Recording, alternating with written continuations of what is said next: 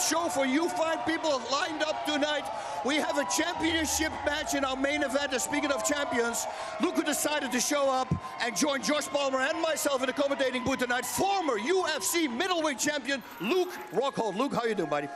I'm doing pretty damn good. It's good to be here. Karate Combat, something special. And Miami, right back to the root of my first event. Exactly. In 2019, we had our very first live event from Miami, and you were in the audience. I mean, this is full circle, my friend. Yeah, it's come a long ways, and it's better than I've ever seen it. This is, I mean, the GOAT, Aghayev, something special. I'm excited to see him. It's very special, but you know, I'm pretty sure that everybody wants to see you fight here in the pit. What about that? Hey.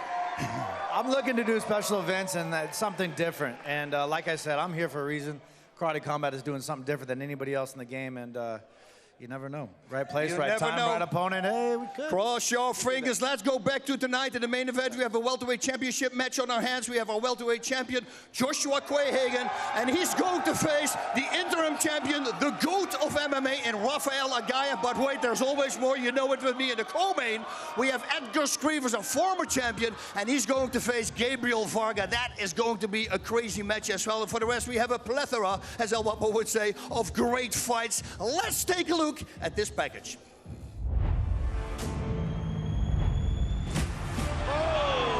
Starting off the main card of KC40, Kenji Grillon versus Shahin Atamov in the welterweight division. A welterweight clash between Samuel Ericsson and Alexandre Bouderbane. What a shot! Gabriel Varga versus Edgars Skrivers for the #1 contender spot in the lightweight division. First time in Karate Combat history, we have a belt unification. We have our champion, Joshua Quayhagen, versus the interim champion, Rafael Aghayev.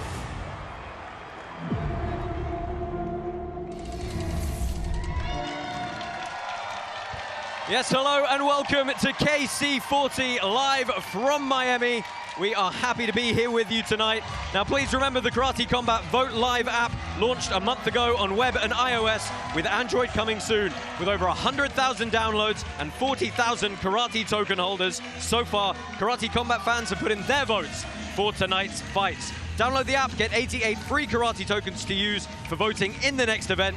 Tonight there's 86 million Karate tokens in the prize pool, 90% of it going to the winning token holders. The fighters are going to take the remaining 10%, 9 to the winners, 1 to the losers.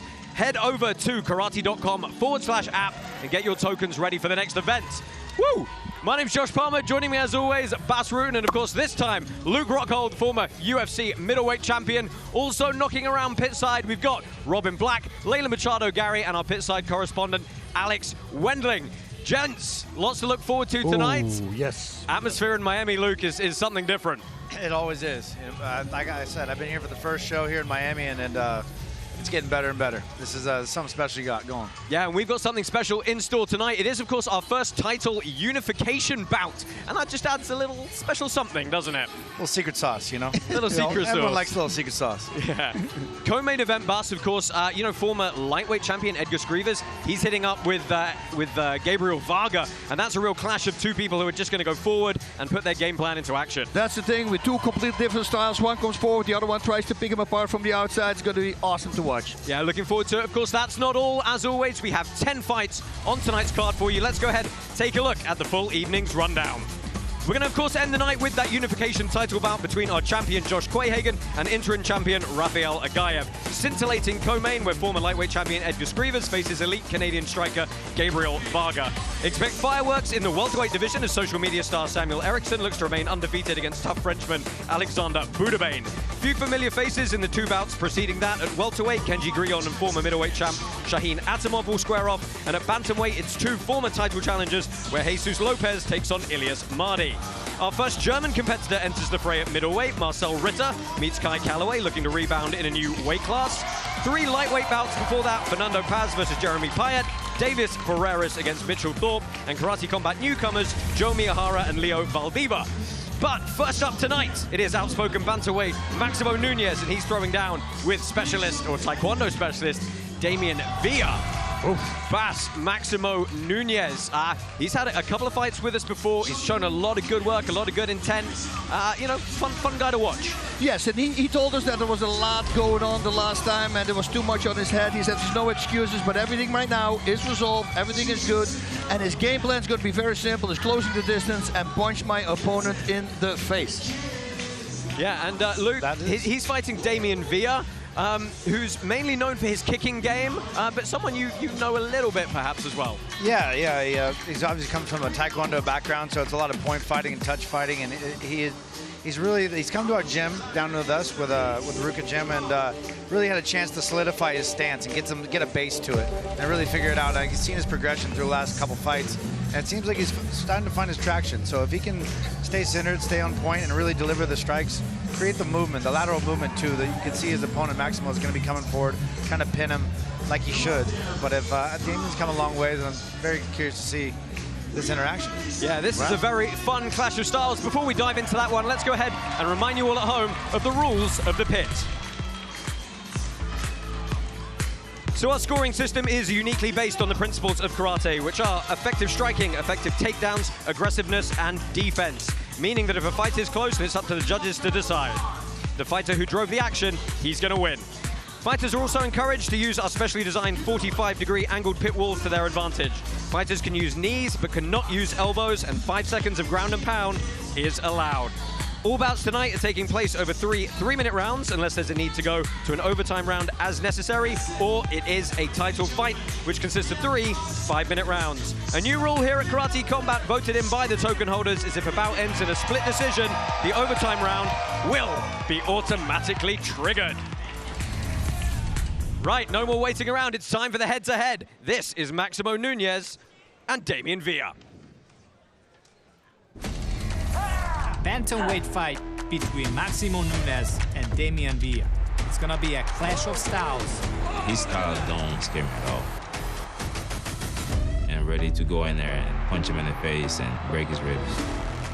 Whatever is next, I'm ready. You know, show me the money. Damian Villa comes in with very high-level Taekwondo background. Beautiful. I am the best kicker in Karate Combat. He's gonna rock me or I'm gonna rock him. And if he rock me, I'm coming back like a zombie and eat his brains. I mean, we're just gonna have to knock the zombie down. That's fine. We're good with that.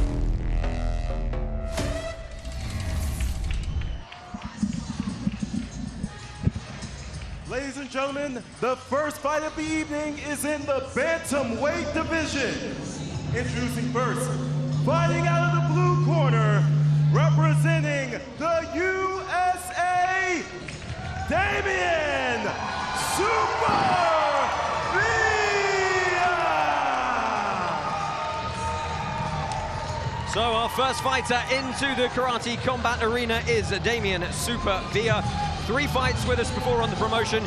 He's coming off a loss, a split decision loss actually, after a sudden victory round against Robbie Lavoie back in April of this year. But you know what, he said he didn't stop after the fight in April. He kept going, he wanted to stay active. He said his weight's great, his body's great, his conditioning, he says, is amazing. And yeah, he looks in pretty good shape, Bas. He looks in pretty good shape, yes. He got an 8-pack. But very much looking forward to seeing how he can implement the boxing that he says he's been trying to add to his Taekwondo background. Fighting out of the red corner, Maximo Apex Nunez! I can get down with this outfit here. This is my vibe. We're digging the gamesmanship from Maximo Apex Nunez. You know, as Bas sort of mentioned in the opening there, he had a little bit of personal trouble last time out. He explained to us what that was, and you know, I can understand how that would have thrown him. Came off a unanimous decision loss to Gabriel Stankunas December of last year, but he had a good split decision win over an exceptionally game Teak Silva before that. Right, tail of the tape for the blue corner, Damian Villa, 32 years old. You see that 1-2 record, standing 5'6". I think he's gonna have a little bit of a height advantage here in this division, in this bout. Flexibility as well. He's so flexible. The kicks can come and the reach and length. It's going to be dangerous. Wow. Well, there you see the stats for Maximo Nunez. A couple of inches shorter at 5'4". But, you know, he comes forward. He uses that to his advantage. He gets up in under the pocket, looks to throw his hands. Really excited to see if he can come back and get back to winning ways here in our opening bout of the night. Your referee for this bout is Sam Amidi.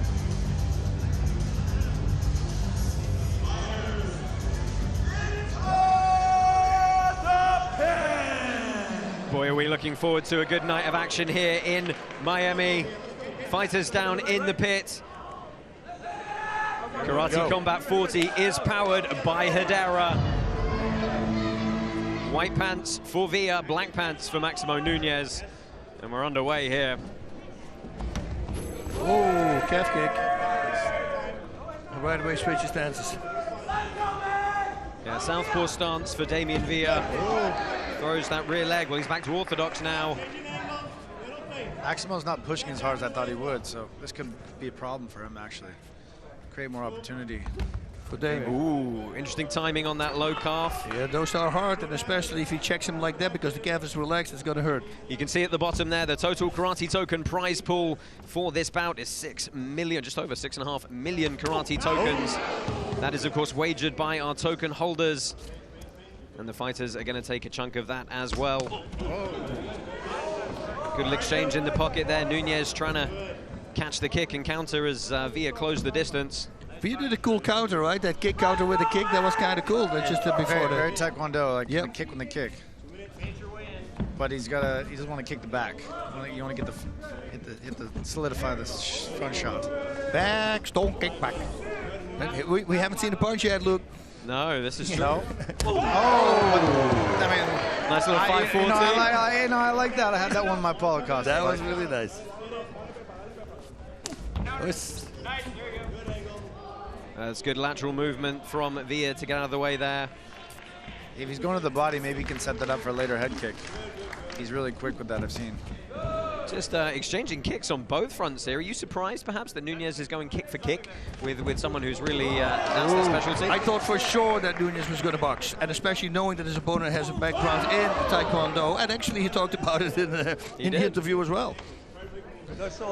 Yeah, Damian Villa, he told us he expected his opponent to pressure forward and try and jam the distance. Not seeing that so much yet. He's starting to come with it now. Villa just backing off the wall there. Of course, this 45-degree angled pit wall.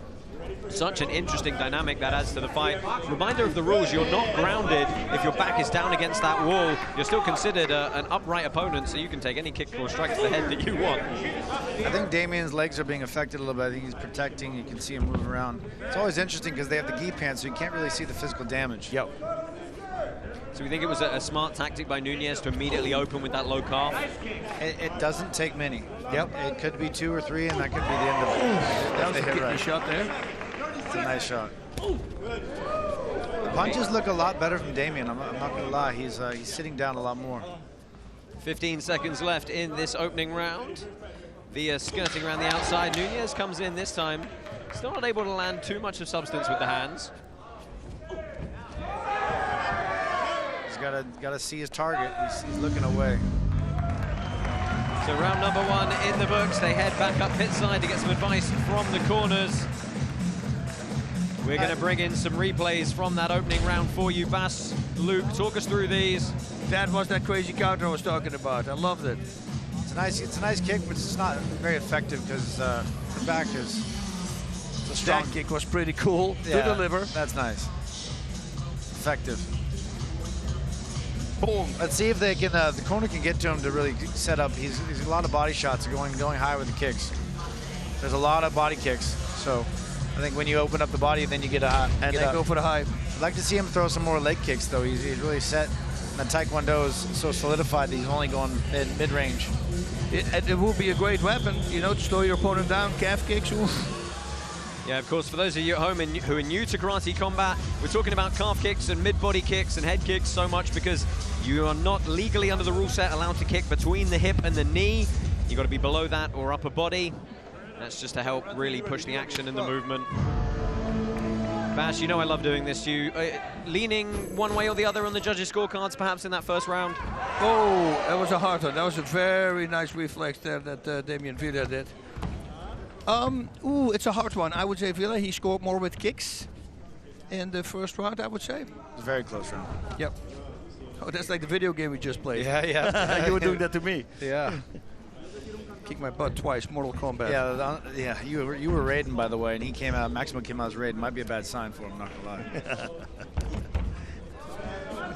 Yokogiri. That's a side kick. And Shudan is to the body. So Yoko Shudangiri is a side kick to the body. Oh, Nunez lands a big right. Drops Villa down. He's got 5 seconds to ground and pound here. That's a behind the head, or? Well, that's going to put some steam in Nunez, and you can see he's looking to drive forward again and land that right hand. We sort of knew that might be the game plan. He's got to get off that wall. Well, Villa ties up, and wow, Nunez pushes him down. Nice knee on belly there. Well, he's got to watch the hammer fist to the back of the head. No hammer fist. It's so inevitable. He's still not good. Yeah. No, whoa. Yeah, because he can't walk. You know, I wasn't sure if he stumbled or if it was caused by the damage, but I think it was by the damage. Yeah, the referee deeming the damage. Maximo Nunez is going to take the opening bout here by TKO stoppage. Yeah, I think this was a good call from Sam Amidi. You know? I've got to be honest, I thought he just stumbled and tripped. I didn't.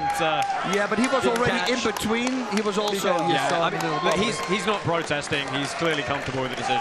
Yeah, the second or the third stumble, and then you're looking out for his safety here. He was intelligently defending himself. Yeah, our referees, of course, in there with the fighter's best interest and with the best view of the action. Good show of sportsmanship. It's a clean right hand, huh? Oh, yeah, that was. Oh, that was a lovely little blitz, stepping across. Look at that, the right. Boom. What a fantastic strike from Maximo Nunez. Oh, you see the eyes. The eyes never lie, Chico. We're in Miami, we got to do it. They weren't all the way gone, but yeah, backed him up. That was a nice shot to the torso. Very smart. I like the power here to just post off the head and put him down. That kind of three-quarter stuff. And even that uppercut that he threw while he was flat on the ground, that was nice. Let's head down in the pit, get the official announcement. Ladies and gentlemen, your winner of this contest by TKO out of the red corner, Maximo Apex Nunez. Maximo Nunez takes the win here. He increases his karate combat record to 2-1. He is going to be very happy with that redemption. He's up pit side to get a quick word with our colleague, Leila Machado-Garrett. Maximo, you landed that right hand at the end of the first round. It clearly rocked him. I'm interested, when you went back to your corner, did you think this is definitely going to be a second round finish? What was in your mind? So I'm sorry, guys. I mean to be emotional. Just been through a lot. I'm sorry.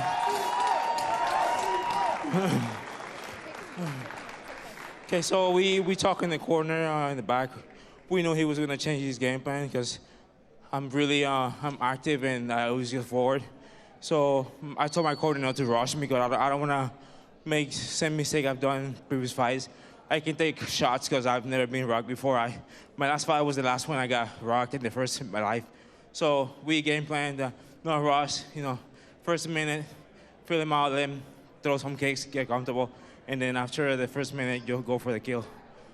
This is clearly an emotional moment. Tell us, what does this win mean to you? It means everything. My family and I, we've been through a lot. You know, I put my kids in a hard position, and this is something I'm not gonna just, you know, this moment means a lot because they're watching me right now, and I know my kids are really, you know, they're probably freaking out, but now they're probably happy now. Sorry, guys, I had a different game plan, but I couldn't help it. A proud moment. Enjoy it. Ladies and gentlemen, Maximo Nunez. Congrats.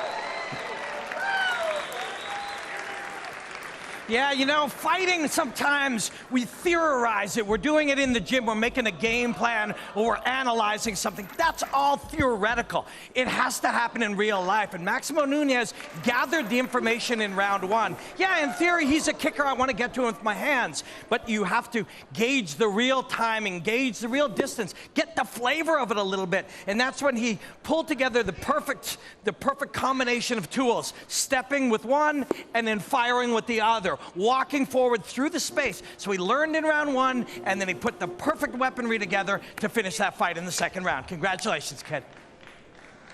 Well, thank you, Robin, for that breakdown. Bas, Luke, fun fight to start. Took Nunez a little bit of time to get the hands going, but when he did, job's done. That's it. Yeah. No, he realized it at the end of round number one. Hey, it's working. Let's start throwing hands. And it was a really great punch, though. The really great blitz, a one-punch knockout. That was literally it. Let's take a look at some of the stats for this bout here in this opening. So here we go. Very clearly leaning the way of Maximo Nunez. 100% of those body strikes, massive advantage on the head strikes. And actually, taking the kicking game as well. Yeah, I didn't expect that. That was surprising, yeah. Low kicks, huh? Yeah. No, excellent work from Maximo Nunez. Hope to see him back once more. Obviously very emotional at the end of that as well. Yeah, I mean, we know the story and what happened, and it was completely not his fault, but, you know, put him in a lot bad situation, and I'm very happy that this just happened, and this kid's watching. Absolutely. Congratulations to him. Of course, we have a couple of fantastic fights at the top of the card tonight. Layla is here to tell us about our co-main event.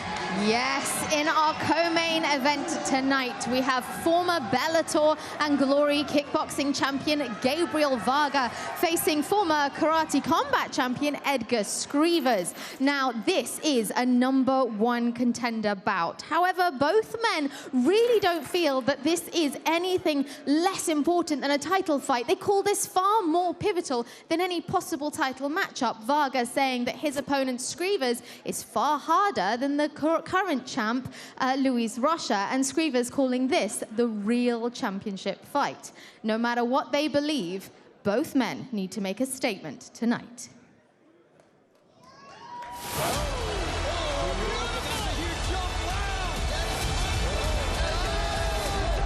We have a #1 contender match on our hands. A former Glory and Bellator kickboxing champion faces a former karate combat champion.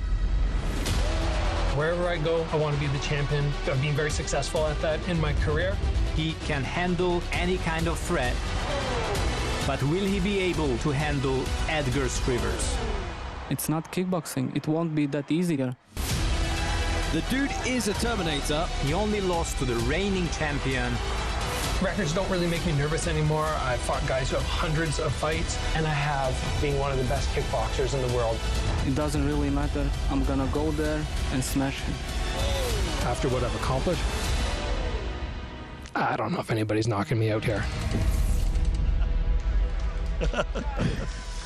Like that. I love it. Nobody's going to knock Gabriel Varga out. Bas, a lot of us are so excited for this bout. It's a real exciting clash of styles. It is. You know, like I said, you know, we have Skrivers. He's determined and he comes forward. He doesn't want to change his style. Complete search and destroy. That's his game plan. And Varga, well, like he said, he fought guys with hundreds of fights, and he's dancing around every pinpointing, very accurate, and just demolishing them and getting their belt. So it's going to be very hard for Skrivers. But then again, you know, can he understand the pressure that Skrivers is going to bring Vargas? Can he understand that kind of pressure? Yeah, and there you can see the odds are 50-50 with our karate token holders on who they think is going to win. That's coming up later. You cannot miss it. Stay tuned with us here at Karate Combat. Moving on, we've got Yo Miyahara and Leo Valdivia throwing down now. And Luke, Yo Miyahara, he is our first ever representative from Japan to enter the Karate Combat pit. That's what I hear, yeah. And I'm hearing good things about his head kicks. I think he likes to come forward and he's going to mix it up.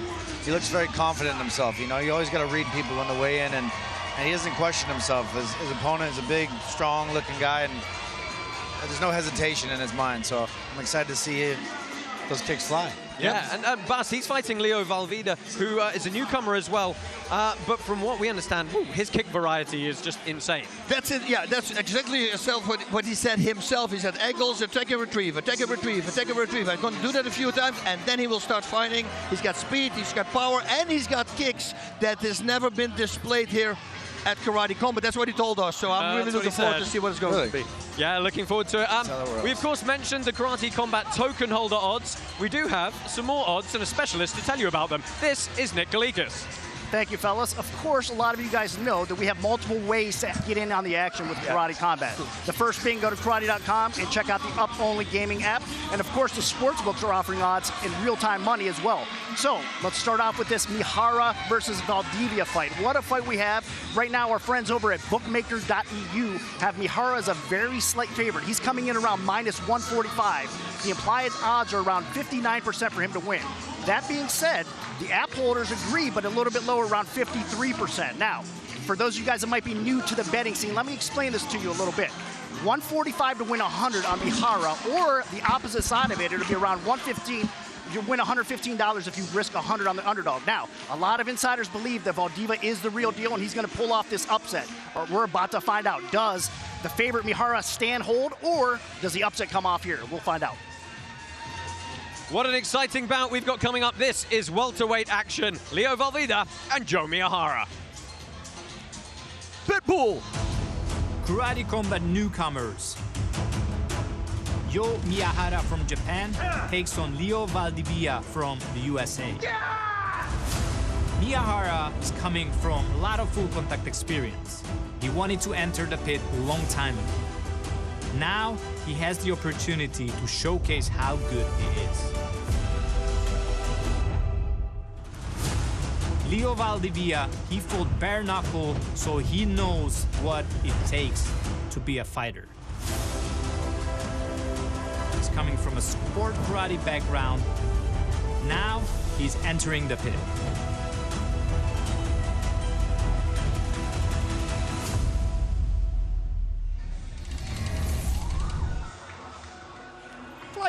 Our second fight of the night comes to you from the welterweight division. Introducing first, fighting out of the blue corner, representing the USA, Leo Valdivia!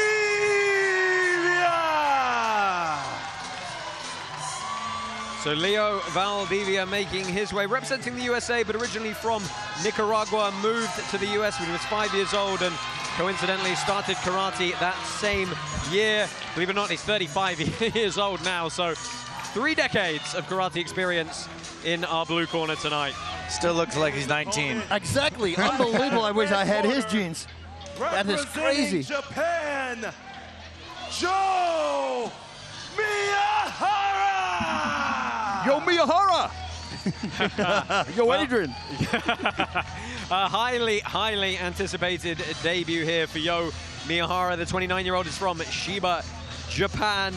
Very aggressive, a little bit unpredictable with his counter-fighting as well.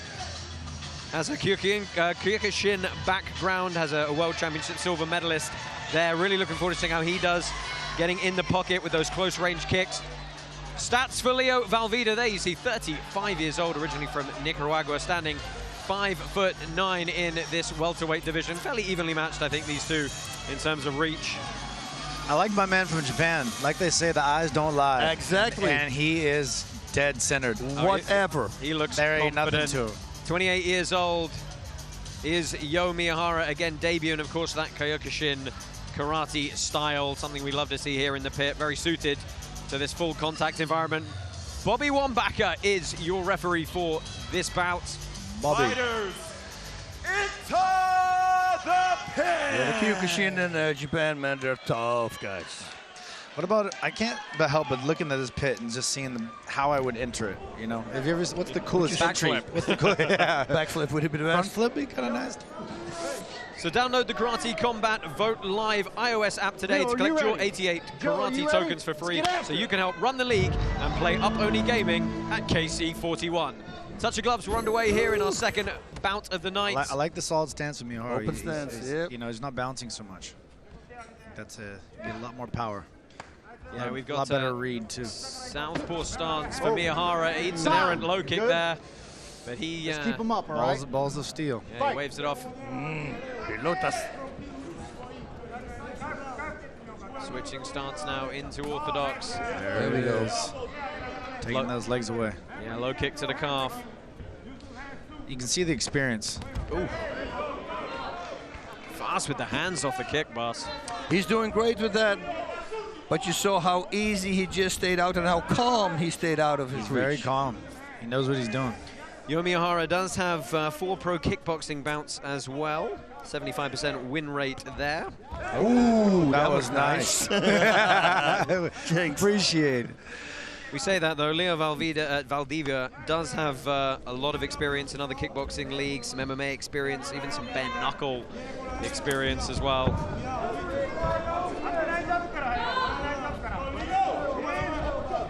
That was nice. Punch it right away at angle. Oh, nice little axe kick stepping through. He told us he might do it. Yep. Kicks that we've never seen before here. That's what he said. He's going to throw some. He covered some distance with it, didn't he? That was really nice. Andy Hook would be proud. Now going to work with the hands. What kick have you not seen here, boss? We haven't seen the 720 yet or something. I think we might have had one last fight. It was freaking Raymond Daniels, man. He's the master with that kind of stuff. Unbelievable. Luke, you want to hear something? Luke, you want to hear something crazy? Yes. Leo Valdivia. This fight's at 160. Nice body shot. This fight's at 165. He walks around at 205 when he's not in camp. Wow. That's, yeah. I wonder what he's weighing now then. No, thank you. He said he thought he'd come back into the pit around 180, so 15 pounds above the welterweight limit. This is nice. It's nice here. That was a good combination, moving forward and kicking the calf. These hammer fists are just impossible to get away from. I can only imagine. Like the power of Miyahara there to control the body of Valdivia. Ooh, this little question mark kick.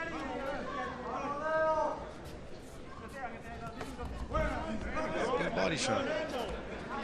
About 30 seconds left here in this opening round. Ooh, that was a nice heel. Yes, and he's got great timing. Oh, beautiful, mixing it up right away, coming across.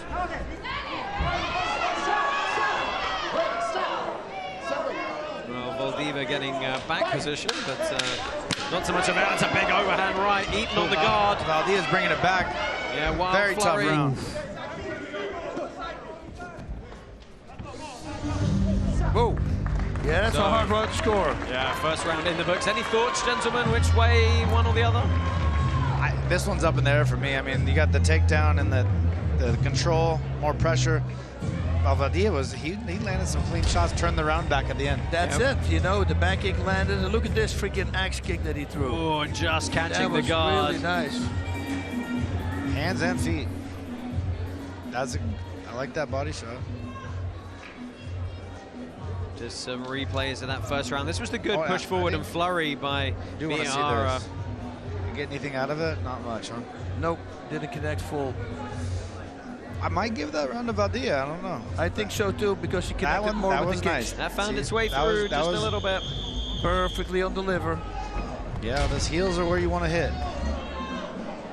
You don't want to hit with the toes. It's all about under rotating. Over rotating is not the key. He's got it right. Back from you, Joe. So we're back in the pit for our second round here. I think we're going to have a turn up over here by Miyahara. I think so too. He's going to come. He's going to push. Well, he was the slight favorite in both the betting odds and the karate token holders odds, but you know, Leo Valdivia we knew would be a very good opponent for him. We knew this was going to be close either way. Shaking the feet out, measuring the distance. Good catch of the kick. Kick on the butt. You notice that Miyahara doesn't move out of the way when Valdivia attacks. He just leans out. That's it. You know, that's kick machine style. If he can pick up on that, though, to lean out. And as you guys suggested, Miyahara might start picking it up, and he has here. Yep, here it is. Oh, a nice knee as well. Now, reminder, when you throw any clinched strike, you have to have released your grip before the strike lands, so you can pull them onto the strike, but release the grip at the moment of impact. Yeah, he's looking to show his dominance here. He's the mentally stronger fighter, you can see. The Karate Combat rule set and judges do really prioritize outright aggression and forward offensive striking, and that is exactly what Miyahara is starting to put to work here as we approach the halfway point of the fight. Yeah, those Kyokushin guys don't care about shin on shin. They just kick. I go, dude. You care after a while. I would. Yeah. Once you you get shins, shin splints, hematomas, and yeah, I've destroyed my legs. But really, when it comes down to it, you still throw. You have to. Can't stop now. Never really felt anything until I had one really bad shin check by Yoel Romero, and then I really was conscious of that. I fractured my leg in the first 5 seconds. I mean, that's a big set of bones to hit. Yeah, the densest man I've ever felt. I love that body shot again from Valdivia. Yeah, but he's only got a minute left here to try and stem the momentum swinging the way of the Japanese fighter. I like that double up, triple up. His facial expressions from Miyahara are zero. Very stoic. I love that. Very Fedor. Very Fedor, very Sakuraba. Oh, again he catches the kick, but doesn't make him pay. Valdivia likes those low kicks. And pick him up and bring him a little lower. Wow, Miyahara is just that's forward a nice clean straight left. The whole time. This is gonna wear on him in the next round here. Yeah, he said he's going to punch, but don't worry, I know how to knock him out with a head kick. I go, okay. He's starting to get desperate. You can see the desperation here. But he's kind of abandoned the combinations he was throwing in that first round as well. Yeah. It's, I would say, 1-1 now. Yeah, very good second round for Yo Miyahara as they head back up pit side. Now, if you're in the, well, our current middleweight champion, Ross Levine, pit side here, admiring all of the work. Looking forward to see who he is going to perhaps take out soon.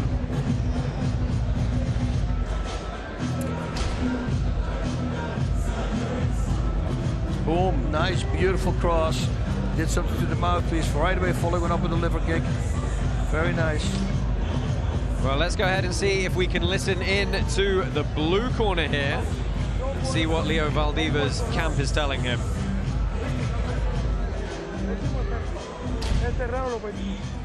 Vamos, Alexandre, dámela uno. Vamos. Vamos. I got that. Did you get that? I got that. Give everything. Yeah. I mean, what would you be saying, Bas? You know, you got to assume it's, you can't leave it in the judge's hands. We know there's the extra round trigger now if it's a split decision, so you got to go out for all here. Bite down and give it hell.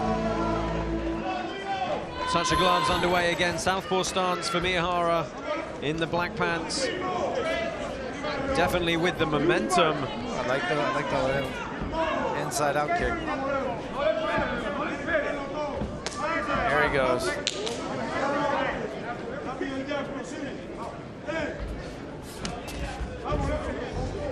That's a good kick there though by Valdivia.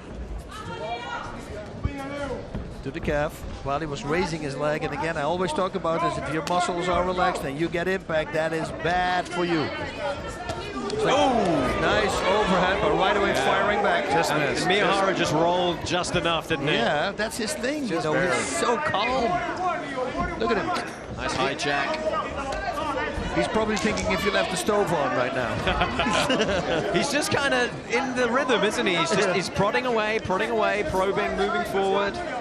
You don't look the front. Valdivia can throw more than one shot because every time he leans out, if you can pick up on that lean, there's a hook and there's a kick waiting to land every time on his head. And that's it, or a body shot even if you lean backwards. That lean out is, yeah, it's going to be a problem for his future fights.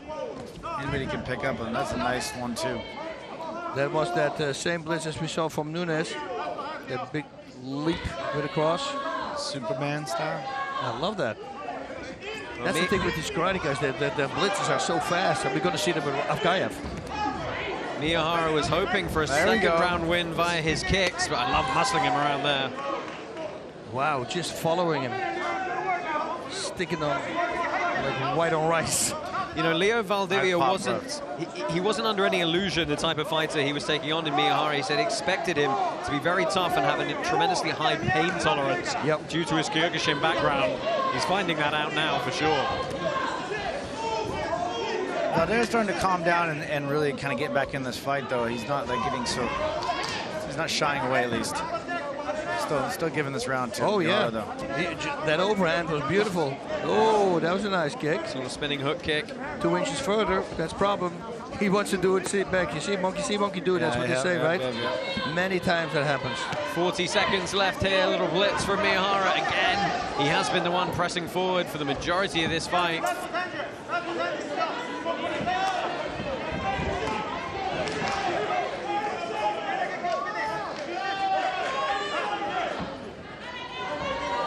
Valdivia still on the bounce. He's got 20 seconds left here. Somebody's got a chance for one more shot. Nice little probing high kick.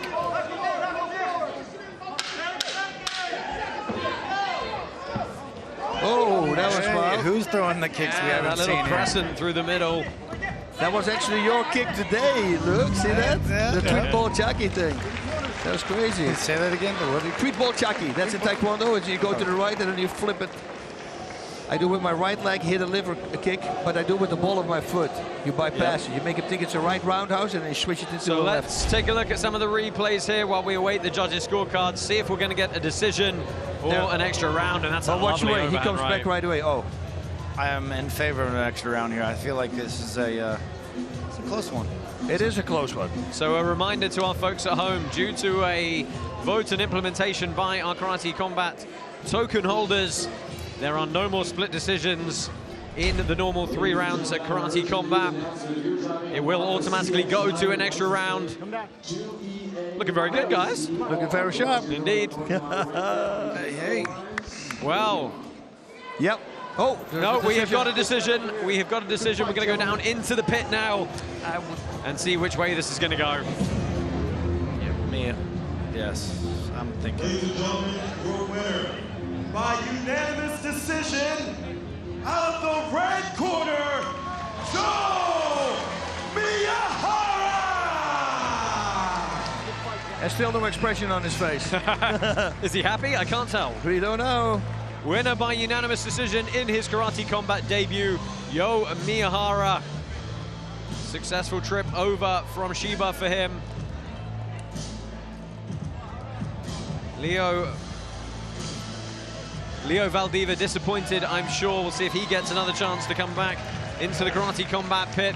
Let's head over to our Canadian friend, Robin Black, who's going to give us a bit of analysis on this one. All right. Yeah, guys, man, that is a martial artist. You know, the way that he moved was beautiful. I like to say that fighting is a contest between 2 trained brains. You're using your brain to express the movements that you need to. You're also trying to undermine his brain. And Miyahara, you know, you see people fainting like crazy these days. He just did it with sort of an alpha posture, implying threat. And that's what got inside the mind of his opponent a bit. That's something that Sensei Machida does really well. And if I may take this moment, Sensei Machida, please come to this pit and please fight Mr. Rockhold for us. Look what he did there. Hey. I think we're just going to keep asking all night and see what happens. Every time we steer into it. This is just cool, man. It's such a unique thing. It's different. It's like that very blood sport vibe, and you can recreate this in so many ways. The first event here in Miami was on the docks, and the Rolls Royces pulled up, and it was just so it caught me, and that's why, you know, drew me back here, and I think there's opportunity. Yeah, I heard a beach. Oh, I heard a beach. I heard Rio. I don't know. I just show up where you tell me to. If the stage is right, I want to make history. So guys, let's just reflect on that fight very quickly as we perhaps get a look at some replays and some stats. Yo Miyahara, first round to get going, first time in the pit, a little bit of momentum shift, and the second he just kind of kept going. The thing is with him, you know, he started fighting, he fights 1 speed, and he stays in that same exact speed. He doesn't do anything. His counters are really good. He got hit with that cross, and right away he started firing back with shots and adding kicks to it. So like that beautiful punch that he threw right there. Look, every time when his opponent attacks him, he will come for a payback. But we're thinking perhaps one thing to look at maybe as we get some stats up here on the screen, perhaps a few more combinations. That's it. You know, he did really well, Valdivia. I mean, especially if round number 1. I think he got round number 1. I mean, look at that, though. Total strikes, double the number attempted, almost exactly, and double the number landed. Wow. For the man from Japan. Congratulations to him. He is successful tonight.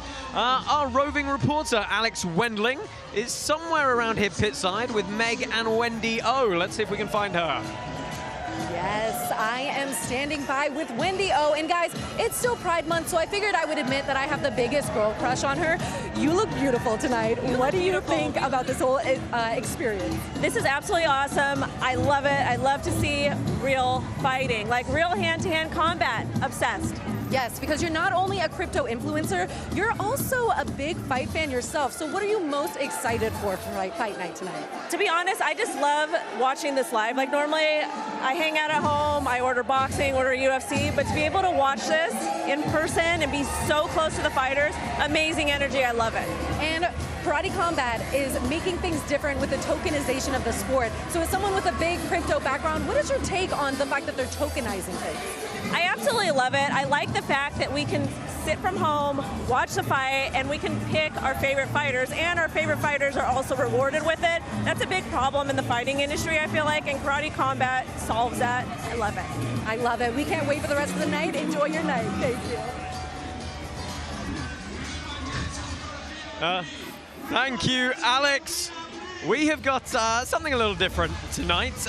We are going to be crowning a pitmaster of the night. That is going to go to the competitor with the best overall karate move of the night. Bas, how do you feel about this? We're going to give away a barbecue grill to our pitmaster of the night. They should have done that last show because I just recently bought a barbecue myself, and boy, do I love the barbecue. I'm Texas now, right? So I got to throw on the big steaks. I got this big tomahawk steak, 3.5 pounds for Father's Day. My wife bought it, and I just love it, man, with the great sauces and the emotions that I put in that steak. You know, I'm like Robin Black trying to break down right now the steak and all the sauces and the marble and everything in it. Well, I tell you what, we're going to find out a bit later which fighter is really going to be cooking. We're going to crown our pitmaster of the night. Join us again very shortly as we continue Karate Combat 40.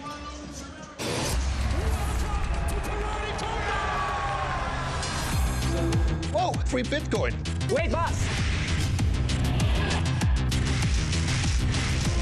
GSP, what is that on the edge of the screen? Karate Combat is now controlled by the people.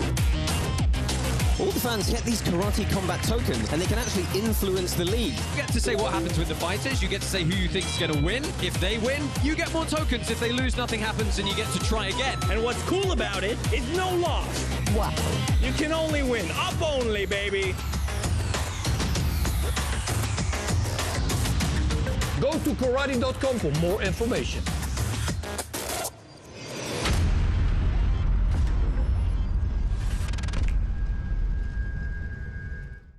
Bing, bong, bing, bong, ding, dong, ding, dong, bong, bong, ding, bong, bong, bang, bang, bang, dang, dang. Try to find a rhythm and have some fun. A few tips for street fighting. First of all, don't street fight. What is the moment that you really need to do something, right? Oh, the GSP is right here. What would be the best self-defense tip you would say for a street fight? I think the best self-defense for a street fight is to avoid the fight completely. No, please. Bang! Here! If I'm having an argument with someone, I like to try to give my opponent a compliment. You have a nice shirt. Where did you get this? All right, I love your shoes. There's a beer for you. All right? Sometimes it breaks the momentum. Hey, very smart thing to do. Now, of course, there are moments that you cannot get away. You're going to have to do simply. What is a moment like that?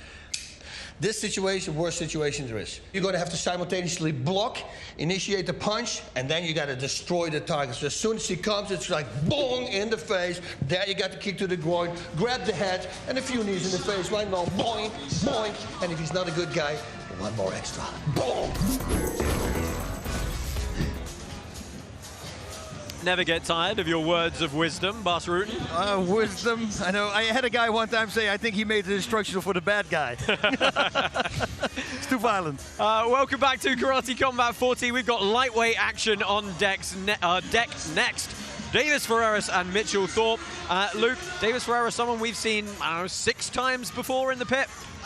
Yeah, I haven't get to see too much of him, but he wants to fight like Bruce Lee. And, you know, I'm going to go with my man here. He's looking to intercept his opponent, and he's got a great training camp. Everything's gone well, so I think he's living in a movie, and hopefully we get to see a movie. The intercepting fist. Yeah, he's a very emotive character, is Deivis Ferreras, so you might see that come out in this fight. Bas fighting a very, very competent young man from the UK in Mitchell Thorpe. Yeah, Thorpe, he says his opponent is a big swinger, but it's very simple. He's going to let him miss. He's going to make him tired. And once he's tired, then he will start attacking. He will be more composed this time. He says, last time I was a little bit emotional. I want to pull back so I have more energy in the later rounds and then just go all out in the last. Yeah, looking forward to this one. Time for you guys to see the head-to-head to meet the Rage and the Ghost. The Rage.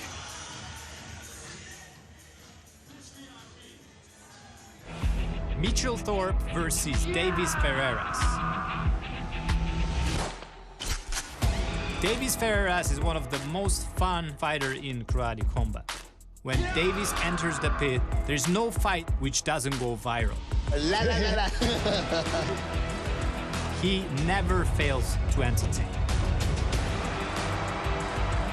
Mitchell Thorpe is 2-1. And now is willing to go to 3-1.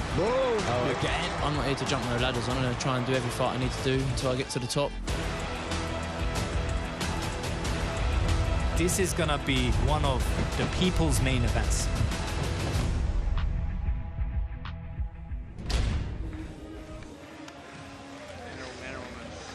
Huh? Man or woman? Which one? The fight of the night comes to you from the lightweight division. Introducing first, fighting out of the blue corner, from the United Kingdom, Mitchell, the Ghost, Thorpe! Out there.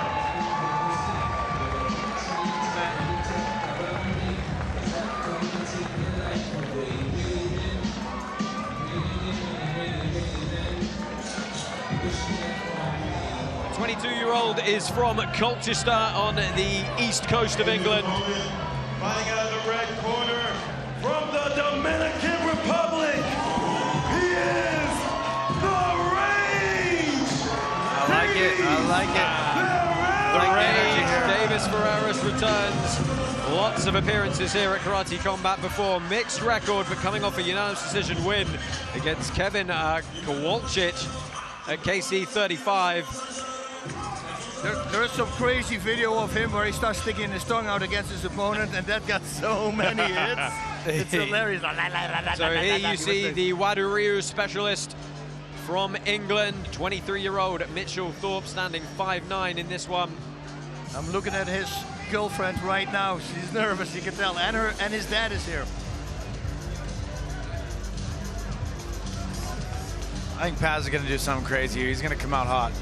Oh yeah, I can see. I can feel the energy. So Deivis Ferreras, a little bit shorter, but some long arms on the man from Santo Domingo in the Dominican Republic. 33 years old, so a full 10 years older than his opponent tonight. Referee for this lightweight contest is Sam Amidi. Don't join the club. Own it. KanpaiPandas.com. Gentlemen, right? Round one, sir. You ready? You ready? Let's go. All right. Woohoo! Touch of gloves underway. First time tonight we've had orthodox stance for both fighters here. You can see Deivis Ferreras, a slight favorite with our Karate Combat token holders.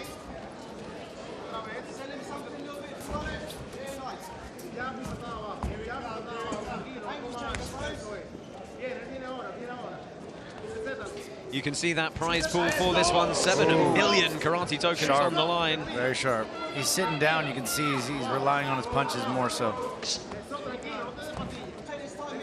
We're getting ready to deliver. So Mitchell Thorpe fighting out of BKK Fighters in Colchester, England. A very comprehensive gym, a lot of boxing, a lot of Muay Thai. Of course, UFC competitor Arnold Allen trains there as a training partner of Mitchell Thorpe. That's nice. So very well incorporated in the full contact environment versus the bit more traditional martial arts background of Deivis Ferreras. That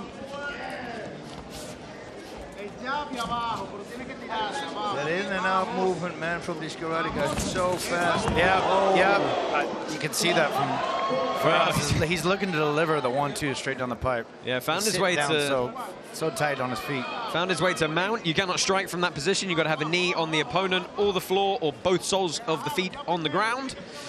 Yeah, he said last time, because he was swinging wild, and he said, I'm not going to do that anymore. And boy, he did change quite a bit, right? Since his last fight. He was swinging for the fences, and now it's all controlled. He's very sharp, very down the center.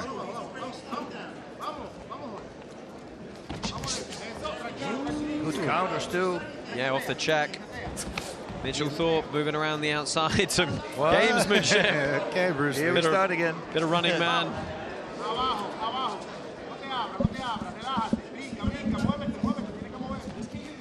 Yeah, Ferreras told us he was really expecting to counter-fight in this one, intercept the strikes as they came in. Wow, he landed that long calf kick. Did you see that? That was weird. It was almost like he thought he was out of the way, but he wasn't.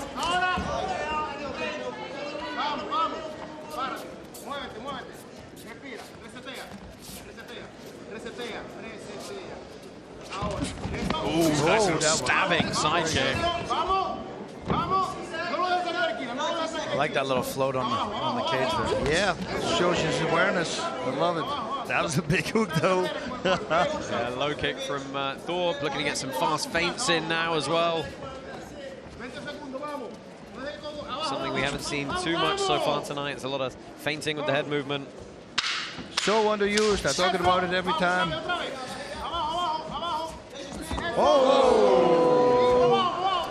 Nice reflexes there by Ferreras.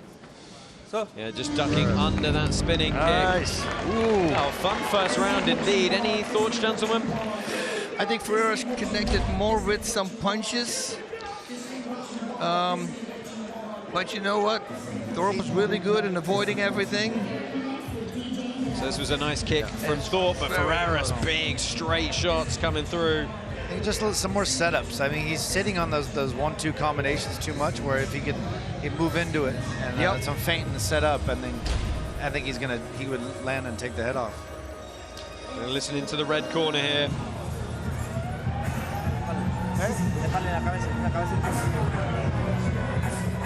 We didn't catch too much. Not too much English dialect for me to translate for you, Bas. Doesn't really work, right? No, let's not. We need Lena here. What would you be telling Deivis Ferreras if you're in his corner now? Watch out for the big swings, because at the very end he started throwing those haymakers again. I said just keep it composed, because before, when he was composed, he was landing more shots. Round 2, you ready? You ready? Let's go, gentlemen. Save it for when you daze your opponent. Then you can load up. So touch of gloves underway here. Again, wide stance. Pressing forward a little bit is Mitchell Thorpe, but they're both fairly even in the center right here. He's constantly landing that kick. Ooh, that was shin on shin. You didn't hear it. Ooh. Yeah, Ferreras has got to look to open up more holes. He's just waiting for the holes to open, where he might get, legs could get chewed up within the process. Don't forget, you can get involved on social media, interact with the show tonight. Nice shout out from Crypto Wendy O. She's hyped to be here attending. Of course, reminder, you can get our Karate Combat app, get your free token allocation, and get ready to vote on KC41.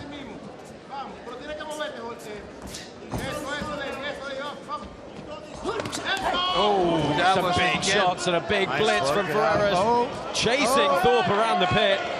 His counter speed is bizarre. It's really good. So fast. Yeah. If Thorpe throws that inside low, he immediately fires. Thorpe needs to be attacking the arms and just taking that arm, that high guard away. Bas, we're used to seeing a lot of aggression from Ferreras, aren't we? And he's kind of true to form here. True to form, but more composed. As I said in the beginning of the fight, normally he's really swinging hard, and I think, well, you start running out of gas, right? Look at that. Now it's like controlled anger. That's what Bruce Lee was talking about. Funny you should mention Bruce Lee, Bas. We might have a little something for you folks at home regarding the great martial artist a little bit later in the show, but you have to stay tuned to find out what that is. Nice reading the distance from his opponent. That's what Ferreras is doing. Staying just outside. Letting the head kicks miss by just leaning backwards. Look at that. Look at him. He starts again. This is the kind of style and gamesmanship we expect. Guillotine choke. Yeah. So there was not a double leg, or am I not seeing things right? No. It's, well, the hips, you can go. The hips, you can go, yeah. Yep. Okay, that was on. Yeah, you can't commit both hands down to the legs at the same time. Great. Thorpe's got a lot of creativity. I'm enjoying that. Shakira was just singing about it. Hips don't lie. Do you feel this round is a little closer, or which way are you heading at the moment, Bas? Are we thinking perhaps Ferreras still getting the better of the action here? I think with the connecting, yes. I think he's doing. I think Thorpe is doing a really good job. But Ferreras constantly waiting for a kick and countering, and he's landing shots. Oh, that was a big swing. I like Thorpe that round, honestly. It was something interesting at his fight with Tommy Azuz, which, by the way, if you want to go watch it on YouTube on the Karate Combat social media pages, has over 3 million views now. He said he was very happy with his fight IQ and changing game plan mid-fight. Do we feel he's got to change anything as we go into this third round here? Oh, I think instead of starting with kicks, setting it up with strikes. We're talking about Thorpe, right? Yep. Yep. I would set up my kicking with hand strikes, because right now he's doing the opposite.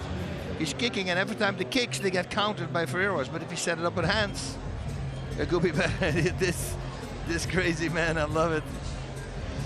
He's just waiting. I always used to like attacking the arms. Like when I fought Jacare, his arm, he's got such a high, stable guard, and he just come through. And I just keep killing that arm, and then it couldn't come after me. That's it. You know, take the weapons away. I love it. Take the weapons. Nothing like shin to the forearm. Oh, good feeling. You ready, sir? Let's go. Karate tokens are available for purchase in most jurisdictions. Go to buybit.com to buy Karate tokens today to play Up Only Gaming at KC41. Up Only Gaming is no loss, but Karate token price will vary. Got a lot more pressure by Thorpe. This should make it interesting. Nice job there by Thorpe. Hold the strike.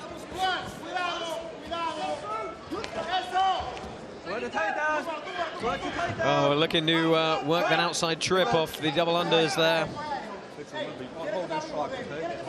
Let's go. Oh, see, there's the counter on the kick every single time. Thorpe needs to throw some shots with his hands. It does feel like Thorpe is trying to pick the pace up here. A lot more movement. And he's very powerful with his striking. Yeah, I like these feints. Work the takedown. Work the takedown. Always underused here. You see a few guys doing it, and they're always successful with it. Oh, big kick. That got through. Not entirely sure what the thought process was for Mitchell Thorpe there, but I'm a fan. We're down to a minute 45 left in this third round. Mitchell Thorpe turning it up here. Trying to really pull the momentum towards the blue corner in this third and final round of this lightweight contest. He's got to get that left kick going. Great job. He's cutting him off. He's doing a great job at that. Lost it now, though. But he's stalking. He's putting the pressure on right now. There it is. That was a good kick. And another one. You saw the leg move. Thorpe could be stealing this fight. Yeah, Thorpe is doing great right now. It's a good takedown from him from the clinch position. Got this 5 seconds of ground and pound here, and this is good work from the very Englishman. I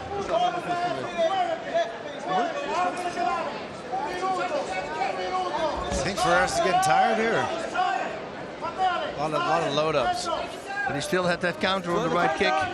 Well, again, Thorpe trying to find his way into that clinch position to go to work. And yeah, perhaps some heavy breathing from Ferreras. It's those big swings that you miss, man. They'll take a lot out of you. Oh, good timing from Thorpe again. Nice hook. That was nice, yeah. When the opponent comes in, then kicking that leg, I love it. You can do it also to the liver, actually. Especially if they throw cross. Beautiful. Good kick underneath.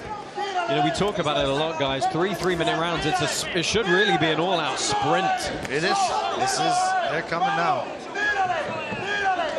Oh, nice there by Thorpe. Oh, and he lands the left. Mitchell Thorpe Thorpe driving forward in the closing seconds. That was right, but you see, he started using hands. Guys, I think we might need another round here. Oh, hey, come on. It's gonna be close. Yeah, that would be nice. Give the people what they want here. Come on. Exactly, give us what we want. So up into the corners. Some deep breaths from both of these competitors. I think they both know it. You can see the energy here at Thorpe's corner. It's very, very close. Yeah, this is such an Very interesting likely. dynamic for the corners, isn't it? Because do we get them ready? We just got to assume there's going to be another round until you know there isn't, right? That's what I would do. Always believe there is one. That was beautiful there. Great. Oh. So here's some of the replays. A bend around that leg. Whew, a little bit of hyperextension on the knee there. Real clash of power in the middle of this third round. Oh, that was a clean shot though, and Ferreras just ate that. That's the hook that he landed. Love that sit down when they're just sitting down and going for So it. if it goes to an extra round, then there is. Guess what, guys? Maybe he starts punching. We're going to a fourth round. We're going to a fourth round. Hey. First time tonight, the Karate Combat sudden death overtime round has been triggered. So if this is the first time you've seen it, please be aware that the entire fight so far might as well not have existed. It comes entirely down to who wins this fourth and final round. And boy, is that a test of heart and cardio. And now I hope that the corner from Thorpe said, hey, you were very successful with your hand strikes. Let's start hand striking and adding kicks to that. There's a lot of momentum on Thorpe's side going to back. That's it. Well, we've got 3 minutes to find out which one of these lightweights is going to improve their Karate Combat record. Touch of gloves underway here. Thorpe in the white, Ferreras in the black. Immediately colliding.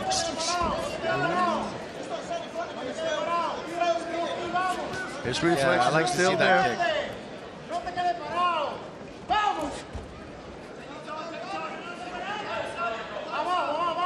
This is such an interesting dynamic, isn't it? Because you know that it's solely about this 3 minutes. Yep. You got to leave it all in there. I mean, you're going to hate yourself if you don't. They gave so much at the end of the third round, too, so it's like, I think they both kind of aired it out. Yeah. Now it's like pulling yourself back in and regrouping to this round. Yeah, it's such a unique test of mental character.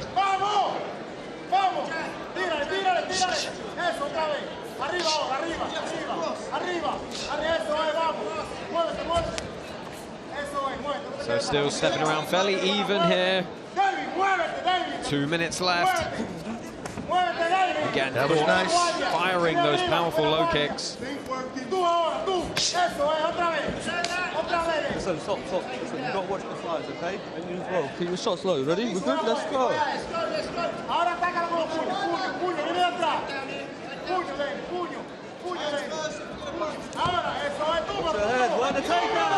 Headbutt. Headbutt technique here?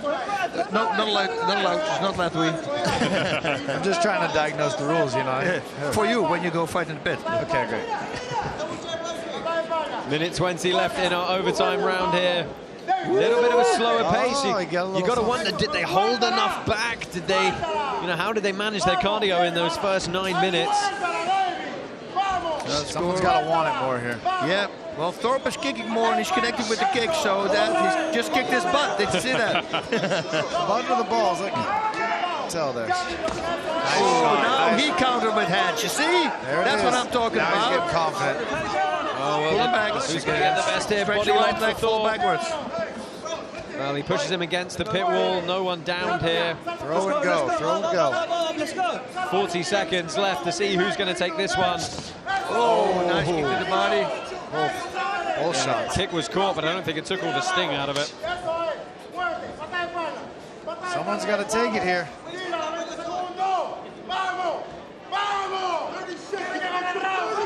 They gotta go. 20 seconds, you're gonna hate yourself.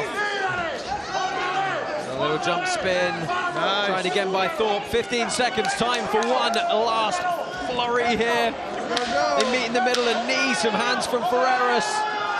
Oh, nice. Spinning wheel kick again, 4 seconds left. Oh, again, just goes missing.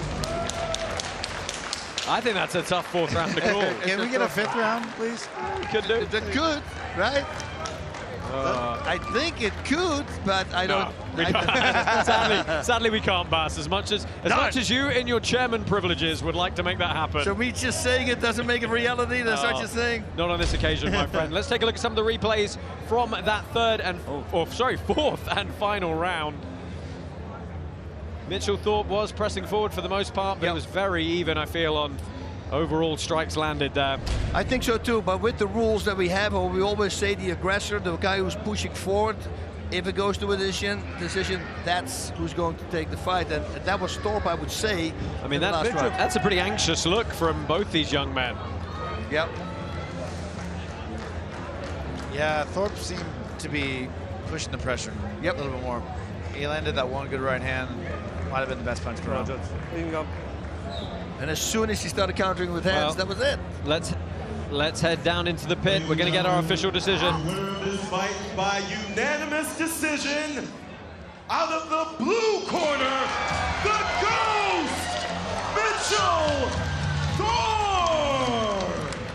A very happy Englishman there in Mitchell Thorpe. He's going to take the win over Deivis, Ferreras, and Bas, you got to say, neither of these guys knew who took that. You could see on their face they were both just anxiously waiting. Yeah, you don't know what they were thinking at the end of the round number 3. They thought, I got it in the bag, he's got it in the bag, and then it went to a fourth one. And now we really don't know anymore who's going to win this fight.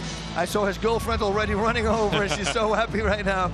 Well, and his dad, of course, as well. I think she's happy because now he's Miami, he's won. Now he can go get a tan and try to get away from being the Ghost. That's singing on Let's go ahead, head up pit side. Layla is with Mitchell Thorpe. Mitchell, I've got 2 quick questions for you, both about your mindset. First, in between the second and the third round, we saw a change of pace in you, a change of almost desire and drive. In that second, were you injured a little bit? Were you carrying something? You were hesitant in the second, and it all changed for the third. Tell me why. The game plan from the start of the fight was we knew he was going to be heavy on that first round, so it was like we kind of knew if we weren't taking me out in the first round, it'd get harder for him every round. And as the rounds progressed, the game plan was I pick up the pace. So when it got to that third round, that was my round. And the second round was basically just didn't want to put myself in a dangerous position if I didn't have to. You know, like caught me with a few nice head kicks as he come in. I think he knew that as well. And coming to the third round, I knew he was done. And then obviously that fourth round was a matter of like who had a dog in them more, do you know what I mean? And I weren't giving up in there. When you discovered it was a fourth round, we saw both fighters' face drop slightly. That was intense. You know what, like, we prepared for 4 rounds. If any fight goes 4 rounds, we're doing it. So, you know, I'm going in there with every intention to come out with a victory. So it don't mean shit to me. I'm going in it to win. And victorious you are. What does the future hold? You know, I just want to get as active as I can in the pit. Depending how Ericsson Samuel gets on tonight, that'll be a sick fight.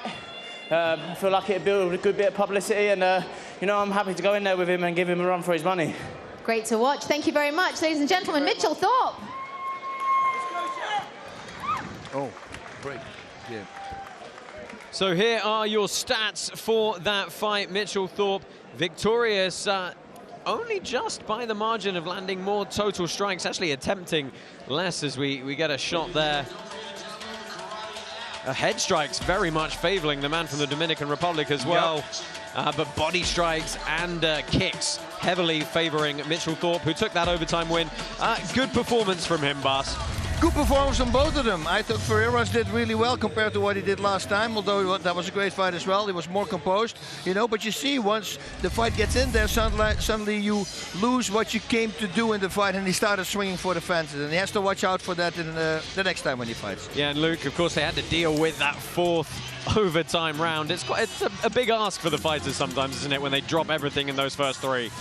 Absolutely. You know, you get to the end of that third round, you hear that bell coming, and you're going for broke, and then you get that win to that bring down, and then you have to bring yourself back to relevancy. And you're like, oh, I got to come back. It sucks the gas out of you. Yep. I have to say, statistically, it's not going to be the first time, or the only time tonight, that we see a fourth sudden death round. So let's keep our eyes peeled in these upcoming bouts.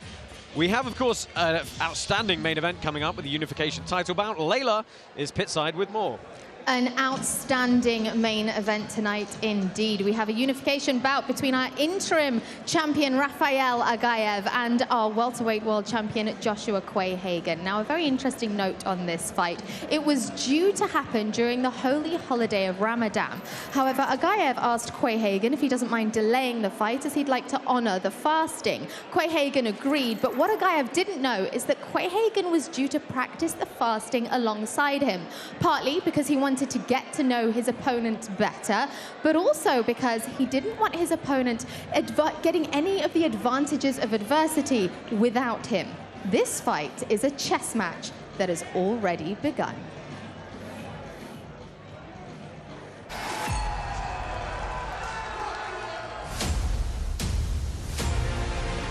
First time in karate combat history, we have a belt unification.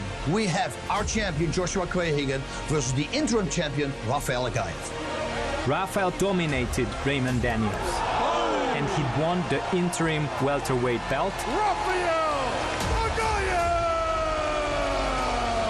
And now he's facing Joshua Quayhagen, the welterweight champion of karate combat. This only happens in these moments. And in these moments, anything is possible. I'm scheduled versus the GOAT, Rafael Aghayev, and he has got all my attention. Joshua'la dövüşmeye hazır olacağım. I'm gonna get him into a closet and get him into a fight. Udmaq üçün, qələbə qazanmaq üçün əlimdən gələni eləyəcəm. He gotta fight me and beat me to win the championship belt. I'm just not gonna allow it.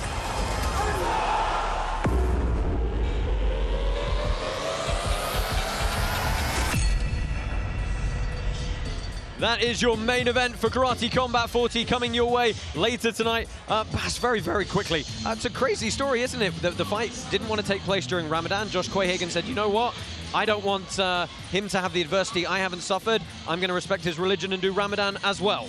You know, that's Josh, man. Josh is one of those guys. He's just an amazing person. And it's like I said, you can't tell anything from his expressions, but once he's fighting, he's a different animal. Well, the fans tonight on our Karate Combat Vote Live app, 59% in favor of the Karate GOAT, Rafael Aghayev, to dethrone the official champion, Joshua Quayhagen. 15 million karate tokens on the line so far in that bout tonight.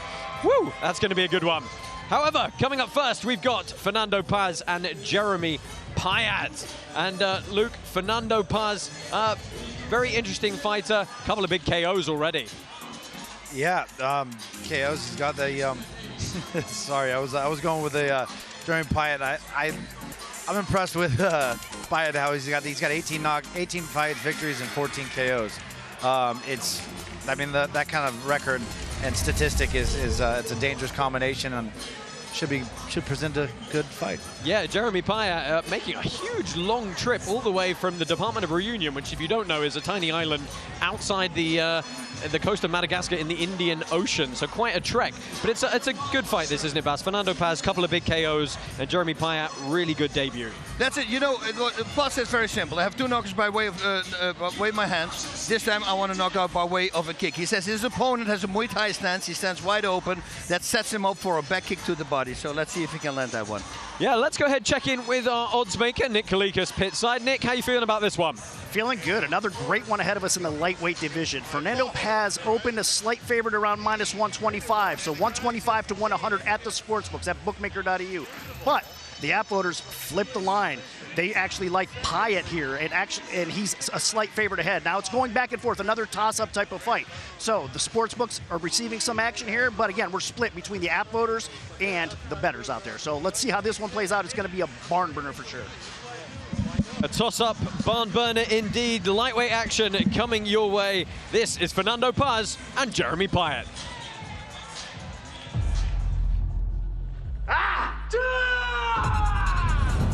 Fernando Paz versus Jeremy Payet in the lightweight division. Fernando Paz is moving down to the lightweight division from the welterweight division.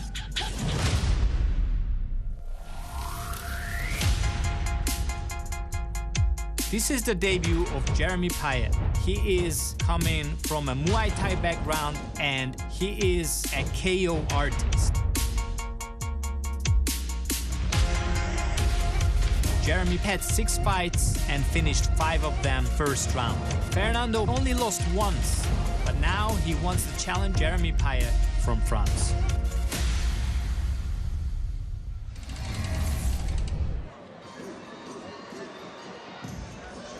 Ladies and gentlemen, our 4th fight of the night comes from the lightweight division.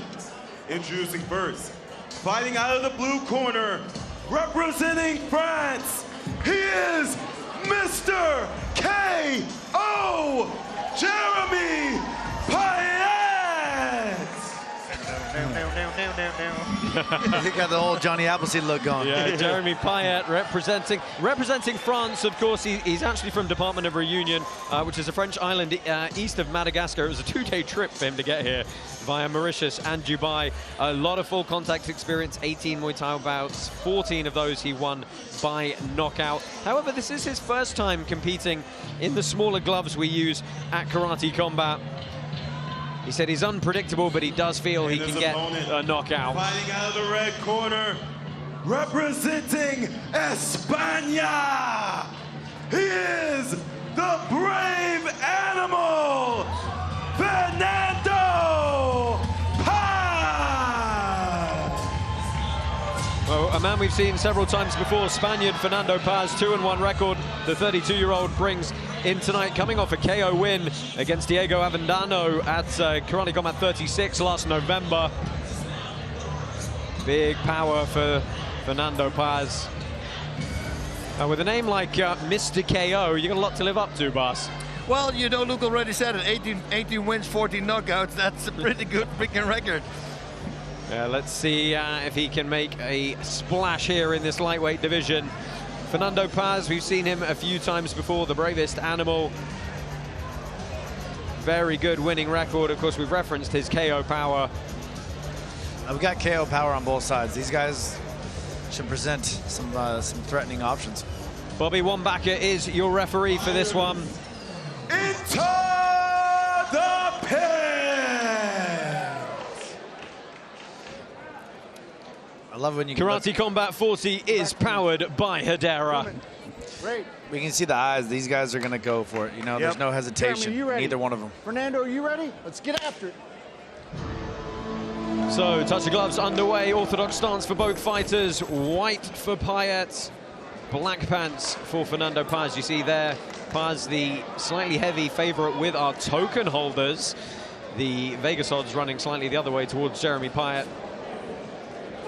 I like Paz, his feints. I like that a lot. His distance. That's those karate guys I always talk about it. They have such a great distance. That's going to hurt. That just looked painful. Yeah. Wow, firing in the pocket. Oh, what a lovely combination. Measured with the jab, the right found a home and followed with the left kick. I think someone might be going to sleep here, boys. Yep. Oh, lovely combo from Paz this time. The right finds its home. It's a lot of momentum on both sides of the punching spectrum. Good knee, they're only going out. Yeah, they've got to watch the clinch grip when they're throwing the knees, and Paz someone's throwing the hands. Whew. Yeah, and he said he won a kick knockout, but he's doing really great with his hands right now. I mean, when you've knocked 2 people out in the pit with your hands already, why change a winning recipe? Exactly. This is... Man, he just stands his ground, right? They both do. This is almost a Kyokushin match. You can see that Thai stance from Jeremy Payet, that kind of rounded shoulders, the wide guard. These guys want to throw hands. It is all about the hands. Oh, nice knee from Paz. The hands turn Payet, who retreats to the wall. He should have pushed there because he was standing with his feet against the wall, right? Yeah, not a good instinct coming off that, too. Good catch and a kick in return from Payet. Yeah, I think you're right, Luke. No, this is not going to go to distance. I have a feeling. Right on the end of it. Yep.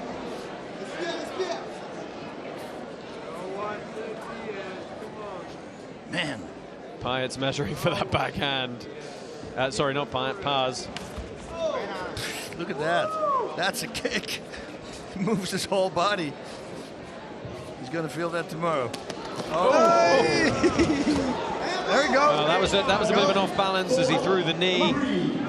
Nice to see Paz using the knees when the distance gets closed as well. Very nice. So why did he stand him up there? Why weren't we allowed the 5 seconds? No clue. I think he just opted to call him back to the feet quickly. Oh, throw it in the pocket, both eating. Man, they're drawing a line almost, right? Then they go, let's go. They're rolling the dice, though. That's the first high kick we've seen in this bout. And a good one. 10-second clacker has come in. What a good first round from these two men. I had a good feeling about this one. Ooh, I love this. I wonder if there's a big experience advantage about the pit dynamics going the way of Fernando Paz. As we look at some of the replays here. Wow, man, both connecting. Oh. Nice movement. Beautiful knee, stabbing it in, a nice left hook. Really turned. Oh, I thought we were going to get him to jump off there. Now he should have ran forward, I think. 2 feet next to each other against the fence, against the wall. We're getting greedy a little bit. This is a pretty good fight here, I'm not going to lie. Hey, I think this one just gets better, boys. Oh, yeah. Well, let's see. Jeremy Payet settling into pit life right now.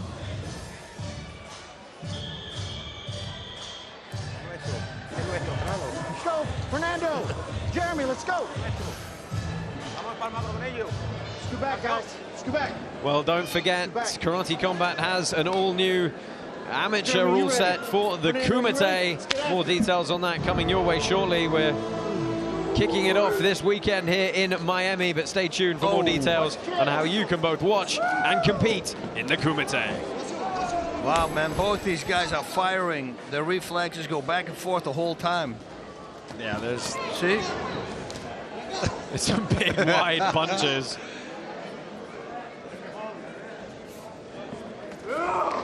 That's the first kind of teep shot we've seen from Payet, that Thai background. Let's see if Paz is going to throw the back kick to the body through the defense, what he was talking about. That's a short left hook from Payet. Well, Paz staying very stoic here, very steady. Shin on shin, foot on shin. Looks like they're both ready just to unleash. You know what I mean? Like, just if you go, I'm gonna go. You go, I'm gonna go. You want to go? Yeah, you want to go? I'm going. It's like a rock 'em, sock 'em, roll. Look, one body shot. Why not one body shot? Go. And they lean back, right? I don't. Well, headhunting. I'm enjoying this. Headhunting in abundance. Payet tries to really take Paz's head off against an axe kick to the body. Wide. Well, that's a completely legal strike. Was he grounded because he was still leaning against the fence? Well, that was a little, I don't know. I think the ref is, he stand up earlier, and I know that Payet was engaging. So there's maybe the axe kick to the body, possibly. Let's have a look. Oh, yeah, no, he's on the ground. He's on the ground. Yeah, he's on the ground. Nice little sweep. So what is that? If your head is like, what is the portion? What's the portion of back? I guess 80% is on the ground and it's down. It's 80%. You know? So yeah, because that was only his hand was against the wall. Once your butt's down on the ground. It was like 75%. Yeah, well, I'll take Josh. His butt is on the ground. So we got about halfway point in the fight here. Frantic pace, nice switch kick. Low confidence from Payet. Oh, that was close. The knee on the way down. That was close. Oh, there's some blood coming from somewhere. It looks like the face of Paz, perhaps, but it's on the back of Payet's head. Payet pressing forward now. Nice Good stiff jab. jab. Oh, beautiful. Oh, nice shot. Nice. He's there. He's got him. Payet's got him on the run. He's got to go. That's good ground and pound, and this is big right hand. This is going to be over. Jeremy Payet victorious in his debut via ground and pound. An absolutely beautiful step in. That was beautiful. That was. I think today when we went over the rules, you showed that exact move. Oh wow! Look at the blood. Slipped to the side and that thing hit so solid. When your head's on the ground, there's nowhere to go. It doubles the impact of the punch, and that was just straight. Wow. Vicious. As big of an overhand as you get. Fernando Paz is absolutely painting the canvas here. Took a huge shot from Jeremy Payet in that blitz, and Payet knew it, didn't he, as soon as that first one? The cool thing was he waited a beat in between. Watch, when it goes down, he gives some shots, then he waits, and then he comes with the big one. Last second. Boom. Maybe half a second left in the 5. Yeah, and let's have a look. This was the ground and pound. 2, and now he resets. Boom, that's the one. No, right here. Oh, no, this way. Slip. Boom. Through the legs to the side. Let's have a look. Oh, yeah, right round the side of the guard. Racked his head off the canvas. Now he's going to push. Now the big punch is going to come. Let's have a look. Legs go to the side. Here's the shot. No guard. Oh, and that was right across the nose. Yeah. That really opened him up. Things are getting interesting over here, guys. What a debut for Jeremy Payet. Woo! Well, the doctor's going to just get him sorted here. You know what? When you make a trip as far as Jeremy Payet has, 2 days to get here, 2 days to get back, you want to be celebrating for that longer return flight. Man, that was impressive. I mean, both these guys, I have to say, both of them. I mean, I like Paz a lot as well. I have to say, that's one of our cleanest ground and pound finishes as well in the history of Karate Combat, the first 40 shows.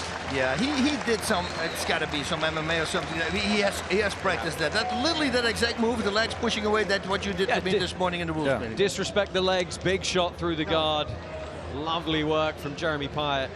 Straight from the kickboxing. Do you want to clean him up before we announce the winner? 18 fights. I'm not sure if he has any MMA. Yeah, that's true. That's a lot of kickboxing. That was nice. Well, let's go ahead, go down pit side, get the official decision. Ladies and gentlemen, the winner of this fight by TKO, out of the blue corner, Mr. KO, Jeremy Payet! Wow. Jeremy Payet victorious in his debut. He is going to head up pit side and get a few words with Leyla Machado Gary. Jeremy, the first question I want to ask you is how much of that fight was game plan versus pure instinct? Donc, durant ce match, quel a été, est-ce que vous avez planifié ou quel a été votre instinct? En fait, je me suis adapté, c'est la première pour moi. Le premier round, j'ai vu que c'était comment. J'ai vu qu'elle essayait de me toucher un peu fort. Mais le deuxième round, je suis venu, je savais comment travailler et ça a payé, heureusement. Et je suis fier. He adapted and he knew how to actually gain the first round, and he's really proud. Now, you are from a small island, Île de Réunion, off the coast of Madagascar. How proud are you to represent that place today? Donc, vous sortez d'un petit pays de Madagascar. Donc, pardon? Indian Ocean, he meant. So, how proud are you? Oh. Comment êtes-vous fier de votre pays? Ah, ben, je suis fier de mon île. Je suis là aujourd'hui à Miami, en Floride. Je représente la Réunion, un petit caillou dans l'océan Indien. Ben, je suis fier et toute la Réunion, je sais qu'ils sont avec moi. Je représente la Réunion et jusqu'à la fin, ben, on est là et on est fiers de représenter notre île et la France. So today I'm here in Miami. I am really happy. However, I am where I'm from. I'm really proud of where I'm from, and I will always represent la Réunion. Yes. Île de Réunion. But congratulations. Very well done. You know, usually an accurate way to describe combat is two unwilling dance partners, each with conflicting objectives. Not that one. Those were two very willing dance partners with the exact same objectives. If either one was super mobile, moving and fluid and bouncing, that fight would have been different, but they weren't. They stepped in tight to each other and threw in the chaos right in there. That was a wild one, just a wild one, because they were both so willing to engage with their feet planted. You knew one of them was going down, and that little pass and punch at the end, that was a thing of beauty. Congratulations, Mr. Payet. I don't know if I want to call it a little passing punch. It was a bit of a thunderous punch. Jeez, that was nice. Very much so. So Jeremy Payet taking the win there in his Karate Combat debut. Lightweight division, whew, new contender for sure. Oh, yeah, we're going to hear a lot from him. And let this guy get used to the cage. Yeah, the pit, right? The pit. I'm mixing it up tonight. Take a look at some of the stats there. You can see fairly even, actually, in total strikes, but it was, of course, the TKO that got it done for Jeremy Payet. Fantastically vicious ground and pound after a lovely blitz sequence. See if we can bring some replays in for you. As guys, final thoughts on that bout. Look, Fernando Paz, he came to fight, he got stuck in, he did fantastic work himself, just on the wrong end of it. I think they both put up a great fight. I'm just surprised it ended in the way it did, with a jab to a ground and pound punch, when they were just throwing massive hundreds of hooks to take each other's heads off, and then we ended up with a jab shot to a ground shot. Yeah, but the diversity, I mean, like, yeah, created and imposed his will, really. It was really nice. Bas, the lightweight division is a really deep, fantastic division here at Karate Combat. That's a great addition. Oh, I can't wait to see him again. Because everybody talks about the very first time they fight here in the pit. They go like, oh, there's a lot getting used to it. The audience is so close. It's so weird, you know. So I'm pretty sure Payet went through that as well. And then now he's getting used to it. So I think we can see even a better person showing up next time. Yeah, very much looking forward to that. We're going to head down pit side. Alex, I believe, is with Crypto Crow. Yes, I am alongside Jason Appleton, a.k.a. Crypto Crow, the man that went from MMA promoter to crypto influencer. And we just saw a lot of action. There was a little bit of blood on the pit. What are your thoughts on that? Well, I saw his nose break, and I felt bad. I've been there. So, yeah, you can see that it was a nose break, and I felt for him because that stuff feels like gravel on gravel when you're setting it after the fight. So, yeah, he's not going to have a fun night, but he'll be okay. It was definitely a rough one, and we were just talking about how Karate Combat is building the foundation for Web3 and more. So tell me about your thoughts for the future of Web3. Well, I mean, the future of Web3 as it relates to Karate Combat is pretty interesting, because since I've been kind of becoming a part of this mix a bit, I've been paying attention to what's going on, and I don't really think a lot of people realize what's being laid out in front of them right now. And I think when they start to get it and things start to click, they're going to say, oh, shit, I've been a part of this from the beginning, right? And I see all of the networks, and they're creating kind of a web of influence around the Web3 space right now that's ultimately going to catapult Karate Combat into another level that I don't think people are expecting. So when I see all of the people involved and I see what's going on kind of behind the scenes, I get more excited, like, I'm here, let's do this. I'm a part of this now, let's go, what are we doing? So I'm really excited about what's going on, and I kind of see both sides of it from the public perspective and kind of what's going on above. So I'm pretty excited about what's happening. It's definitely exciting to see every stone be set, and there's a big future with what Karate Combat's doing here. So thank you so much for the time, Jason. Absolutely.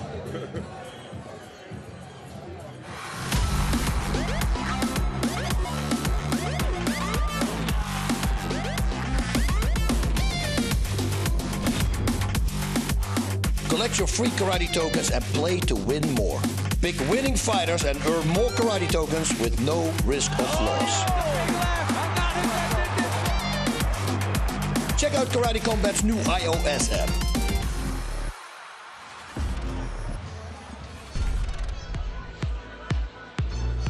Oi. What a middleweight fight we have got coming your way now. Marcel Ritter and Kai Calaway. Bas, let's start with you. Marcel Ritter, look, it's his debut tonight. He's the first German fighter that we've had make his way over to compete in Karate Combat. But there's a lot of high hopes for this guy and some pretty dynamic striking.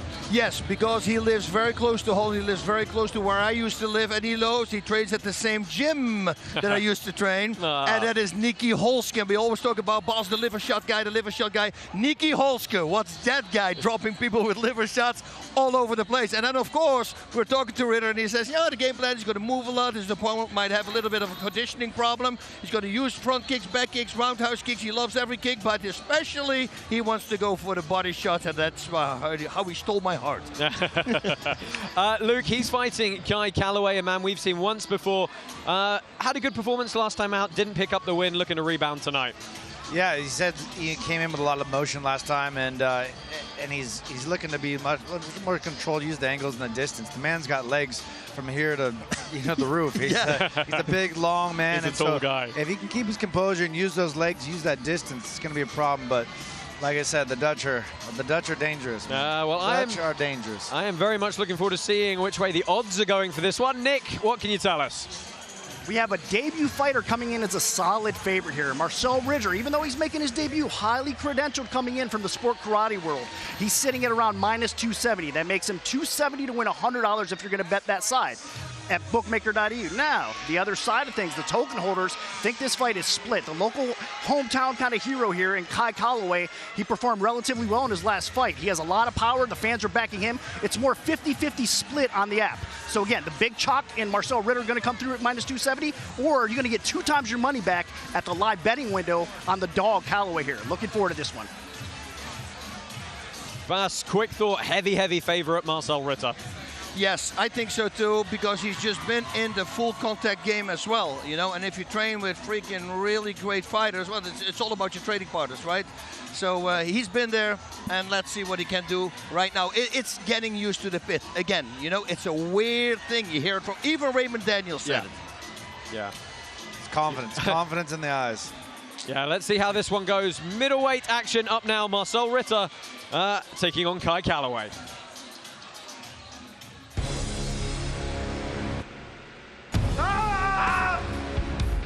A middleweight bout between Marcel Ritter and Chayil Calaway. Marcel is coming from a sport karate background. He was suggested by Ross Levine, the current middleweight champion. Calaway had a rough debut at Karate Combat. He faced the heavyweight Aghayev and he lost that fight.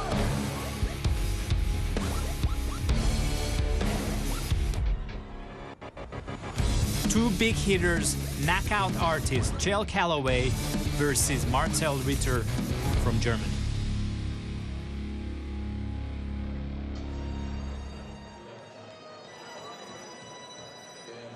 Ladies and gentlemen, your next fight comes from the middleweight division.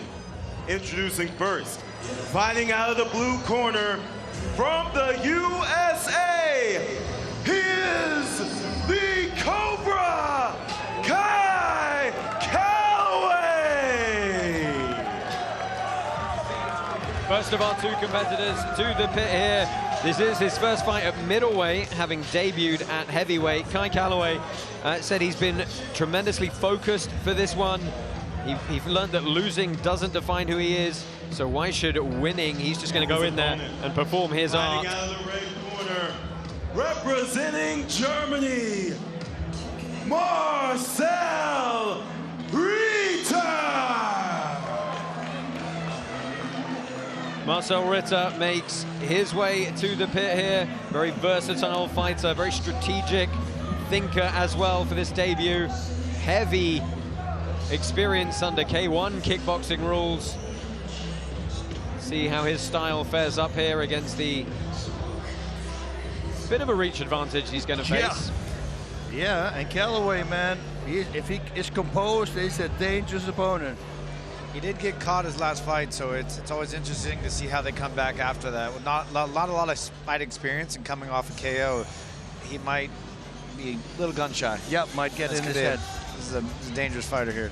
Tail of the tape for Marcel Ritter, the 34-year-old, hailing from Frankfurt, making the trip over here, looking very calm.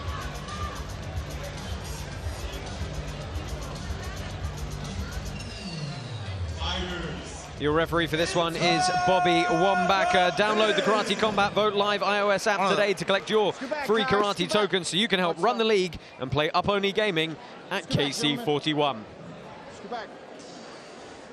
Ray. Kai, are you ready? Marcel, are you ready? Let's get after it. He's too close. Southpaw stance for, well, I was going to say both these men, but... Switching up. That's a karate stance right there. Switching it up is Calaway, Ritter, Southpaw. Ooh, very Stephen Thompson-like, right? Yeah, very With the hands and everything. Little switches. Now Ritter switches it up. Ooh, spinning back fist, lands to the back. Hit the spine.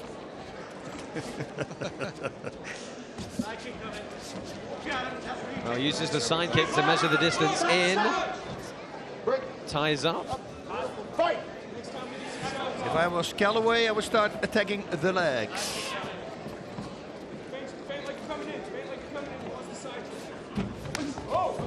That was a nice kick, and he lifted the leg, so the muscle is relaxed. That's going to hurt. And like you said before, Luke, you don't need a lot of them. Nope. Calaway looks relaxed, though. You know, he's coming down to a smaller weight. He's used to bigger guys, so this could be a little bit of a confidence builder. Oh, and he's going to get some good ground and pound, but he needs to stand. Yes, this is good work. He uses reach. Good ground and pound from Calaway. Ritter covers and just eats it. It was nice because first he was on his knees, but then that was a left hook found. And again, hammer fist. Nice. Hammer fist. What do we have? Oh, and this could be out. Get up. Is this a... was that left hook? He kind of came down on it. Well, I'm not sure. Well, what happened? This is going to be... The fight is going to be waved off. Your winner is going to be Kai Calaway. Nice. I mean, the left hook was very clean, but I'm not sure. Did he get winded from the takedown? I mean, or was it the damage from the left? He followed the takedown tethered down with an elbow, but it was like a hammer fist kind of shot, but he was following him down. I think this might be... Well, let's go ahead, take a look at some of the replays here, see if we can decode what happened. Kind of like a double impact situation. Yeah, so this was the spin. This was the initial. This was the flurry before, where Ritter just covered. Yeah, once he stood up, he used this reach. Yeah, this was not the finish. This was the... That first punch. Right, so let's see. This is the hook landed. Right. Pushed his head off. Right here. You see that? Something happened. He stomped his...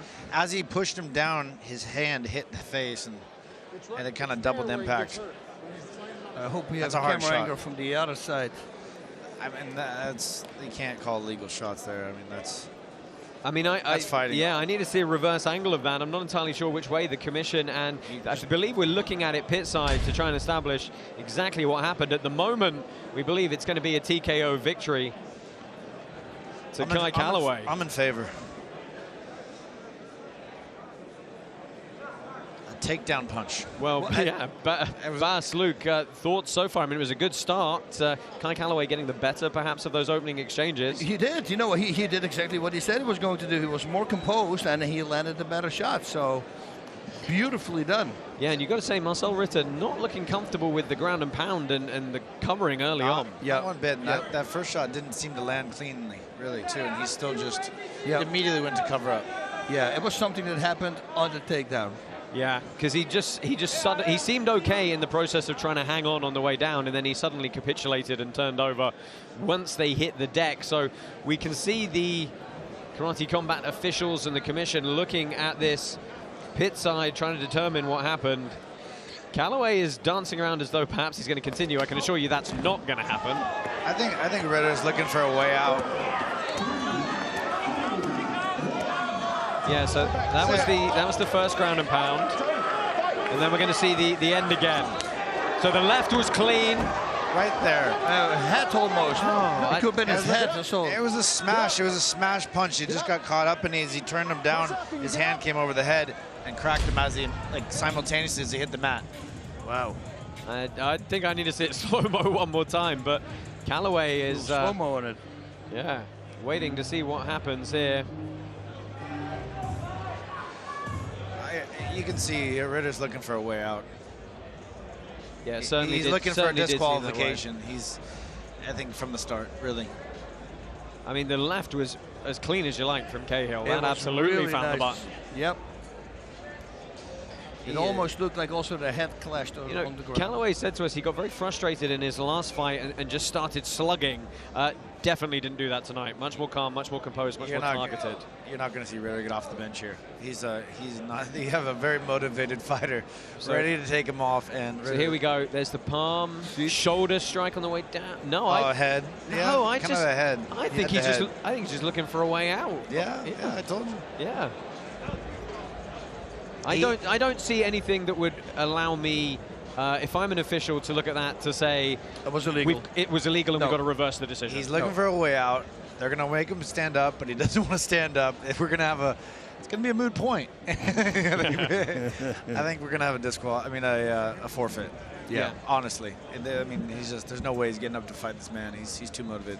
So our director of officiating, Pitside, is still rendering a decision here. We in the booth generally feel this is going to stand as a legitimate TKO win for Kai Calaway. Yep. It should. We got a problem if it's not. Well, don't forget, while we wait for this, we have got a lot more fights coming your way. We're actually only about halfway through the fight card here. Coming up later, we of course have Samuel Ericsson and Alexandre Bouderbane. We've got that massive lightweight co-main event between Edgars, Skrivers and Gabriel Varga, and of course our unification title bout coming up at the top of the card between Rafael Aghayev and Josh Quayhagen. Some seriously technical heavy hitters on the card tonight, Bas. And to start the second part off, I mean, Lopez versus Mardhi. Ooh, looking forward to that one as well. Well, the Kenji Grillon fight as well. That's coming up. Yeah, really. Atamov back in the house. Ooh, yeah, I think we've got four former champions or current champions on the card tonight, at least.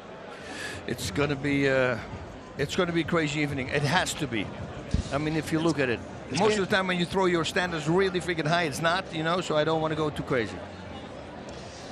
The fights are getting better and better and better. We just need to.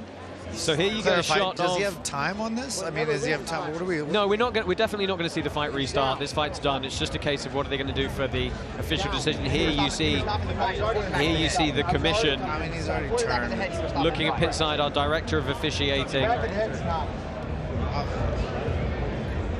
of the head. Did I hear that? That's right. That's what I initially said in the beginning. Well, I mean, I heard back of the head mentioned. I heard DQ mentioned. This is, come on, guys. There was one slight little hammer fist that landed within the space, too. Yeah.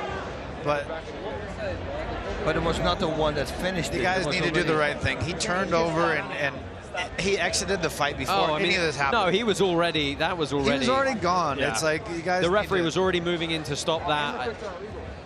So that, perhaps the back of the head shot is perhaps what they're looking at. I think so. The fight was over. Yep. Absolutely. Before he landed that shot.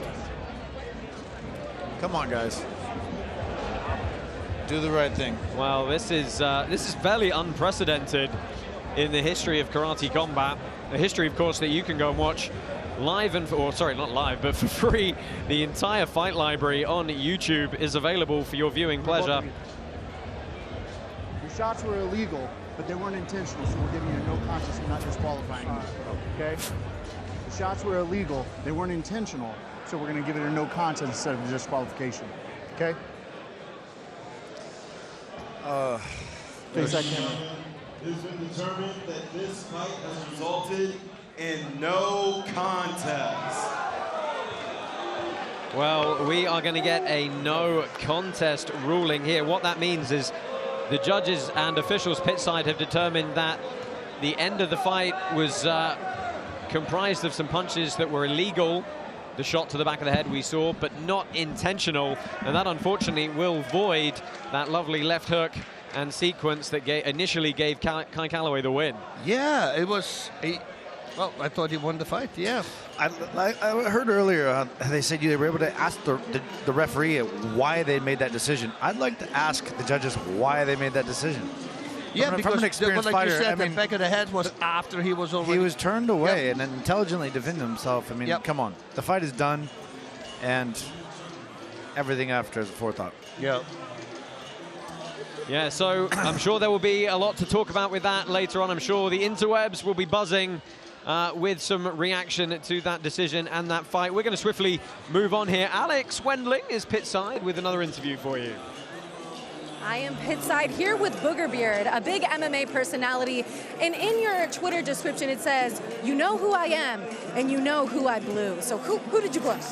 I'm just kidding. That's your personal business. You're Pitside here tonight with Mac Malley, another big MMA personality. So what is your take on all the action you've seen tonight? It's amazing. It's amazing. I've never been this close to a fight in my life. There's not a bad seat in here, and these guys are just throwing down. That knockout earlier, guy's nose just blew up right in front of me. It's like, I've never seen something like that so close. This is really fun. Yes, and you're a very big combat sports fan in general. How is this specific event different from anything you've ever seen before? Well, no cage blocking my view, for one thing. That's awesome, being able to see everything clearly. I mean, it's just a more intimate environment, and these guys are just literally just standing in front of each other and trading. It's awesome. Well, we cannot wait to see everything that's happening. Do you have a pick for the main event tonight? Quay all the way. Quay, I like his beard. I don't care about the odds. His beard is awesome. I mean, I'm going to go with the guy with the beard every time. Well, we cannot wait to see it. Thank you so much, Booger Beard. Enjoy the rest of your night. Thank you.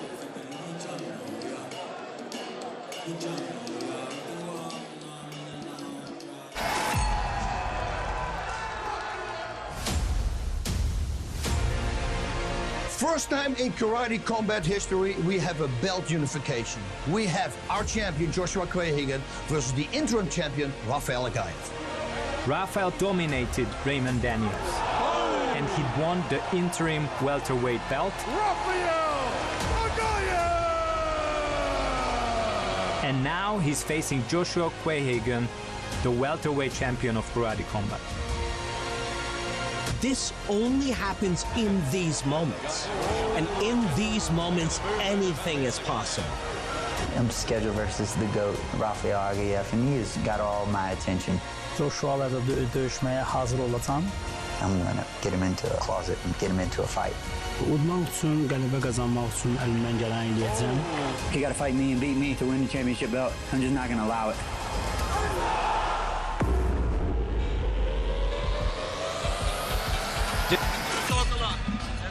We have to fill some time, so we're going to talk about the main event. So coming up later tonight, it is of course our main event, that unification title bout for the welterweight title. Joshua the Preacher Quayhagen and Rafael the Panther Aghayev. Guys, let's touch on that a little bit more. Josh Quayhagen first. He's a very interesting character. Last time we saw him, you know, it wasn't a title belt because of the weight discrepancy, but he put on a hell of a show, not on the winning side, but boy, when that fight went on, rounds 3, 4, 5, we've never seen stats like that. No, Quayhagen is a completely different animal. Everybody, you know, knows that he has a gas tank that's really deep. And this guy, once he goes, he keeps on going. And even if his gas tank is gone, his heart pulls him straight through it. He's just an amazing fighter. For him, though, I believe in this particular case, I think because everybody believes that he always starts slowly, and so for him, he should pull the trigger and start fighting immediately from round number 1. I think that could be a big surprise for Aghayev. Yeah, and Luke, what's it like having to fight somebody who you know that as the fight goes longer, they're going to get stronger? It's you prepare yourself, you train for that, and I think that's what you've seen. And Josh, he was prepared to go that extra length, go through Ramadan, trying to test himself in that way, but. The speed and the skill of Aghayev is just incredible. I mean, he's so fast and so sharp, and he's short and stocky. It's like I've seen him warm up, I've seen him fight. He gets to the point from point A to point B so quick. And it's sharp as can be, it's fast, it's going to be hard to get through. Yep. Yeah, looking forward to it. Main event coming up later. Lots of interesting characters in the house tonight.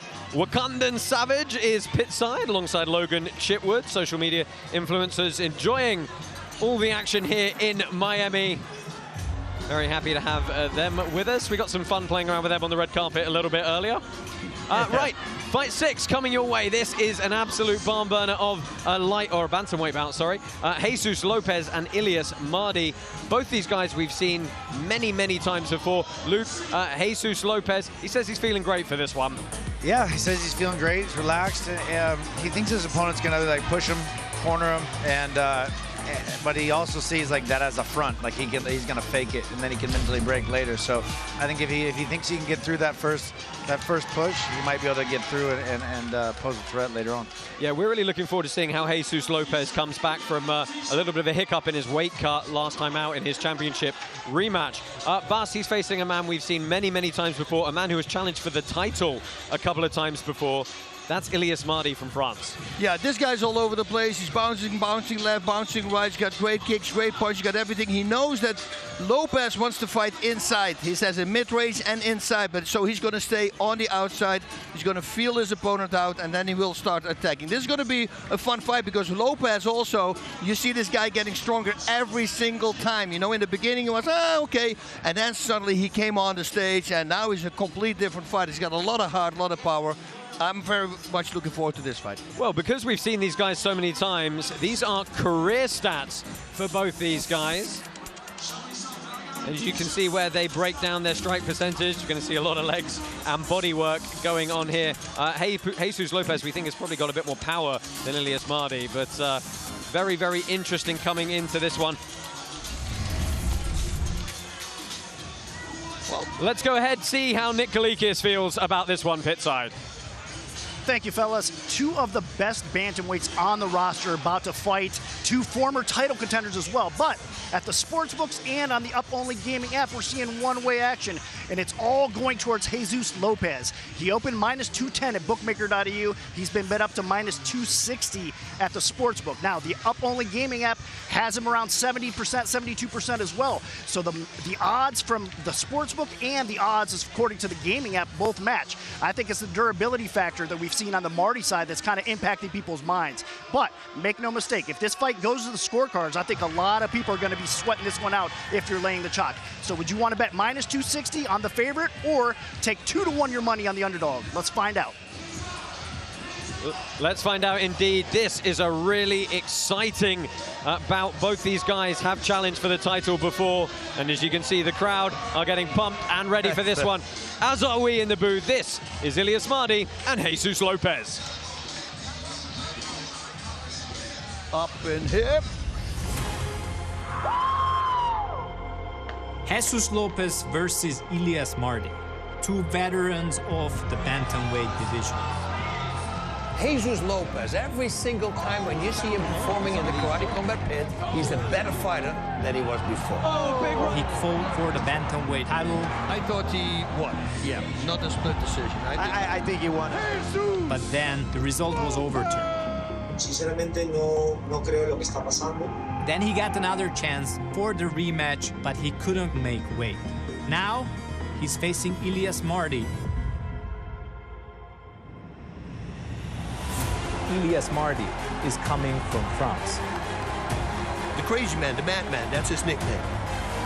He fought in the bantamweight tournament. He went to the final to face Owen Chelmy. Both raised their hands up. They went 5 rounds, but he couldn't come out for the 6th round. On m'a demandé un extra round, je pouvais pas le faire parce que j'avais la main cassée. We had a rematch between the two, when in the 2nd round he dislocated his shoulder. No, another injury to Ilies Mardhi. Now he's back and he's facing Jesus Lopez. Ilies Mardhi and Jesus Lopez fought many times in the pit, but at their attempt at the bantamweight title were unlucky, twice. Whoever wins this fight will be at the very good spot to challenge for the bantamweight belt.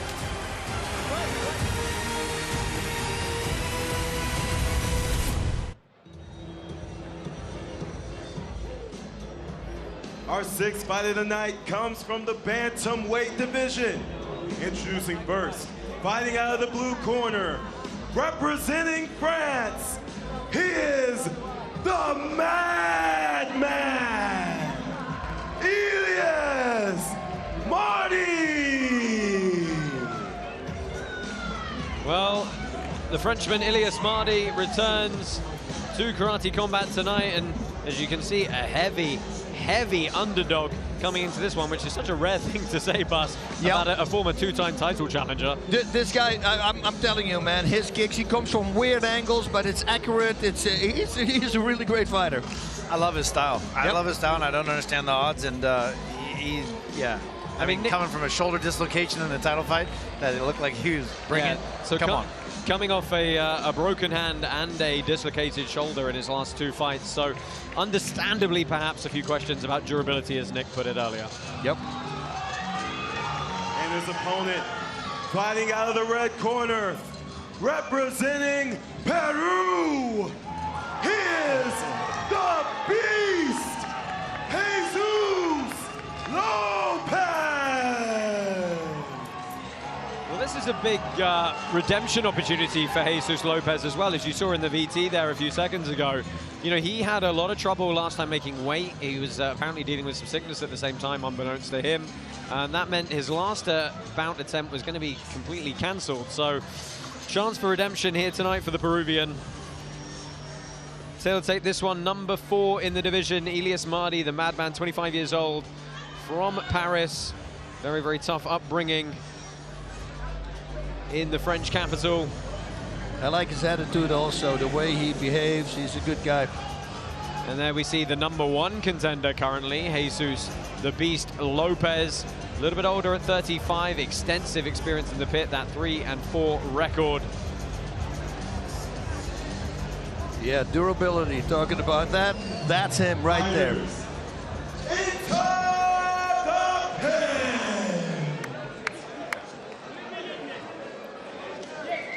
Gentlemen, right?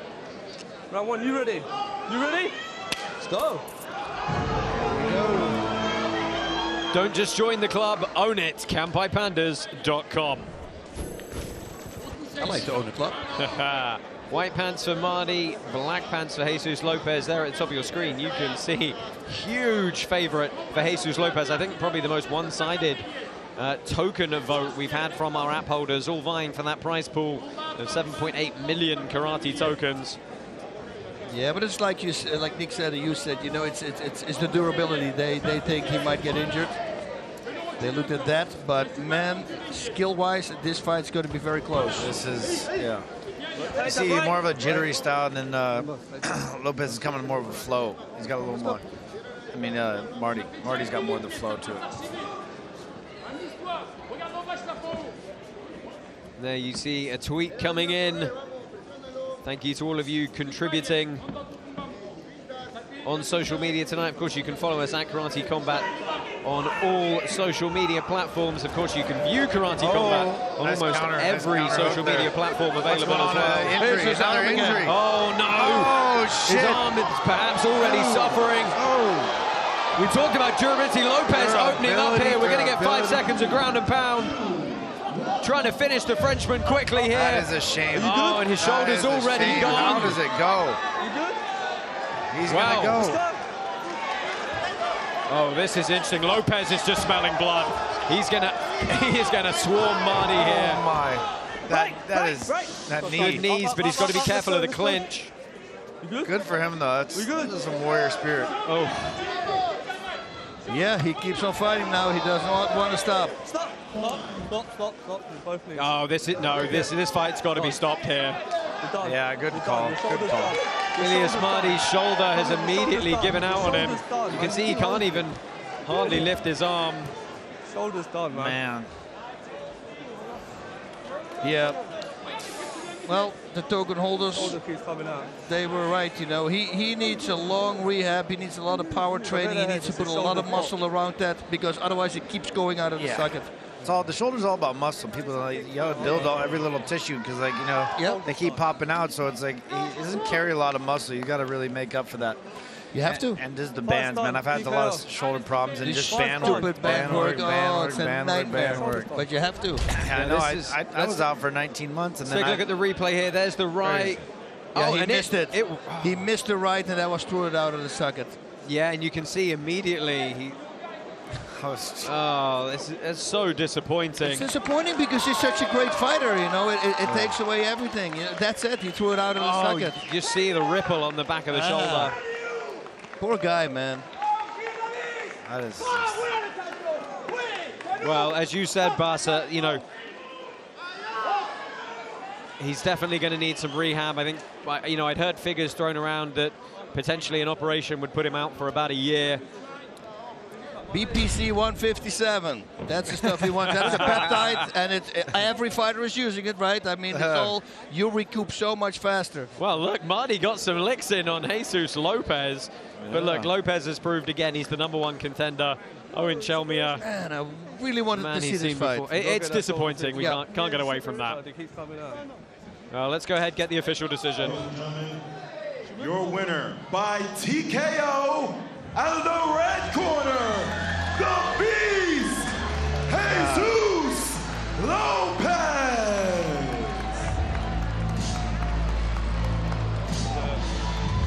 Well, Jesus Lopez, I mean, for such a short fight, he certainly got his right eye opened up.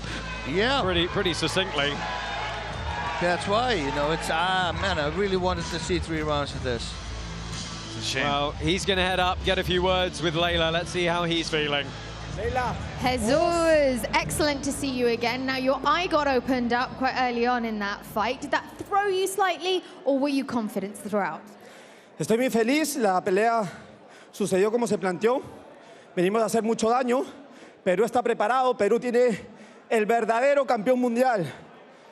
Estamos listos para cualquier reto. El que quiera, que venga por mí. La bestia lo enterrará vivo. I was prepared, I've been prepared, and I am the true champion. Now, he's, of course, referring to his battle with Owen Chelmia. And now, I think straight down the lens, are there any words for Owen Chelmia?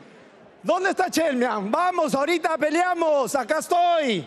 Acá estoy. ¡Hey! Perú tiene el campeón. ¡Os! Straight up to Owen, he says, where are you, Owen? Where's Chelmia? Peru already has a champion. Come here. Congratulations, Jesus Lopez. Well, congratulations to Jesus Lopez. Bas, that rematch with Owen Chelmia, it kind of has to happen. It has to. I mean, this is the 3rd one, right? And that match, because it was a super exciting fight for the people to watch as well, and both these guys have been working on the skills. Both these guys have been game planning each other. So, yeah, a 3rd one would be really cool. Yeah, it certainly would be. Luke, any final thoughts on that one? Not a lot to take away, unfortunately, due to the injury. Not much to say, man. I'm just bummed to not see that fight. I really liked both their styles, and I thought it could present for something nice, but we got shoulder rehab to do. We certainly do. Well, join us again very shortly. We're going to take a 10-minute break now. We're going to be back in a few moments with our main card. Lots to look forward to, of course. Top of the bill, that title fight, Josh Quayhagen and Rafael Aghayev. Join us again very shortly.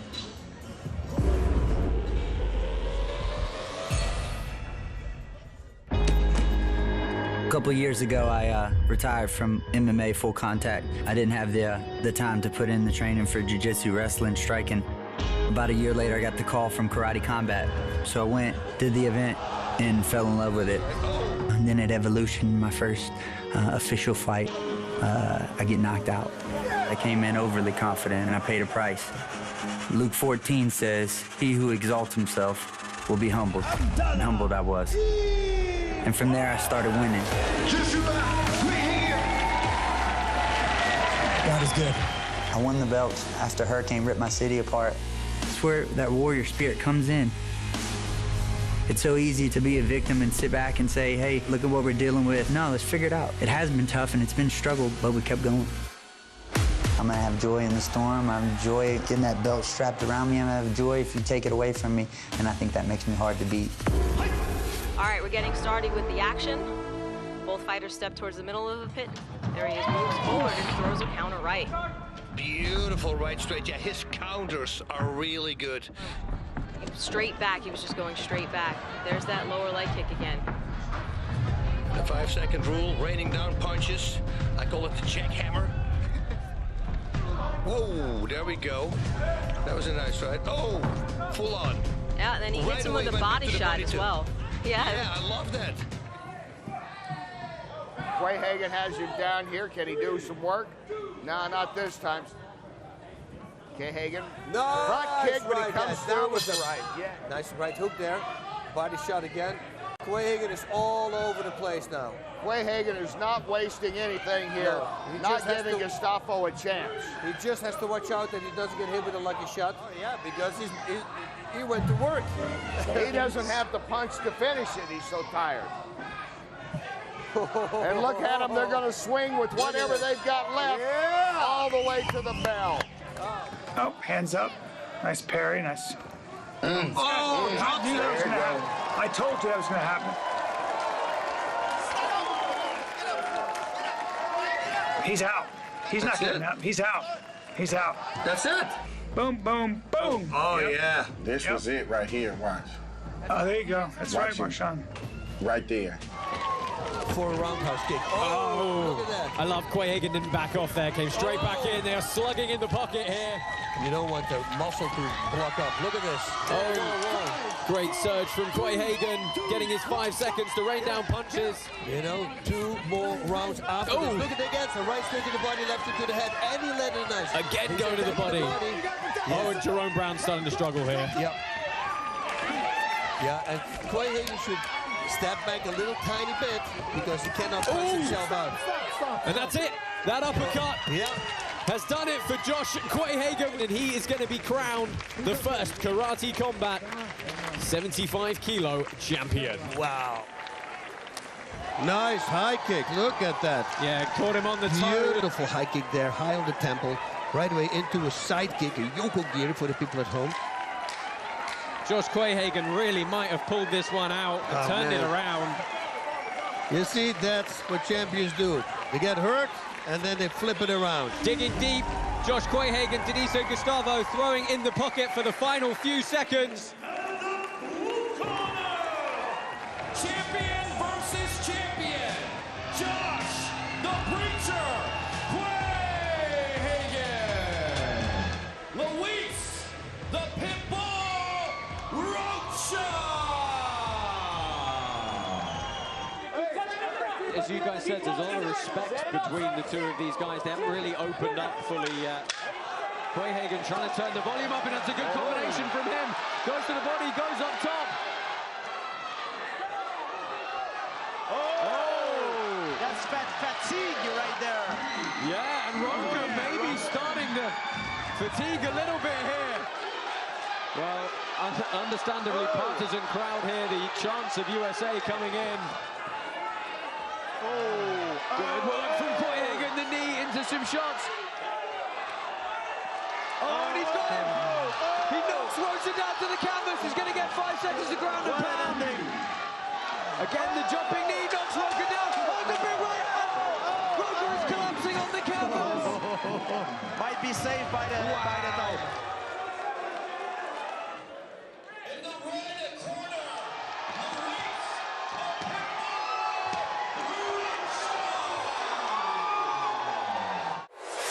Rafael Aghayev was one of the first guys who ever fought in the karate combat pit. This guy is 5-time world karate champion and an Olympic silver medalist. Demiyorlar ki, əvvəlki karate növündə bütün medalları əldə eləmişəm. This isn't the Olympics. Raymond Daniels are taking on Rafael Aghayev. Aghayev hasn't been tested like this before. Everybody said, like, this guy has no chance because he's so small. Raymond Daniels is walking in there with zero fear. Don't blink, ladies and gentlemen. Ready? Fight! Oh, there we go. That's where it's dangerous. That's where Aghayev is very dangerous and close range. Big left hand from ground and pound. Daniels having to defend. Oh, again, catching the kick and the sweep into Daniels is hurt. Yes. It was a night that favors sort of the underdog. Looking for any type of flinch, any type of movement. Yeah, and he has to watch out because Gustavo, wow, nice there. Beautifully moved to the side mount, and now he will rain down some punches. Yeah, like, whoa, nice. Very inside nice leg throw. trip there. Nice, yeah, but his opponent saw it coming, lifted the leg. And he's good with this, with takedowns. He really takes advantage of using his opponent's body weight and just slamming him down to the mat throw. Very nice, that's why he's doing it. Training and preparation to stay consistently at that high level. He says that's what he appreciates the most about his career. You know, he's been in karate 30 years and... there you go. Parried left hand right up into the eyes. But, you know, accidents do happen occasionally. There we go, I told you, he's going to smother him. It's a smart thing to do. Yeah, good catch and a kick and good work from Aghayev. Wow, Aghayev got him flinching heavily there. Oh, look at that. Look at the power of that right to the chest. That weapon, that reverse punch pass is the thing he's trying to rely on. Ooh, that's a good catch and a kick, and again, capitalizing on it is Aghayev. He's got to watch out for the up kicks. That was nice, his body shots, everything was just a break.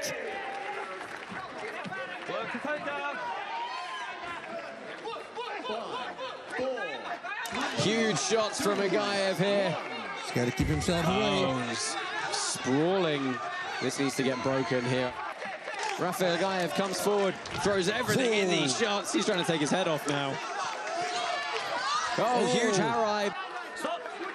Oh, the shot lands. Aghayev follows up, but that's going to do it. He is a legend in the sport and art of karate. That's what he's looking for right there. Again, catching the kick. That low cat kick, caught it. So look at Davy Donna trying to hang on. He's got a smile on his face. Oof, those kicks are powerful nice. and very daring. This is definitely Aghayev's game plan right here. Oh, and another one. It's the second time. If I was Aghayev, I would go for the body.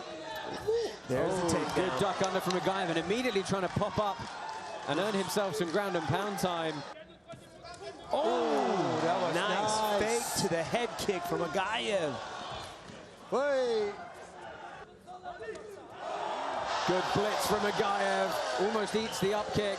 Trying to again earn himself some ground and pound time. And look at these shots from the Azerbaijani. Davy Donna's covering. Condition low kick there, and again they clash in the middle. Good shot from Aghayev again. Donna eats a big left.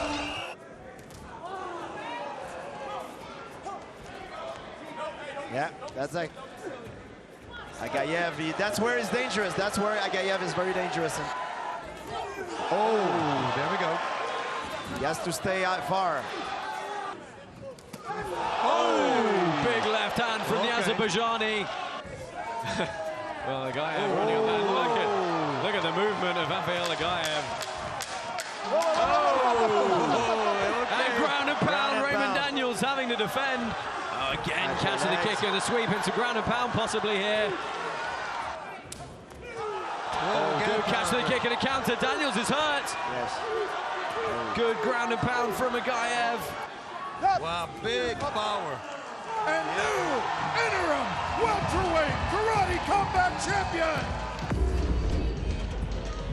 Later set.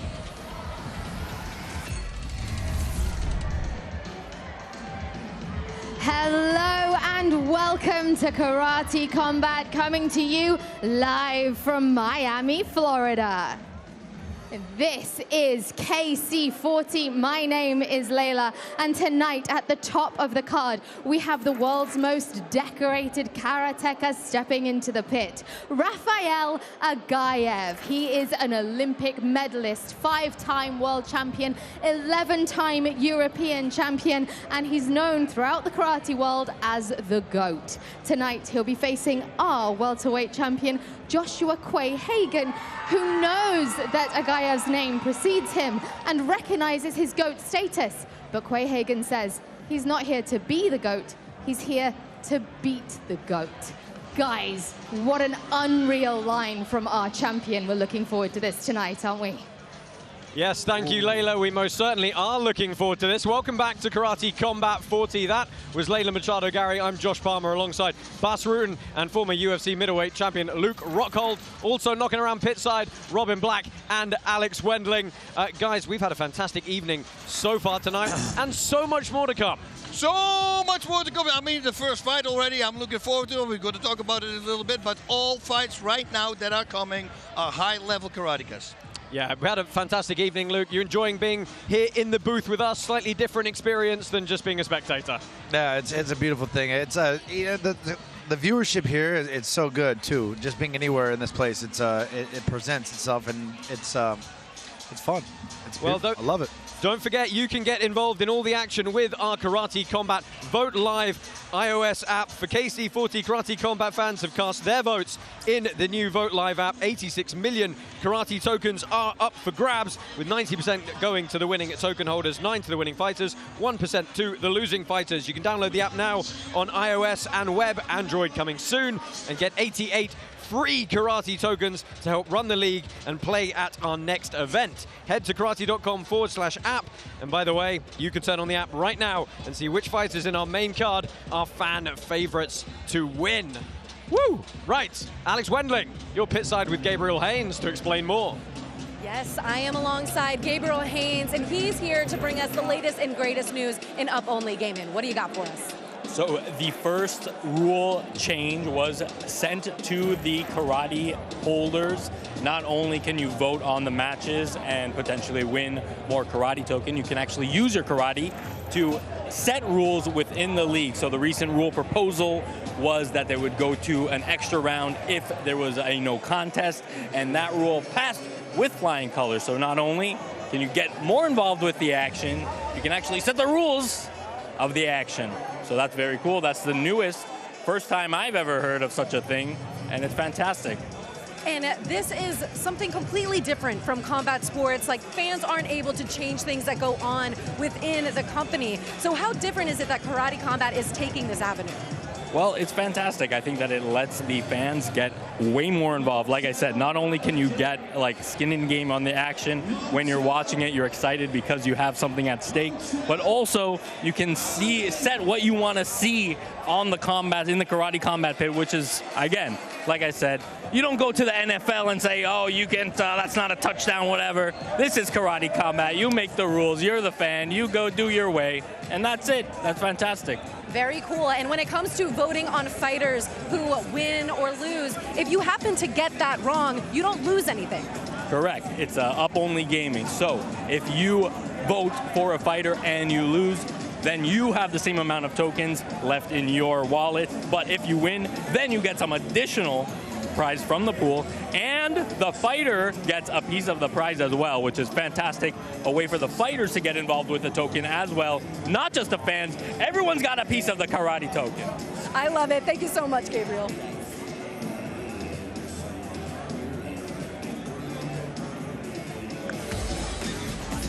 Yeah, such a unique thing to look forward to. The Karate Combat app. Get involved now. Get your karate tokens. This is the next 4 fights you've got on the main card tonight.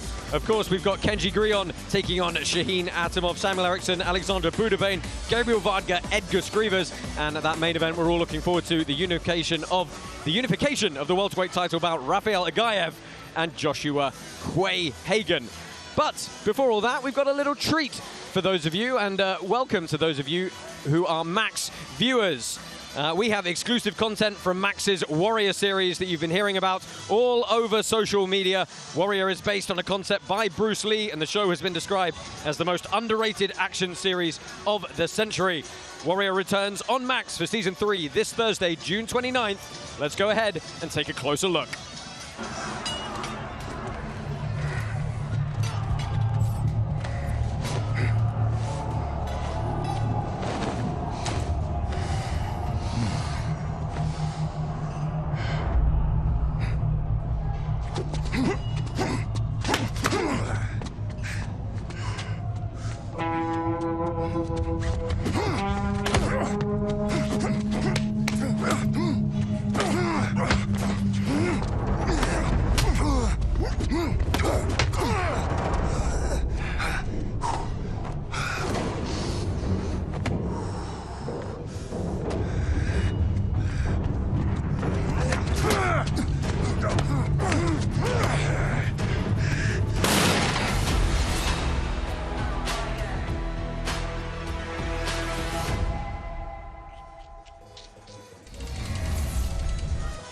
Well, that is a Max original available to watch Thursday, June 29th. Bas, you've done a fair bit of acting here or there. You're super excited to see Bruce Lee represented on screen more. Oh, you know, my main man, Bruce Lee, he's the reason I'm here. Here's the reason. I was doing an interview with Shannon Lee, his daughter, and she says, why you look like emotional? I go, well, because of your father, I'm talking to you right now. So that's kind of cool. Very cool indeed. Welterweight action coming your way in the opening bout of our main card now. Kenji Grillon taking on the former middleweight champion Shahin Atamov, who is dropping down a weight class, Luke, to make his debut at welterweight. I can see it. I like the confidence. Like I said, the eyes don't lie. And he has it. You see him square up. You see him weigh in. He's looking at his opponent. He's got good movement, good punches. He's going to be slipping and moving, but it's not going to matter. He thinks he's going to find the mark, and he's going to put him to sleep. He's kind of looking like a little bit like an Al Pacino, like a Tony, right? And Scarface is look, Scarface, yeah. We'll take the Miami reference. Props for that. But we're very excited to see how Shahin Atamov does coming down a weight class. Does that middleweight power follow through at welterweight for him? Bas, Kenji Grillon, though, very, very good opponent for Atamov here. Yes, he is. And believe it or not, he said that he doesn't believe that his opponent is that fast with his strikes. He says his blitz is really fast because he's going to shoot in really fast, as he always does, but he's going to slow him down with the calf kicks. And he says his opponent also has a great hand, but he found a great counter for it. His dream finish will be a barrage of punches, wrapping it up with a flying knee to the face, because we haven't seen that here yet. Well, let's check in, see which way Vegas and the karate token holder odds are going. Nick, what can you tell us? Thanks, guys. We have a great way to start off the main card here with an undefeated prospect in Kenji Grillon taking on the former middleweight champion, of course, and Shahin Atamov. Now, Atamov dropping down to the welterweight division. That makes things very interesting. He's coming in at bookmaker.eu as a very slight favorite, around -120. But the token holders on the up-only gaming app have it the other way. They're leaning a little bit more towards Kenji, coming in around -185 if you're going to put the odds that way. So I think the favoritism towards Kenji is legit. This guy is my dark horse to win the eventual title, but he's got a big step up here in competition. I'm looking forward to this one for sure, because we have such a good fight on our hands here. Yes, we do indeed. The crowd getting fired up. Party atmosphere here in Miami, as it is at all live karate combat events. Oh, yeah, Wakandan Savage getting some action cage side as well. Right, let's kick off this main card. Kenji Grillon and Shahin Atamov.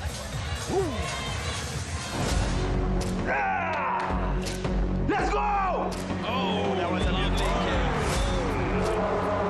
My name is Kenji Grillon. It's a big problem. Cough up a lung. It's me. A lot of sport karate achievements for him. World champion, European champion, French champion. He is one of the prospects in the division. He went out there, he crushed it. Whoever Karate Combat can throw at him next. The former middleweight world champion of Karate Combat. Shahin Atamov is a very difficult opponent. He's small, he is strong, he's fast. He's got that one force that comes forward. Man, he's going. İstəmirəm ki, mən sonra desinlər, bu flankəsə uduzub, flankəsə uduzub, flankəsə göçüb. Bildiniz, iki son döyüşünü yaxşı bitirib qurtarmaq istəyirəm. Həmişə olsun ki, bu organizasiyanın çempionu. Kenji Grillon is a big guy in the welterweight division, but I don't think he ever fought somebody like Atamov. He's not gonna touch me. Atamov doesn't like losing, makes him a very dangerous fighter. I want everything in Karate Shotokan. I will be the same in Karate Combat.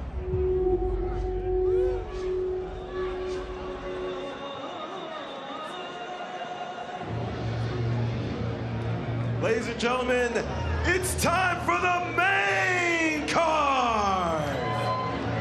Your first fight comes from the welterweight division.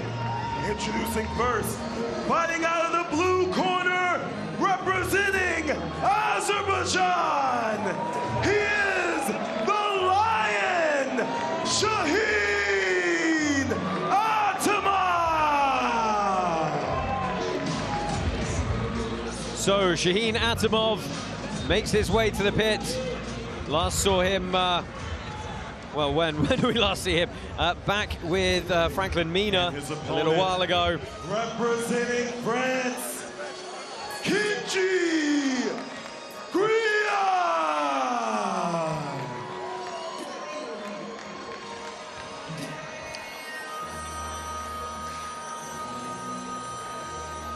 And we welcome back Kenji Grillon. He brings a 1-0 record from France with him tonight. The 33-year-old welterweight is a world champion, a karate world champion, European champion, and a French champion. And you can see heavy, heavy favorites on the odds there tonight. Ranked number 3 in this division. Vegas knows their thing, you know. It's hard to go against him. Tony. I think it's interesting if the taller fighter going to go attack the calf kicks of the smaller fighter. It's a interesting angle. This is the first appearance at welterweight for Shahin Atamov. We're very interested to see how his speed and power comes down, but he's got a formidable sized opponent. Much, much bigger welterweight in the number 3 ranked Kenji Grillon. His speed from Atamov is fast, and his takedowns and ground and pound is great. Yeah, unsurprisingly, Atamov is a teammate of Rafael Aghayev, who you're going to see later. Very similar style. Your referee for this one, Sam Amidi. You ready? You ready? Let's go. You can wear the same gloves our fighters wear in the pit. Go to store.karate.com and get your exclusive merchandise now. I like the length and the reach he's using here. Is just really imposing.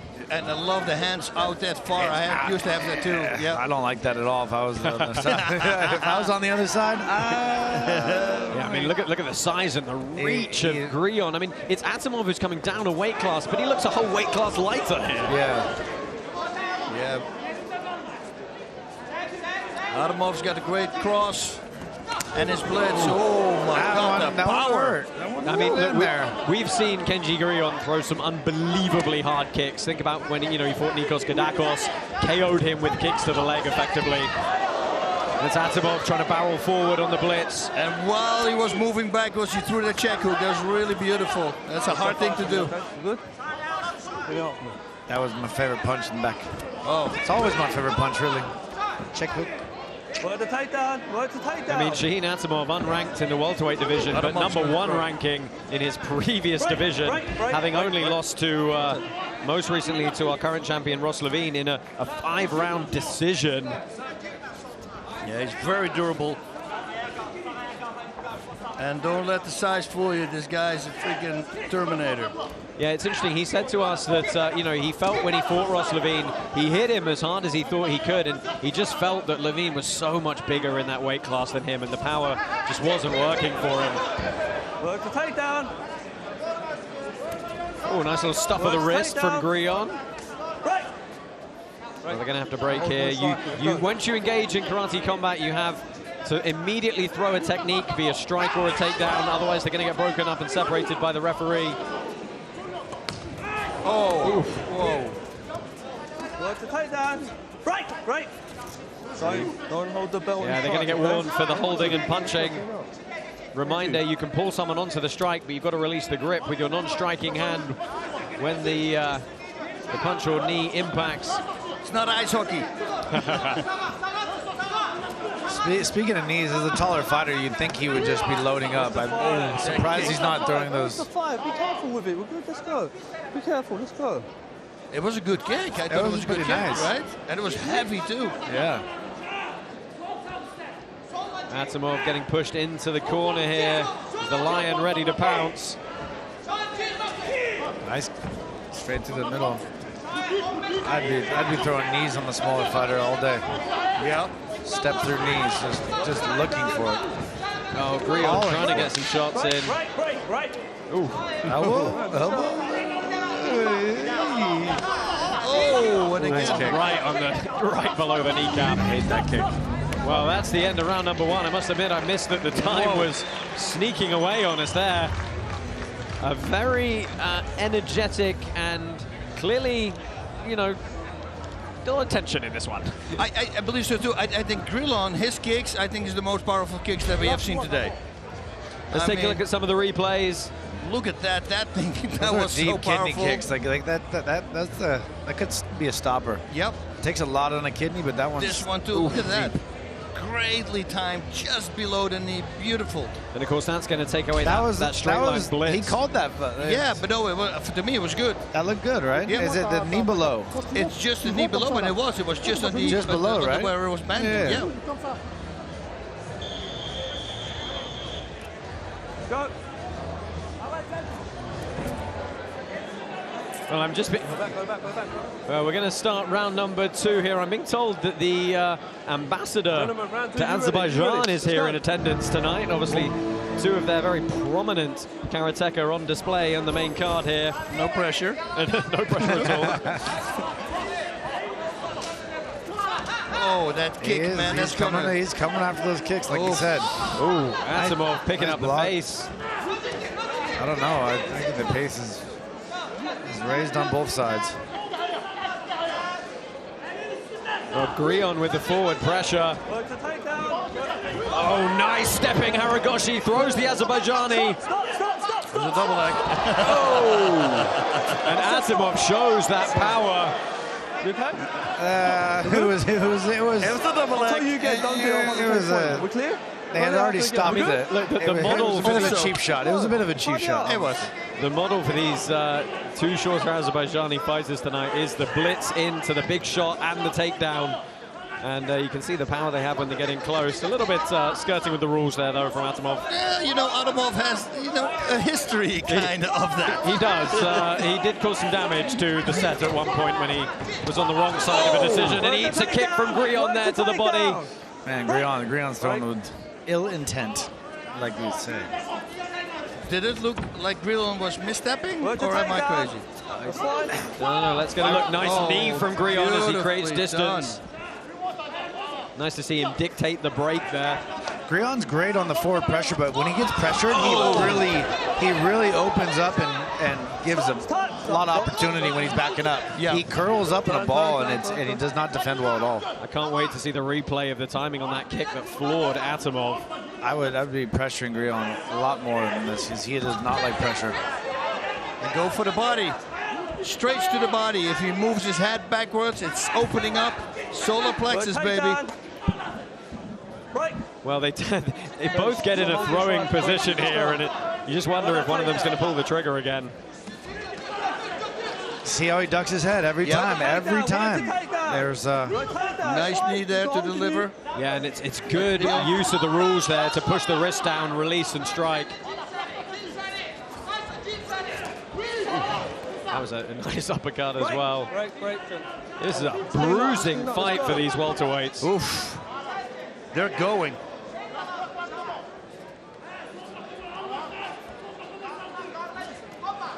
Work the takedown, work the takedown. Work the takedown, break. Come on, gentlemen, work the takedown. You've got that time, use it, work the takedown. Come on, guys. Oh, wow. That's a video game uppercut. Nice. Stop. Any pressure, he folds under pressure.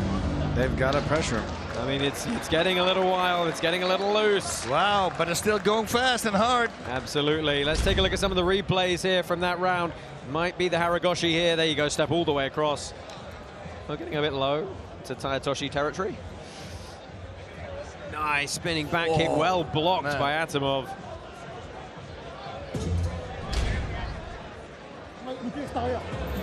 Oh, there you have the one of the best bare knuckle boxers around, Luis Palomino. He is in attendance. He's letting it be known, wearing that belt of his. Pitside tonight to enjoy all of the action. What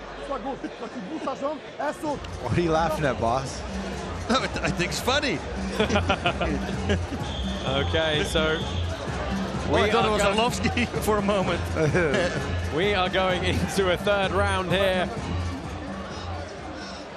Kenji, Grillon and Shahin Atamov putting on a show here.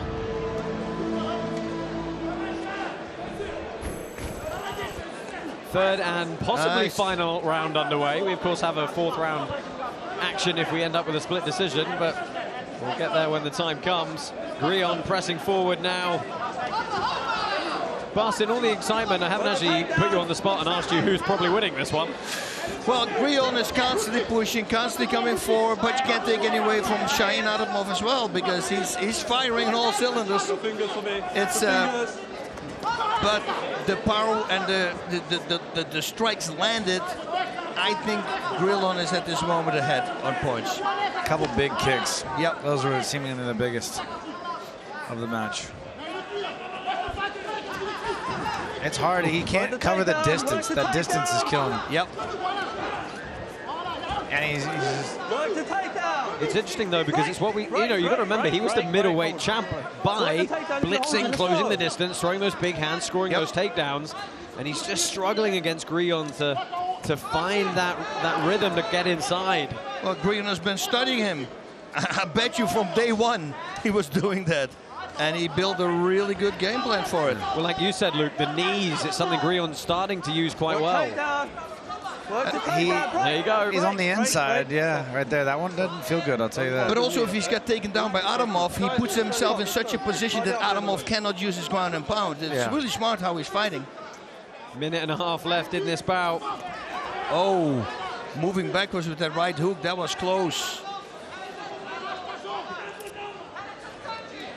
Work the takedown, work the takedown if you want it. Well, they're tying up, but Atamov tried the outside trip. Right. Up you get. Up. Not really successful, though. Ooh, last minute. Now Grillon pressing again. Haven't seen him go to the leg kicks as much later in this fight. Yeah, I would have continued doing that. That was too high. Atamov's got to go for broke. That landed pretty hard there. Yep. He was moving with it. He's fading. Oh, nice. Landed that cross again. Atamov is tough, man. I mean... No, you don't become champ for no reason. Exactly. Final 30 seconds on the clock here. I mean, Ross Levine, I think he stopped every opponent except this guy. Except 5 rounds for Shahin Atamov. Both of you, stop doing it. Tie me up, let's go. Right. Ooh. 10 seconds. One last attempt here. Atamov, big right into the trip, not successful. Right, come on. Last break. Oh, spinning back fist goes wild. And we're going to see potentially a close to this one. And the crowd want one more round, but it's really going to come down to... crawling to his corner. He could barely get up there. That's not a good sign. If we have to go to a fourth. Let's take a look. That was a clean right hand on the replays. Beautiful cross. You never know. They favor the old champion. They could give him the benefit of the doubt and put him in here. Shahin didn't even get phased by that he punch. just took the shot and came straight back. Yeah. And those Eastern Bloc fighters, they made us something different. Yeah, it's true. Well, you know that also. Gentlemen. Habib. I know them all. I know them all very well. Yeah. Hold on. So we've got a decision. Let's go ahead, find out which one of these welterweights is going to walk away victorious. Ladies and gentlemen, your winner by unanimous decision, out of the red corner, Kenji Grillon. Now Kenji Grillon gets the job done here against the former middleweight champ. He is going to remain undefeated at Karate Combat and extend his record with the promotion to 2-0. He wants the belt. He does want the belt. Well, he's got to keep a close eye on the winner of that main event tonight for that welterweight belt. Robin Black, do you have some thoughts on that fantastic scuffle?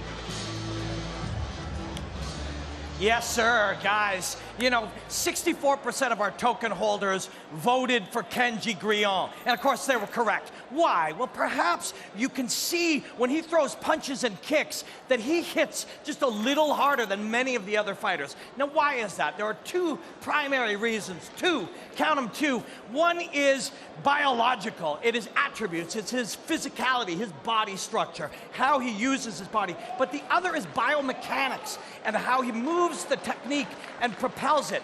Kenji Grillon blurs the line between attributes and tactics, physicality and skills, and it's all one thing, and that's why he hits so incredibly hard, and he's very fun to watch.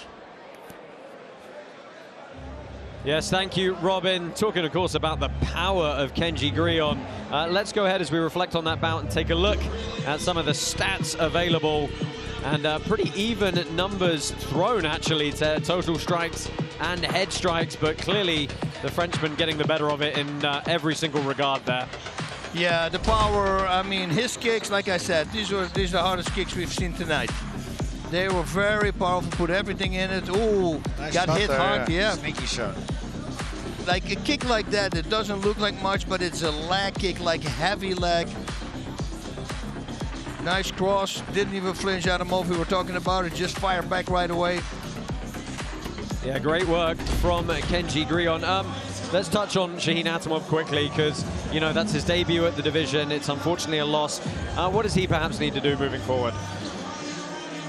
Well, I think he's got to push and come forward and bring the fight. Right now, he's kind of waiting for his opponent, and then he suddenly blitzes. I think once he starts attacking, you know, something that he never did, and, well, he does it sporadically, but if he does it the whole time, I think he's going to grab people by surprise, because that's simply, you don't expect it from him. And that's what I think you need to do against a guy like Grillon.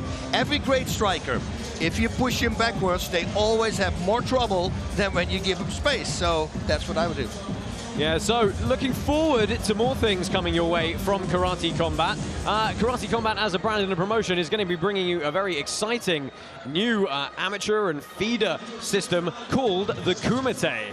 And Bas, you're excited for this? I'm very excited about this, because we're going to have that tomorrow already. I mean, you know what I'm excited about? Sleeveless gi tops. Oh, Cobra Kai. Here we go, right? Yeah, we're going to find out. So we're going to give you a little bit more a taste of it here. Alex Wendling is knocking around pit side with our middleweight champ, Ross Levine. Yes, I am alongside Ross Levine, who's going to be in the commentary booth for Kumite tomorrow.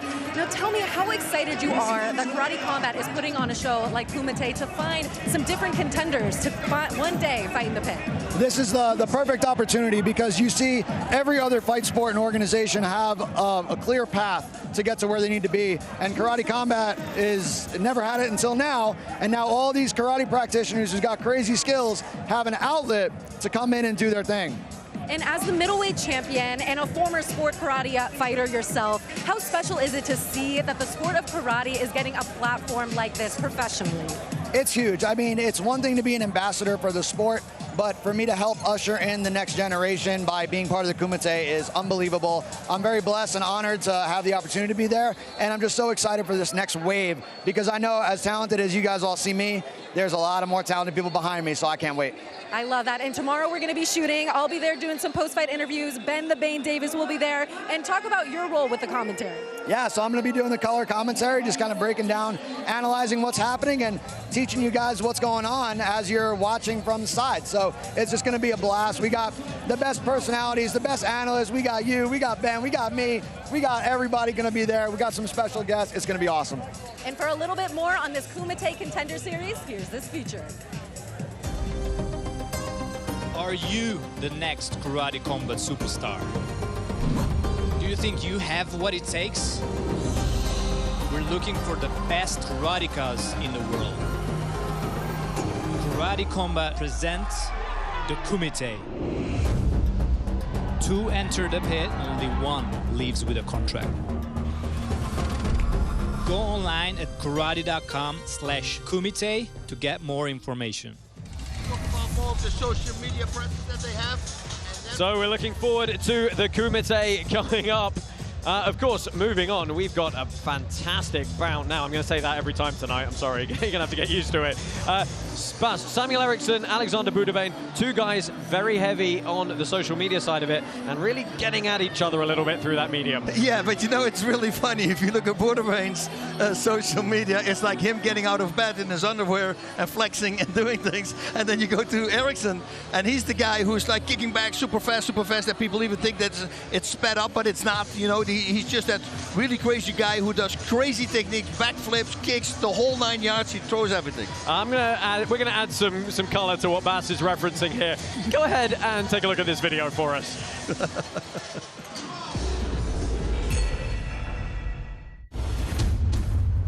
In 2017, I signed myself up for a local MMA fight. I ended up losing that fight and took a step back from MMA.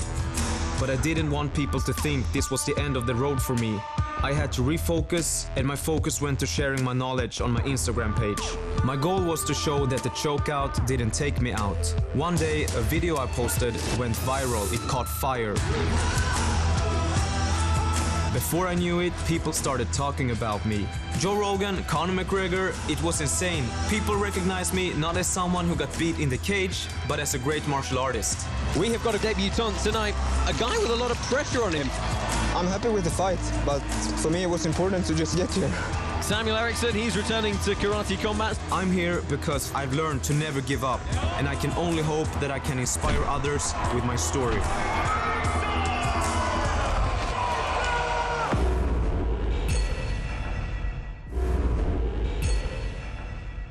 Je m'appelle Alexandre Bouderbane, j'ai 26 ans, je suis actuellement prof de karaté, je suis modèle photo et je suis là pour tout déchirer, pour gagner, vous faire kiffer. Mon premier combat à Budapest, il a été très rapide. Donc avant le combat, j'ai vu l'arène et je me suis dit, ça Alex, c'est pour toi. C'est pour toi parce qu'il y a les caméras autour, les gens qui te regardent, les gens qui te sifflent, les gens qui t'aiment. Ça m'a excité. Donc j'ai commencé le combat, je savais pas trop où j'étais, il me saisit, il me retourne. Et là, mon cerveau, hop, Alex, c'est maintenant ou alors tu vas mourir. Le karaté combat, c'est vraiment du pied-point, plein contact. Donc j'y suis allé, je l'ai tapé toutes mes forces et à la fin j'ai gagné. Je fais le combat, l'arbitre lève la main et là c'était juste normal. Il y avait ma sœur, il y avait ma chérie, on était tous contents. Je suis pressé de recombattre dans cette arène très très spéciale. Pour mon prochain combat, je vais me préparer encore mieux pour être encore plus fort, pour être encore plus beau, pour être techniquement au-dessus. Donc c'est simple mon gars, lève la garde haut parce que j'adore taper dans la tête. I'm not used to being able to reach someone from my own reach, you know? Yeah. Is this enough? It's perfect, yeah. This is probably good also since I'm doing the studio shoot, so I'm a little bit warm. When's that? In like 40 minutes. I think I have to. They said I won't be ready from 2:10. We should put up that post though, that was good. Stern. Oh shit. Why is he doing that? Yes. What the Bro is doing a men's physique competition out here. Oh, we have beef or something? Yeah. I mean, it looks like he. Oh shit. He's flexing on me. You see this? This is not even stage. I'm just here working out. And if these guys. Where did he came from? Karate Combat, get this guy in OnlyFans. What's going on, man? Bas, I feel like if you'd been there, you would have been cornering Ericsson and saying, "Lock eyes, show dominance." Well, I don't know at that moment when they start dancing to you and flexing if you want to lock eyes. You know, maybe give him the wrong impression. Dude, I think it's hilarious. But you know, like I said, if you look at the Instagrams, it's completely different. I don't know if flexing and everything is going to help you. I gotta say though, he's an athlete. He is. Bouderbane, and you know, he does these crazy things, so he does know what he does, but I think he should focus more on fighting than on modeling. Yeah, you may have got a hit from some of the VTs there. He has got some explosiveness, clearly. Luke, Samuel Ericsson, we'll start with him breaking this down. Look, he is incredibly dynamic. He's had a couple of bouts in the pit before. A little bit unsettled in the first one, really settled in the second. So looking to stay undefeated here. Yeah, thank you, first of all, for giving me Samuel Ericsson. So I know I used to model, but I'm gonna be biased. I'm gonna go for Ericsson. I think he's more of a fighter. I think he's got. I've seen. I was with him. I did some work with him, and he can see it. You know, like I said, it's always in the eyes of who really wants it. And I see a fighter in Ericsson, and I see a. I don't know what I see. I mean, look. So you know, what part of what you guys do when you come in and you take this third man position is you get to do some sensei sessions with the fighters. Have you had a good time? I mean, was it Ericsson you did some work with in your sensei session? Not necessarily sensei session. We did some kickoffs and some acting. I would say, you know, we did like some anime, or I don't even know what you call it these days. There's a lot of things, but. You know, it's interaction that Karate Combat is doing really well with is obviously branding and building and appealing. So, I mean, it's working. Yeah, certainly is. Bas, give you some more thoughts. Alexandre Bouderbane. Look, you know, we're making fun of him a little bit, but very, very good karateka. We've seen him several times before. All good all-rounder. Yes, and really weird, he says his opponent is not aggressive. But I didn't see any aggression in him as well. Yeah. And he says that his boxing is not that fast. I do believe that he's fast. He said also that this is the first time that he's taller than his opponent, and he's really going to exploit on that. He wants to use the distance, play the distance game, and he wants to fight much more because he haven't been fighting for a long time. He wants to get in the game because he really wants to go for the belt, he said. Yeah, I think, talking of belts, actually, I think we have some B-roll from the weigh-ins yesterday when Samuel Ericsson, who doesn't have too much of a traditional karate background, came in wearing a white belt. Yes. To antagonize his opponent, and as you can see, a little bit of a heated war of words. Yeah, he told him there, he said, listen, yes, I'm a white belt. Now you better win, because if you lose to a white belt. Put some pressure in there. Yeah, in fairness, Bouderbane just looked him in the eye and said, tomorrow. Yeah, like a very Ivan Dragonly-like. So the crowd are having a good time here tonight. We've got a live MC getting everybody having a good time, having a party. The VIP experience here, pitside at Karate Combat live in Miami, is not quite like any other combat sports event. Let's go ahead and take a look at some of the odds. Nick Kalikas, how are you feeling about this bout this evening? Such a fun fight. You guys covered it so well. The promo, everything about this fight. One of the most anticipated fights on the card for sure. You have Samuel Ericsson coming in as a hefty favorite. He's around -425 at bookmaker.eu. But the up-only gaming app, the fans are kind of supporting the Bouderbane side. You have the flashy style of Samuel Ericsson taking on the hard-hitting technical skill set of Bouderbane. So the Bouderbane app is getting a little bit of love, but the bettors at the sportsbook are favoring Ericsson. So this one is not going to disappoint, I guarantee it. Yes, thank you, Nick. We don't think any of the top fights on this card tonight are going to disappoint. Just for those of you at home, we are actually waiting for a doctor to come back pitside. Of course, medical safety in any combat sports promotion, particularly in karate combat, is of the utmost importance. We cannot continue until a doctor makes his way pitside from addressing some of the needs of the fighters. Earlier, we'll hopefully get underway again very shortly for you. Bas, 2 more fights coming up this evening. Edgars Skrivers is up in action next, and that's a really interesting clash of styles with Gabriel Varga. I can't wait to see Skrivers back, especially after this last fight. You know, he lost the fight against Rocha. Rocha actually stopped him, and a guy like Skrivers is the guy who comes home and he will put a picture of whatever opponent he has next on the mirror, and he's going to start training Rocky style. He must do all the crazy stuff. He's a tough guy. He's always moving forward. He breaks his opponents mentally. And that's what he's going to try to do, of course, with Varga, which is going to be a hard thing to do. Yeah, as we see some of the previous fight footage here from our former lightweight champion, Edgars Skrivers. You know, he said to us in the interview process, the game plan is the same. I come forward, I smash. I come forward, I smash. He doesn't know what hit him, I smash. Looking like a smasher. Yeah, the question is, you know, Luke, it is important to be able to adapt mid-fight if the need arises. That perhaps is something that Skrivers might suffer from struggling with a little bit. Yeah, no, adaptation is a sign of a true champion. You got to be able to read, adjust, adjustment, adaptation, adjustment. That's where you see the best, the best, the best. You're able to read, digest, and move on and move forward and move around. John Jones does it so well. You know what I mean? You see the strategic change from round to round to round and what you need to do. Yeah, and that's something that Gabriel Varga does very well indeed. His opponent tonight. We'll talk about that a little bit more after this bout, but I'm assured that we have a doctor pitside. We can now, of course, continue. This is Alexandre Bouderbane and Samuel Ericsson. Samuel Ericsson from Sweden versus Alexandre Bouderbane from France. Samuel Ericsson and Alexandre Bouderbane are stars on social media. Samuel Ericsson likes to hit the bag, kick the bag as fast as no other human can do. The things that he does, everybody believes it's sped up. You know, there's nobody that fast. But he's really that fast. In the meantime, Alexandre Bouderbane likes to get out of the bed and show his day, how everything is going on, and show how handsome he is.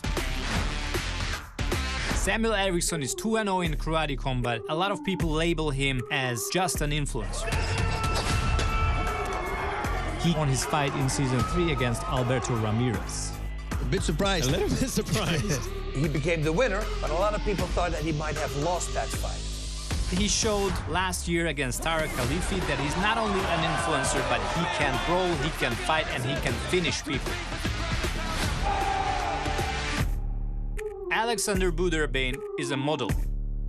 He looks good, he is strong, but he can also fight. J'ai combattu plus de fois en général. Quand même, à la base, je suis champion de France de karaté. He's jumping in a pit for the 6th time now, and he doesn't care how he's gonna come out of the pit. The only thing he cares about is to beat Samuel Ericsson. Si je mets un KO rapidement, ils vont parler de flash. Samuel Ericsson, after his last fight, he said, Alex called me out and I accepted the challenge and I'm gonna show why I am the better man. Je sais pas pourquoi en fait il a accepté de base. Je pense que Samuel croit que ça va être un combat facile. I'm very explosive, so I really think my opponent will have a problem handling that. Donc je pense déjà dans l'attitude du combattant, je suis meilleur que lui. Those guys, they match up perfectly. Both guys have incredible kicking technique, high velocity, speed, power, they got it all. I would say this is a great matchup in terms of styles. Je pense que le combat va être très chaud, très serré. I think we're going to see a kicking contest. And whose kicks are going to land first? I guess we're going to find out.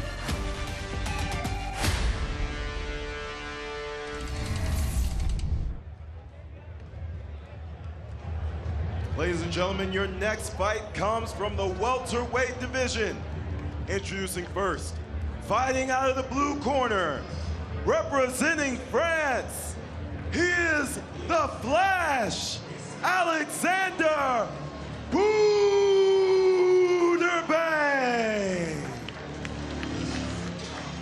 So the very well manicured Alexandre Bouderbane makes his way to the pit here. The 31-year-old Frenchman is bringing in a 2-3 record. As you saw from some of the footage there, he's very, very powerful, very dynamic, and he will absolutely get stuck in as needs. And his opponent, fighting out of the red corner, representing Sweden, he is Samuel Ericsson. Samuel Ericsson, 3rd time in the pit for him, undefeated so far. Had a somewhat controversial split decision win over Alberto Ramirez back in 2021. Really good TKO win over Tarek Khalifi in December of last year, though. And he's really embraced moving into the more competitive side of his martial arts with karate combat. Extremely, extremely dynamic. Tape for this one, the Flash Alexandre Bouderbane. There you see the record. Only standing 5'8", but he is going to have a slight height and reach advantage in this bout.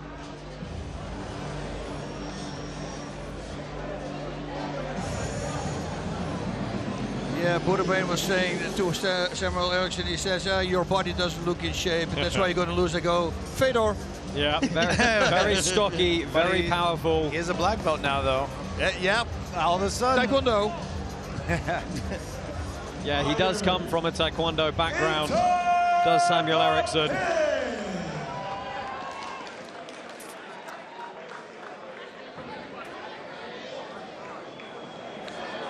Karate Combat 40 is powered by Hedera. Alexandre, you ready? Samuelson, you ready? Let's get after it. Bobby Wambach, your referee for this one. Black pants for Ericsson, white pants for Bouderbane. 3 threes on the clock if they need them. And you can see the odds there with our Karate Token voters. Heavy, heavy favorite for Samuel Ericsson.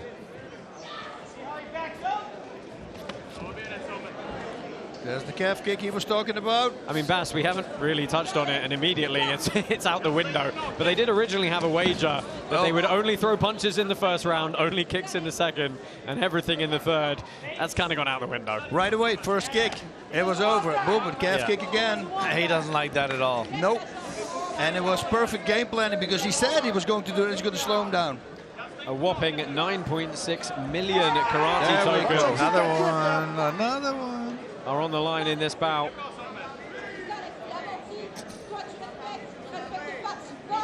Don't stop playing the game. Just keep doing what you're doing. Bouderbane might surprise us suddenly with this crazy freaking kick. Yeah, I mean, Bouderbane carrying his hands a lot lower generally. Much more reminiscent of that traditional karateka stance.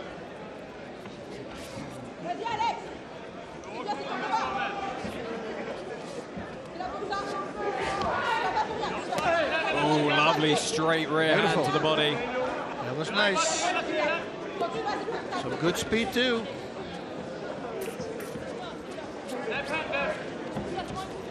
I mean, like, you know, Bouderbane is absolutely shredded. Just look at his back muscles. Okay. Goes up high this time. Oh, Ericsson caught him on the counter.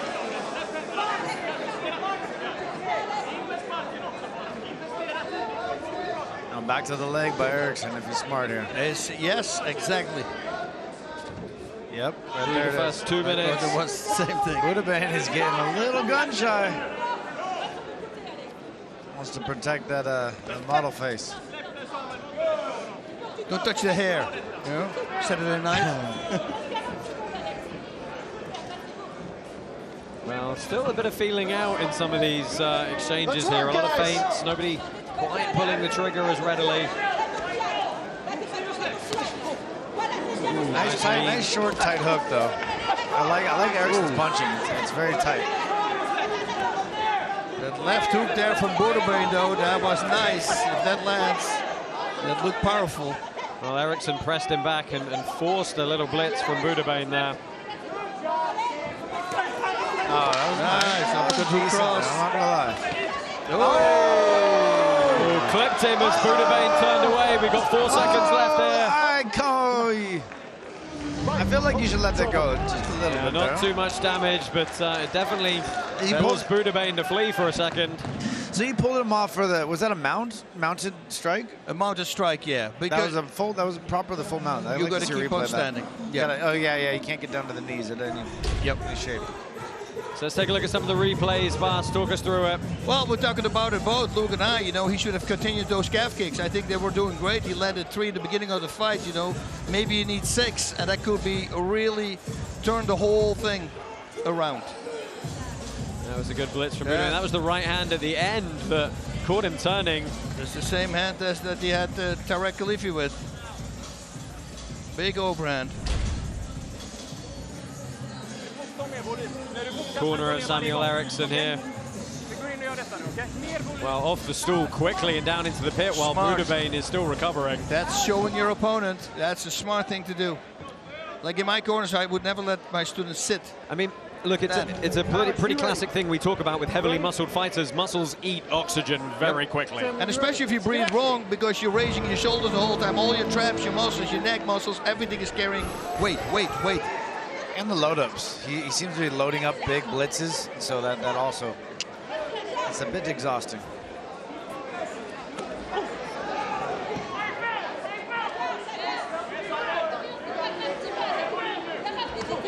Nice, there you go again. I think his corner set the same Couple thing. more of those and this fight will be done. They're discussing amongst themselves borderline.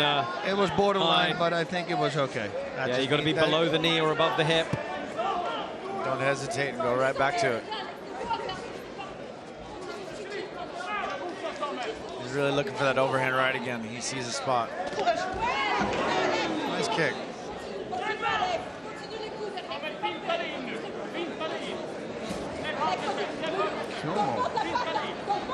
Gotta fire. Up.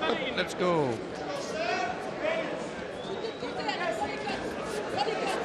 Ericsson's just hunting down that overhand. That's his weapon. Yeah, he's done a good job of showing aggression to control the pit as well. Force Bouderbane backwards repeatedly. And cutting him off right away, that was nice too. Slipping that punch was nice. He's got to go back to that kick. I was going to say the same thing. I mean, he was doing so well. That was slower than round number 1. Yeah, very decisive, obvious change in speed from Bouderbane here. That was nice, that left hook. He's got a good left hook. Oh, there you go, landing it. Well called, Bas. Yep. In round number 1, he nearly connected, and that was a hard hook. But his cross is a little slow there now. Not as fast as in round number 1. Closing in on 1 minute left in this second round.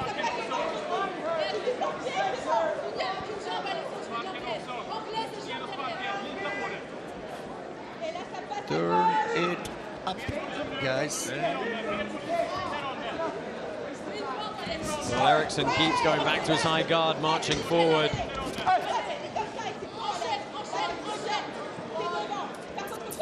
Say overall, both guys staying very composed throughout these exchanges.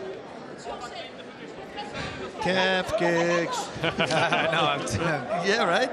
You go like, dude, it was so frustrating. effective. It's frustrating. You got one warning and he stopped going to it. A little bit of wear and tear on the face of Ericsson now. Go into that kick. Oh, got him on his heels. And that's something we've talked about in previous events, isn't it? You push them back just enough and they get surprised by the bottom of that pit wall. Yep. Beautiful high kicks there. Well, second round ends, touch of gloves, sign of respect, but still perhaps all to play for? I think so. I think they need to start firing. I think that Ericsson probably is a little ahead on points. I don't know for sure. Round two could have gone either way, right? Yeah, Luke, what are your thoughts on this bout so far? Who do you think's got the momentum at the moment? I mean, I still like Ericsson. I think he dominated the first round. He let off the gas pedal a little bit in the second, but I believe he dropped him, right? Yeah. I think you're still gonna get. I'm still gonna give him 2-0, but he needs to push on the gas pedal and stop giving him Bouderbane confidence. Yeah. Yep. Do you think perhaps Bouderbane needs to have a little bit more offense, be first to the shot now? That's what he needs to do, and throw the 1-2. If he throws only across, it's kind of slow, but if he throws the 1-2, it's a much faster combination. So he was good with it in round number 1. He should do that again now in round number 3. Scoot back. Scoot back. Scoot back. Alexandre, you ready? Sam, you ready? Let's get after it. Karate tokens are available for purchase in most jurisdictions. Go to buybit.com to buy karate tokens today and play Up Only Gaming at KC41. Up Only Gaming is no loss, but karate token price will vary. That was a great kick there. Now Bouderbane going to work with the kicks now. And smart also, the second one going to the head. Why did he stop?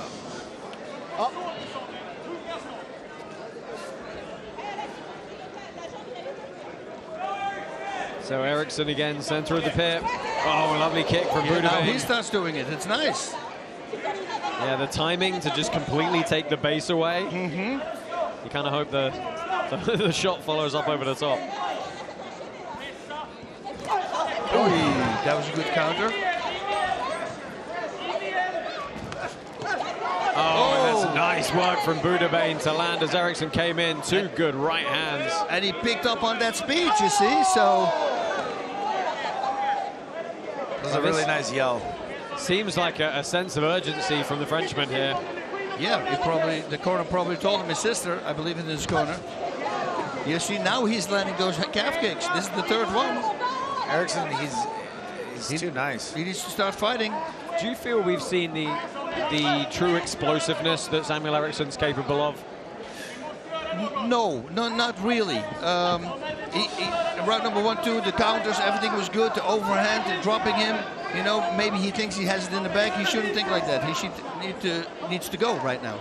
Are you referring to his viral videos? Yeah, the fact that he can do these huge spin kicks, he can unleash that kind of power. It's one thing to do it on a bag. It's another thing to do it on a live beam. As Bruce Lee would say, boards don't kick back. And that's the same with bags.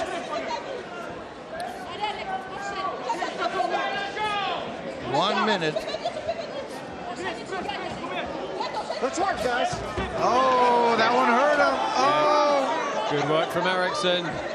Into the final Go right back here. to it. Go right back to it. He's got him. I mean, there's a really good chance we could go to a sudden death fourth round here. Yes. Yeah, they should here. Oh, lovely work nice from Bouderbane. Nice. He lands on the blitz. He backs Ericsson up. The Swede is absolutely rocked. Axe kick to the neck. Oh, Ericsson is trying to hold on That's here. over 5 seconds. What is he doing? No, you're not. No, back. Yeah. Oh, shit. 17 seconds. Can the Frenchman put Ericsson away? Ericsson flying back with that shot. Oh, heavy breaths. He's got 8 seconds left. Maybe he thinks that flurry was enough. Big blitz, Ericsson survives. This could be a 4th round now. Give me 4. I want 4 now. Oh, they're acting like the round's done. Hey. Oh, give me a 4th now just to see their faces. Yeah, just to see it, please. Oh, Put some romance behind it. Wow. Well, I'm sorry, replay crew, who have suddenly got to find that last 20 seconds. But we would like to see it again, please. Dude, Bouderbane completely changed to that last round. That was nice. Yeah. Look at that was a good kick from Ericsson, but the majority of that round was absolutely Alexandre Bouderbane. And there was the big right. The big right. Oh, that stunned him. Yeah, and then again. Man, big power there. This axe kick to the neck as well. That was axe kick was cool. Here we go, blitzing back. Wow, that is crazy ground and pound. It's just unloading power. Boom, look at that. Just barely missed the head there. 2 inches higher.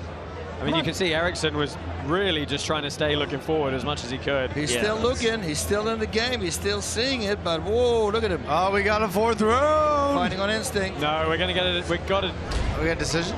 I think we got a decision here. We do indeed. Good fight, guys. Let's go ahead down into the pit, make this one official. We're all still a little unsure, I think. Yeah.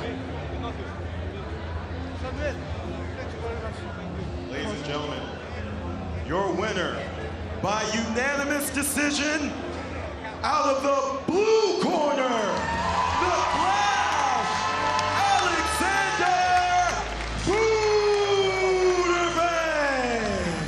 Well, he showed the flash in the last round. That was great. He should fight always like that. I know, right? That was crazy. That's a complete different guy. Yeah, it just really surprised us in that 3rd round. But look, we talked about adaptability in an earlier bout, right? He had the fight IQ to know he needed to throw everything down in that 3rd. Well, let's give him a moment to compose himself. There we go. That's the athlete, as we said he was. I'd like to see him do it from the top deck, please. Yeah, Mardhi did that. I can do that. I'm going to hold you to that after the show. No. So again, nice show of respect from the two guys who, to be fair, have been having a pretty legitimate war of words on social media. Alexandre Bouderbane, victorious, is going to get a few words pit side with Layla. First, a hug with his sister, who's kindly going to translate for us tonight. If you just turn around and face the camera this way, and please do not step backwards. Congratulations. First thing first, you guys had a pact where you'd only punch for the 1st round, and the first thing landed was a calf kick by your opponent. Did you expect that? So the pact where they were only going to punch for the 1st round went out the window. Was that what he expected? Est-ce que tu t'attendais à ce que le pacte que vous avez passé et que c'était que des coups de poing normalement au premier round, est-ce que tu pensais qu'il allait pas tenir le pacte? I don't know. Je vais dire en français alors. Non, je pensais qu'on allait commencer à boxer en poing. Vraiment. Moi, je suis resté dans ma ligne de conduite. J'avais dit le premier round juste en boxe. Et je l'ai fait. Et je trouve que je me suis super bien débrouillé d'ailleurs. I said I followed the pact. I stayed in a punch only for the 1st round. And I think that I did well. Oh, you absolutely did well. Tell me how you felt going into the 3rd round, because the pace was changing. Comment tu t'es senti? Entre le premier et le 3e? Ah, le 3e, j'ai pas compris pourquoi l'arbitre m'a pas arrêté, parce que Samuel a pris des flash punch dans sa figure. Et je pensais que je l'avais mis KO. Il titubait, je le tapais toutes mes forces, il s'est du nez. J'aurais aimé le bonus du KO, mais je pense qu'on a fait un très beau combat et ça me suffit pour aujourd'hui. I don't know why the referee didn't stop the fight, because Samuel wasn't able to breathe, wasn't able to do anything, he was bleeding, but and I flash punched him, but I think that this fight was very well, so no worries if it wasn't a KO. It's quite a statement you made today, especially against such a big social media star. What does this win mean for you and your modeling career? C'est une star des réseaux sociaux, etc. Qu'est-ce que ça veut dire pour toi d'avoir gagné contre lui? Yeah! I am happy, just happy. Very happy. C'est 2 ans de travail pour atteindre ce niveau. Et d'ailleurs, je remercie mes partenaires de la boxe, du team Baron. Luc, évidemment, mon gars, franchement, merci beaucoup. Louis, pareil, enfin bref, tout le monde de la boxe. Kiki, merci. Et merci aussi mon club de karaté. Mais qu'est-ce que ça veut dire pour moi de gagner contre Samuel? Ça veut dire que je suis pas qu'un mec des réseaux et vous l'avez vu que je suis un guerrier dans le pit. I thank all my partners in box. I thank Luke. I thank everyone in the Karate Work Baron. I thank everyone in John aussi. And John. And I thank everyone in my karate club.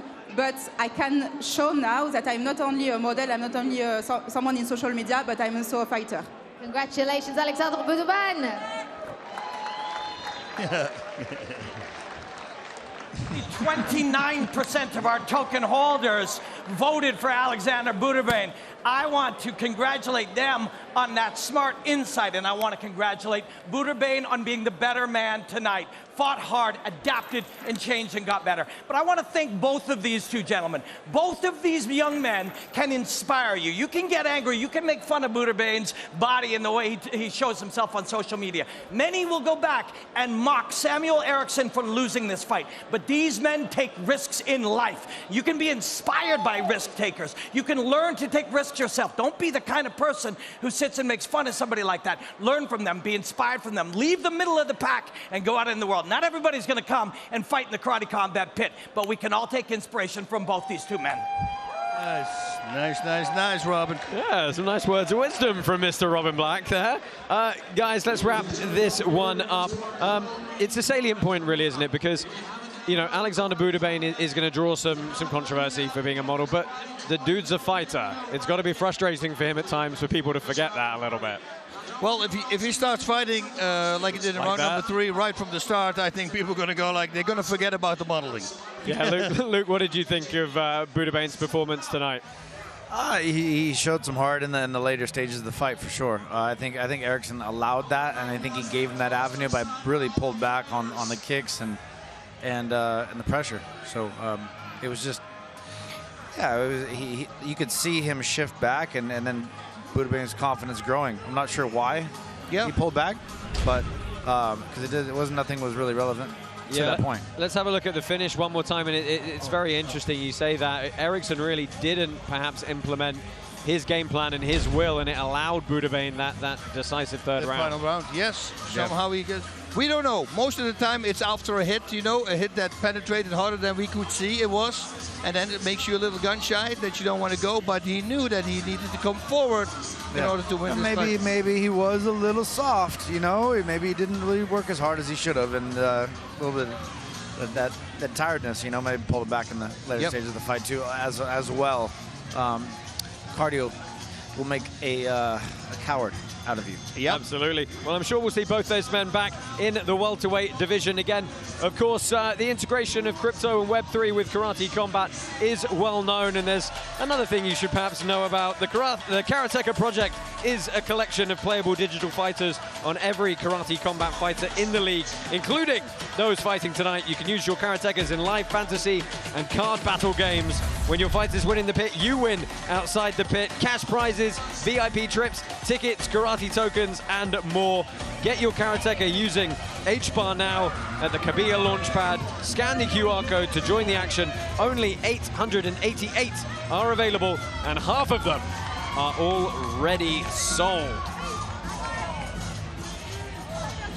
Right, fans are having a great time. We've got 2 more unbelievable bouts coming your way in the co-main and the main event. Take a look at this video, and we'll join you again in a couple of minutes.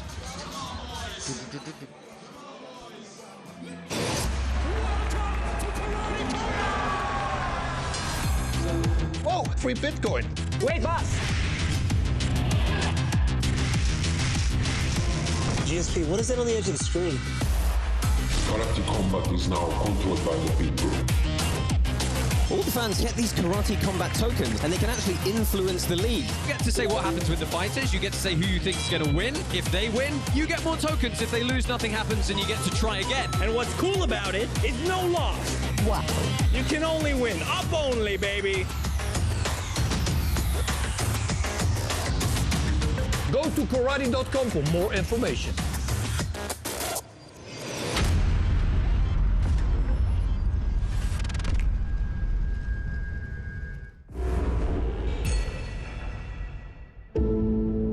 I started karate at about 6 years old because my father insisted that my brother and I both got our black belts. Varga is a piano-playing, meditating, fun, nature-loving guy. Never had a street fight, and I base that solely on the fact that I have that ability to control my emotions and go, I know I can hurt somebody, but I don't need to do it. Gabriel Varga was a Bellator and a Glory champion. Over the past 15 years, I've basically fought for all the premier kickboxing organizations, picking up belts. He's got so many belts, basically more belts than our fighters have fights. I want to do something that stands out, something that's different, and going and winning another kickboxing belt doesn't really help me accomplish anything else. Being able to go to Karate Combat and become the champion there, that's basically the goal right now.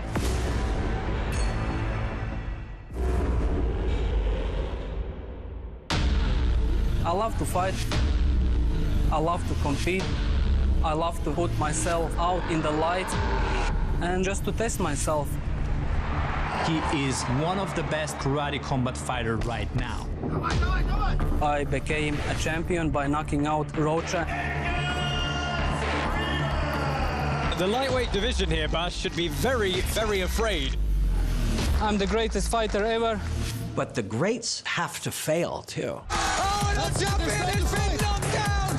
Maybe he will have underestimated his man. The first champion in Karate Combat to be dethroned. The previous loss only made me a better fighter. He believes he is the mentally strongest fighter on the entire roster. And Edgars Skrivers rebounds from his loss. Luis, I'm coming for you. Oof. Well, both these guys coming for the champ at the top of the game. Let's go ahead and take a look at the rankings for this lightweight division here at Karate Combat and see where these two men in this co-main event fall in those rankings. And there we see our champion, the Pitbull, Luis Rocha, that massive 9-2 record. Edgars Skrivers, former champ, in the #1 contender slot at the moment. But of course, hot on his heels, the blessed Gabriel Varga in at #2. Some familiar fighters below that. Of course, you can influence the rankings by getting involved on our Karate Combat app and getting involved with the other token holders and finding out where your fighters are going to sit. Guys, this is a fantastic main event. Bas, I'll start with you. Gabriel Varga. Surgical is kind of the way we tend to describe him. That's it. I mean, everything is thought about. Well, whatever he's going to throw, he set that up.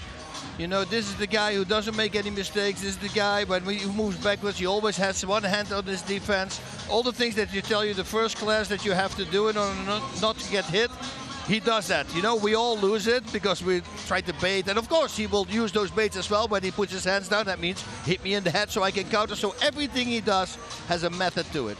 Yeah, he's technically incredibly, incredibly sound. His opponent tonight, though, Luke, Edgars Skrivers, former champ. He has one gear. It's basically come forward and hit.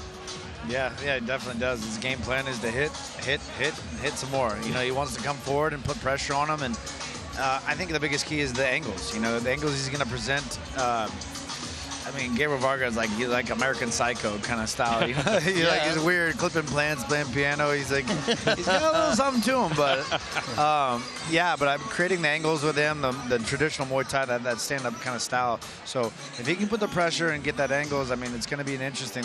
I'm excited for this fight. This is probably one of my most excited. Yeah, this is a fantastic clash of styles. Nick Kalikis, what are you telling us on the odds for this one? Great fight ahead. We have one of the most credentialed strikers on the planet, of course, in Gabriel Varga, as you guys mentioned, coming into this fight. A lot of insiders believe he's the uncrowned champion of this weight class. But Edgars Skrivers is going to have something to say about it. The former champ, and in my opinion, pound for pound, one of the best fighters on the roster. The odds open -450 for Varga, but they've since come down a little bit. Backers are betting on Skrivers to get this fight done, and also the token holders are going that way as well. As far as the app goes, it's almost a coin toss. So there's tremendous tremendous amount of value at the betting window on the Skrivers side, but Varga still holding a solid steady around 80% at the betting window. There are 20 glorious, wonderful karatekas in this arena right now, and this is number 9 of 10 scintillating fights. But my friends, this one is special. Behind these doors, Gabriel and Edgars are getting ready right now to present you some wonderful martial arts. Let's take a look at their fight stats of the two of these. A lot of interesting numbers in their background. Both go to the body exceptionally well, but both move their targets from the floor through the core and up to the head. Let's take a look at some footage of both of these two brilliant martial artists that I've prepared to break down for you. Gabriel Varga versus Edgars Skrivers. These two guys are gonna give us some beautiful, beautiful martial artistry. Skrivers is a very smart fighter, but he's incredibly hard to predict. Watch as his man retreats, he moves in, and as he rotates out to his right, he spins big and lands. He will come at you from unseen and unpredictable angles, as you will see right here, as he leaves the safety of the earth and flies up and over. Edgars Skrivers is unpredictable, incredibly dangerous, and innovative and improvisational in real time. Yes, he is a dangerous, dangerous man, but Gabriel Varga as well is so unbelievably skilled. The book on Varga is that he's a tactician and a technician, but he has been a dog here in karate combat. Take a look at this moment. He reads the future here and is already kicking before the crescent kick is moving up. Bink gets in behind the leg and drops his man to the floor. Here, when a moment of separation takes place, he will rattle off that left hook with full commitment from the hip. This is a skilled man, but like I said, through his karate combat fights, he has been a dog, attacking the body, attacking the organs, and painting a beautiful picture with blood on the canvas of this karate combat pit. Will it be Skrivers or will it be Gabriel Varga? Who's ready for the co-main event? I can't hear you. I said, who is ready for the co-main event? Let's do this one. Give us the head-to-head.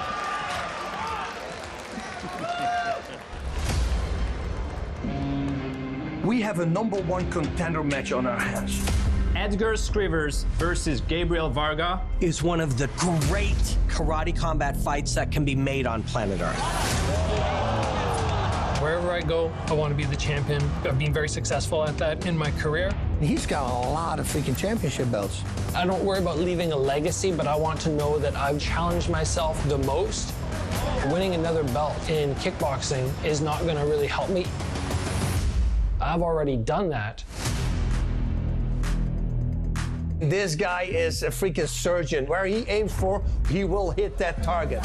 He's one of the best strikers ever. One of the most pure martial artists we've seen in the karate combat pit. But can he do something against the Bear Slayer? Bear Slayer is a bad man. He's a really bad man.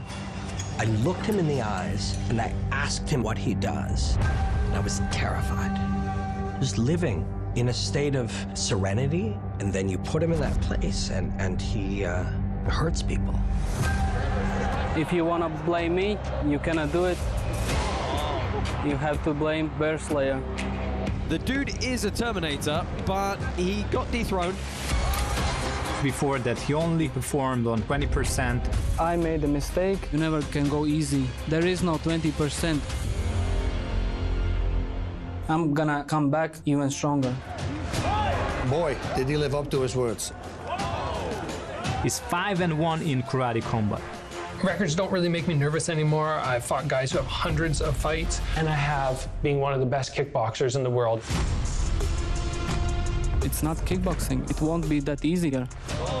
Like you saw in the fight with Bruno, he took some damage. So I learned a lot. Tonight, there's adjustments to make. And now he's ready for the title. But he has one challenge before that, and that is Edgars Skrivers. But his style is not that difficult to figure out. There's only one thing that he really does. Just put me forward the whole time. No matter who is the opponent, just going in, having fun, and smashing people. Everybody always comes to knock you out after what I've accomplished. I don't know if anybody's knocking me out here. It doesn't really matter. I'm gonna go there and smash him. And I'm confident whatever promotion I'm at, I'm going to get the belt. I've done it every other time, and there's no reason that it shouldn't happen here. After this, you can run, but you can hide. Luis, save that belt for me.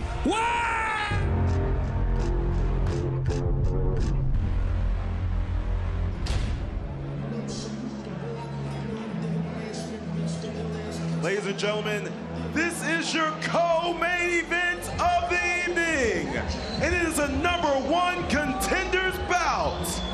Introducing first, fighting out of the blue corner, representing Latvia, he is the Bear Slayer, Edgars Skrivers.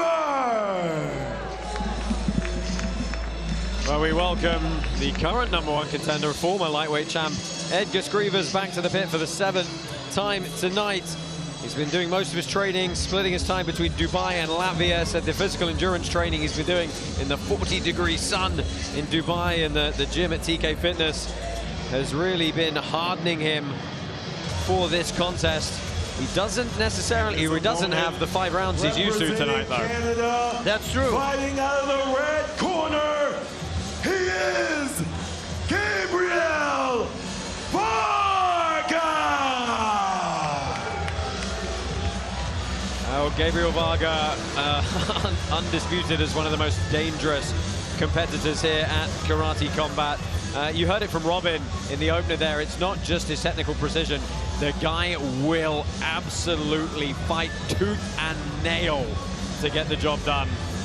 Currently the #2, the very slight favorite in our Karate token holder odds. Woo.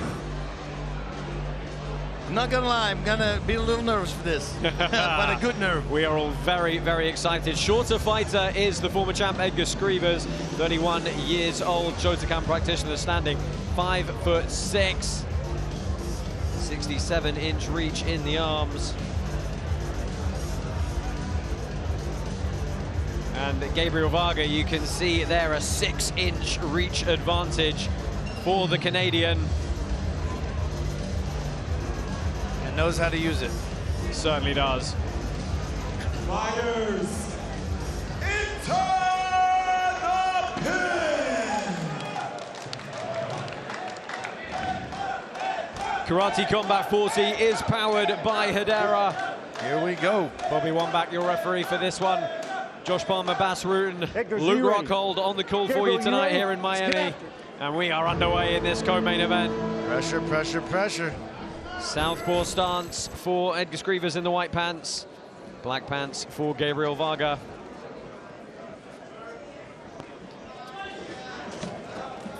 Yeah, he's got his game plan. Now Skrivers trying to out-muscle Varga in the takedowns early. I like this a lot. Oh, and landing some ground and pound. Great game plan by Skrivers here. Yep. Get up. It was That's what he needs to do, a smart fight. We actually saw for the first time in Varga's last bout against Tommy Azuz the power he does have in the takedown department. Oh, yeah. We did wonder how that would affect him, but... he's waiting, and he's going to get under it. Edgars Skrivers, a lot of professional mixed martial arts experience as well. Yep. He's going to slow him down here, and then he's going to get off. Oh, that knee landed well. That was nice. So is this... This is not a game plan we usually see from Edgars Skrivers. Mounting on the wall, but mounting on the wall is legal. It's like two standing opponents. You're not down. Yep. Even a knee to the face, yep. So they...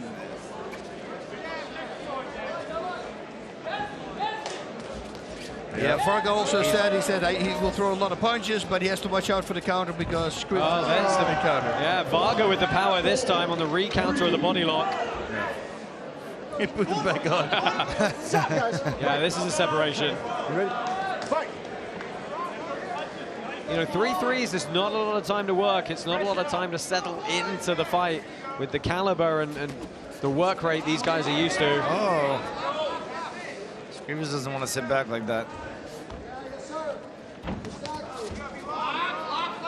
Skrivers is fighting different, though. He really is. He is letting him miss. He was fooling everybody.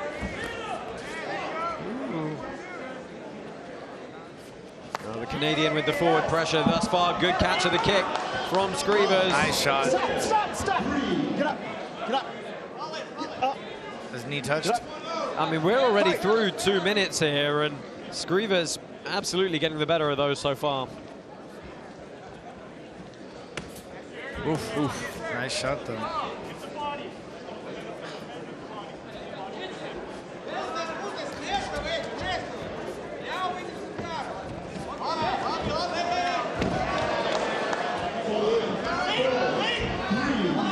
Oh, good ground and pound from Skrivers here. Goes knee on chest, almost knee on clavicle.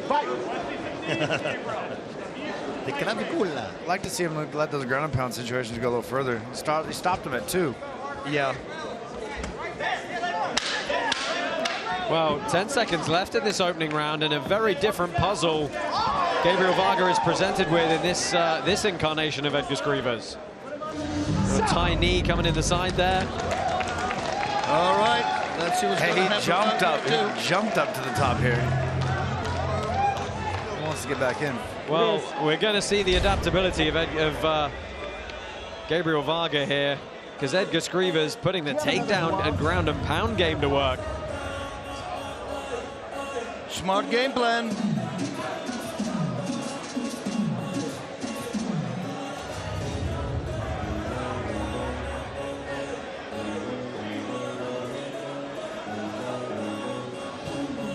Look how quickly he popped up to try and land the ground and pound as well. As we take a look at some of the replays here.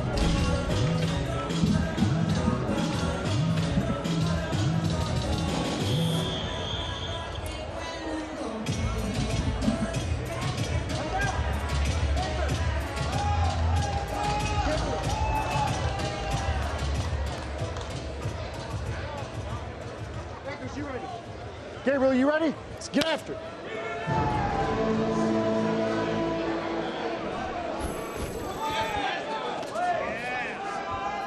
So second round underway here. Varga with the center of the pit.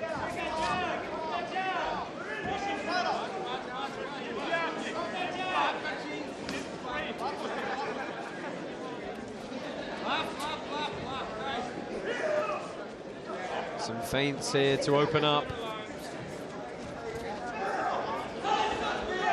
Tweets coming in thick and fast here.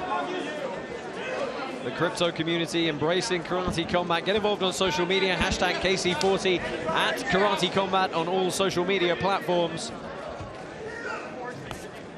Gabriel Varga, Edgars Skrivers in a very tight and tentative battle here.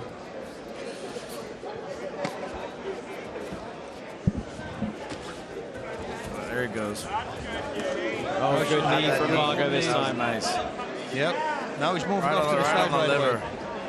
He's got that precision striking. The fast kicks.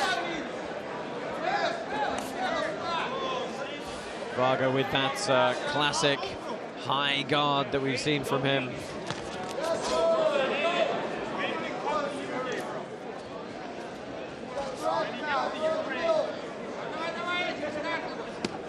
Watch that kick.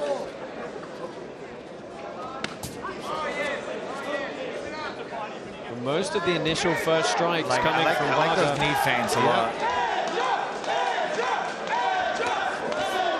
Well, that was better from Varga. Those two found their way through. Yeah.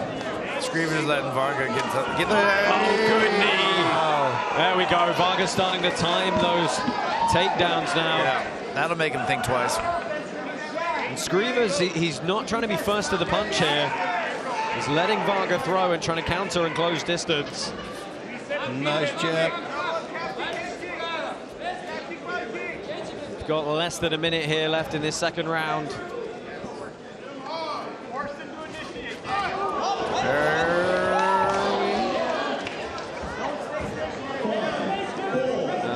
Skrivers trying to land a big knee there on the way down. Get up.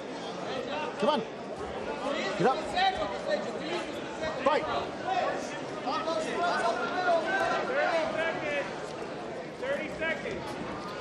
We're into the final 20 seconds here. Again, Skrivers fails on a takedown. Trading knees in the middle of Varga fires back with a big combination, starting to open up a little more here. He knows the rounds are close. Skrivers snuck a couple of clean punches in there on the way Oh, out. yeah. Well, a much better round for the Canadian. You think probably tied up 1-1? Yep, I think so too. Well, it's going to be a very interesting third. Let's take a look back at some of the replays. Our middleweight champ, Ross Levine, pitside here, enjoying all the action. Replays from that second round. And Varga just generally first to the punch each time. He set that up with the cross to the body. It's one of my favorite combos. I want to see that knee. Yeah, there was one big knee, particularly when Skrivers closed distance and Varga met him on the way in. This is the corner of Gabriel Varga.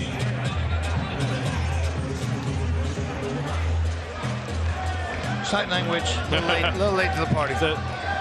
Just, you know, glares and stares is how they communicate. So look at it and go, okay, Gabriel, you yeah, ready? okay. Let's get after it. Now.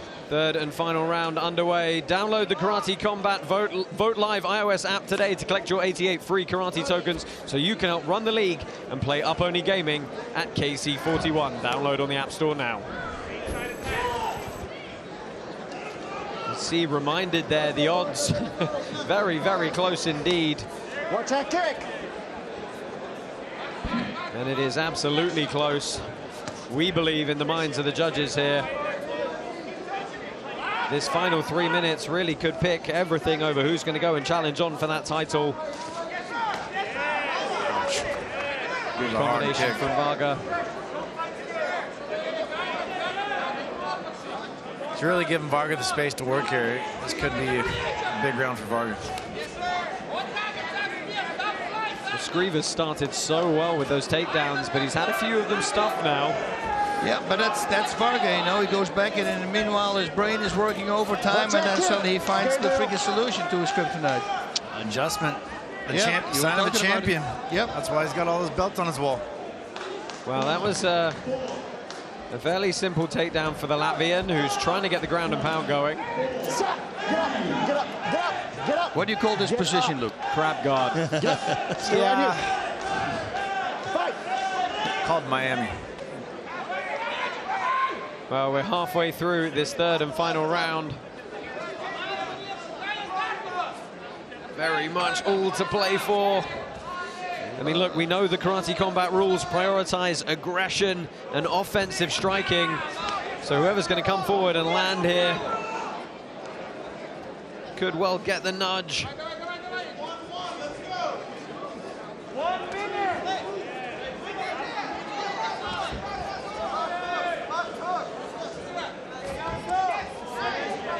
Varga again going low on those kicks. He is landing them the whole time. It's interesting, isn't it? We talk about adaptability. Once he got that front kick caught up at the body, he hasn't thrown another upper body kick. Yeah. Since then, he's solely focused on the calves. Smart.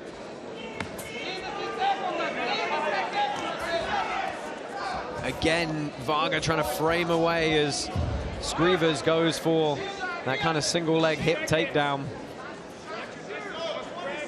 It's really a double. He's just doing it with one hand around the hip. Nice. Got him. Beautiful. That was well done. Wow. That's a good combination as they open up here. 12 seconds left. Good spinning back kick. Oh, Varga tries again. Skrivers. Oh, this is going to be so close. I think we deserve a fourth. I think we deserve a fourth here. Yep. Oof. Me too. Wow. I think the boys they might have a fourth. Well, that just about parried from Varga, and they're running into that kick. Good spinning back kick. That was really nice. And that was a good combination from Varga. And another beautiful kick, and now the spinning kick from Varga to the A little net. wide, but it's landing, huh? Yep. Nice short shot. Oh, this is so close. Bas, thoughts? predictions? It's a hard one, man. It's a really hard one. I don't know. I mean, we're all agreed it was 1-1 going into the third. Yeah. Right? So, I don't know. No, with the just back kicks at the very end that he connected with, you know. He pushed the pace and tried to, I think a fourth round. Well, let's see. We are going to Yes. Okay, good. I'll stand up for that one. Oh! Gents, you're saved from the predictions. Very happy. Now, this again becomes interesting because to remind you how this works at home, the rest of the fight does not matter. It is entirely down to this final 3 minutes. Who's going to bring the offense? Who's going to bring the fire? Who wants this #1 contender spot more? Watch that kick, Gabriel. This is everything you've got, every output you can muster.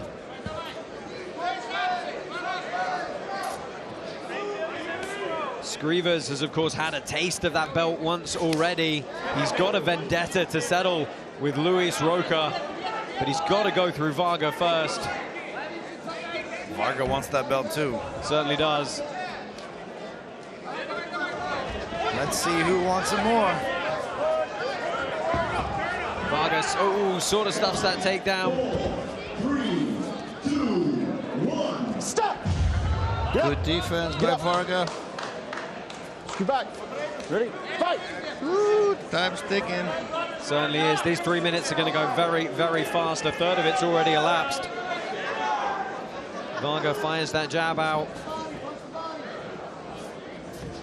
All about offense here. By the hair of his chinny chin chin. Well, a lot of hair on his chinny chin chin. Chinny chin chin. Minute and a half left here.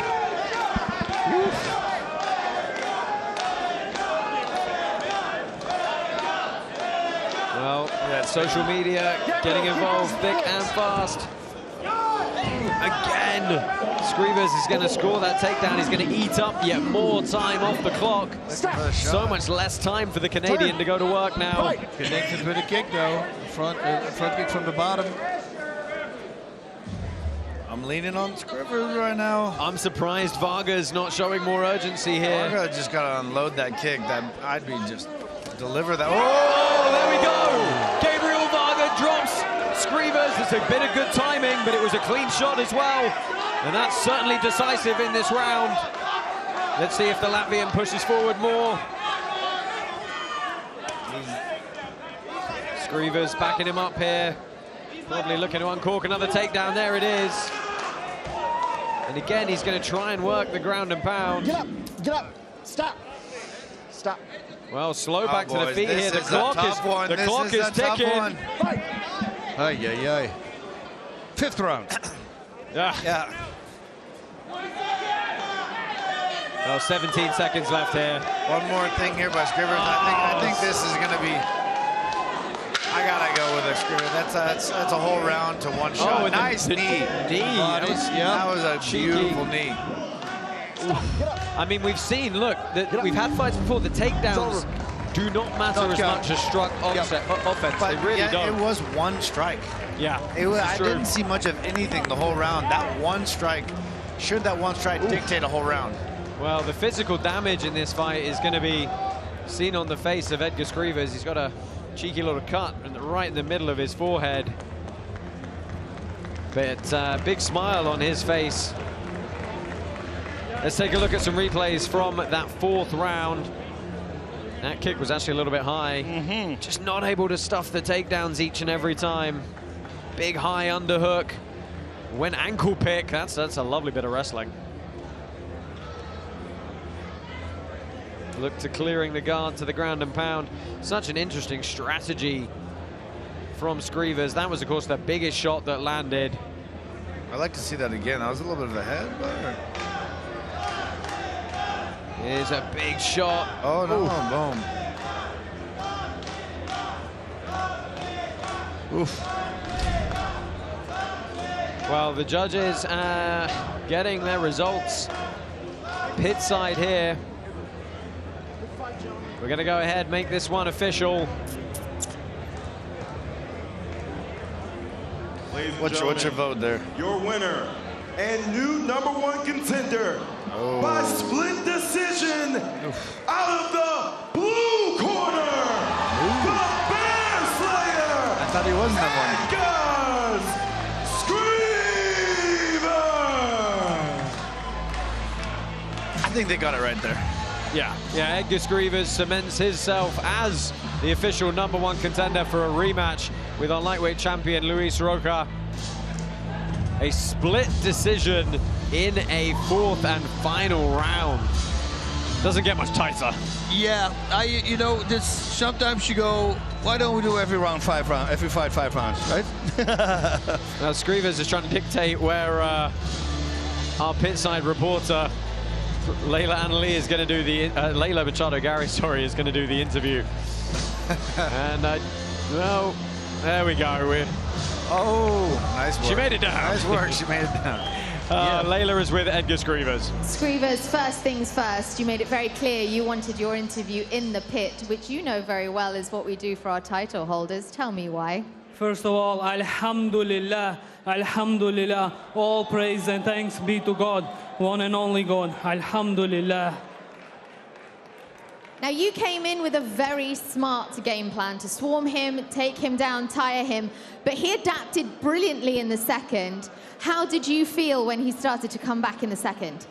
This was not #1 contender spot. This was for the championship. This was for the championship. This is the real champion. Luis, I'm the real champion. Look at you. Look at the topology. Even in there it says you're the interim Happy Meal belt champion. I'm the real champ. Why are you running all the time, man? Why are you running, man? You want to fight me? Come to Dubai, Habibi. Boogeyman is coming. Ah! Congratulations. You know, within the spider web of complexity that is Japanese martial arts, that is karate, people think of the punches and the kicks, but they don't realize just how much there is with the grappling and the controlling of the body, throwing someone to the ground and finishing them on the ground. That has always been an element of the beautiful complexity of karate. And those dimensions is what allowed Edgar Skrivers to win this fight, being so broadly multi-dimensional within that spider web of karate. He was able to take Gabriel out of his game, take him down, and land punches on him. It was a beautiful, beautiful display of the full spider web that is karate. Peter Parker. The full spider web indeed. Bas, Luke, let's wrap this one up. We've got some stats and some replays coming this way. Here are the fight stats. You got to say, overall, the fight as a whole heavily favoring Gabriel Varga, but it came down to that 4th sudden death round, and Edgar Skrivers nicking it. Yeah, and if you look at the takedowns, right? I mean, the attempts 19, he had 9 takedowns. I mean, then landing the shots on the ground, so he was doing something good with it. That got him the victory. Yes, sir. He's the bear. The Luke, bear Slayer. The bear slayer. The bear slayer. Slays bears. You got to take him to the ground, you know. Hey. I was going to say, what did you think about the game plan? It's not what we've seen before. He came out and, you know, he stuck to it. He got it working, went through some adversity, paid dividends for him. I think he saw the openings in the previous fights with Varga, and he knew right away he was going to get inside and like make him hesitate on those strikes. He had that length and that distance, and so he got under it, put him where he wanted. He had some really clever like ground and pound, like sneaking knees in there. Oh yeah, I really liked that. That was really nice. I really liked that. Something we certainly haven't seen before. That does it for our co-main event. Alex Wendling is pitside with social media creator Logan Chitwood. Yes, not just any social media creator, Karate Combat's favorite content creator, Logan Chitwood. Man, we just saw a lot of action. How badly did you want that last fight going into a 4th round? I would say every fight I want to go to a 4th round if it needs to be there, and I wanted that one to go to the 4th round, and it did disappoint. And now we have a great main event coming up. The last time you were here, or the last time you saw Rafael Aghayev fought, he kind of shocked the world and got a great win over Raymond Daniels, a guy with a big height difference against him. So what are you expecting for this main event tonight? You know what, when you see Rafael fight, you didn't expect him to do that against Raymond Daniels. It's like, wow, you know, Raymond Daniels is the GOAT. I saw him last time. But tonight, man, this is going to be action-packed. I know both guys, Quayhagen and Rafael. I've done skits with them. It's going to be a blast of a fight. We're going to see some fireworks, and I can't wait. And you did a lot of work with Rafa, and it got a lot of content created. Where can people find it?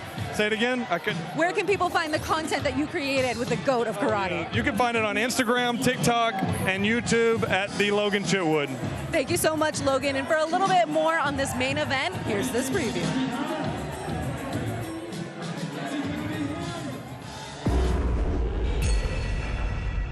A couple years ago, I retired from MMA full contact. I didn't have the time to put in the training for jiu-jitsu, wrestling, striking.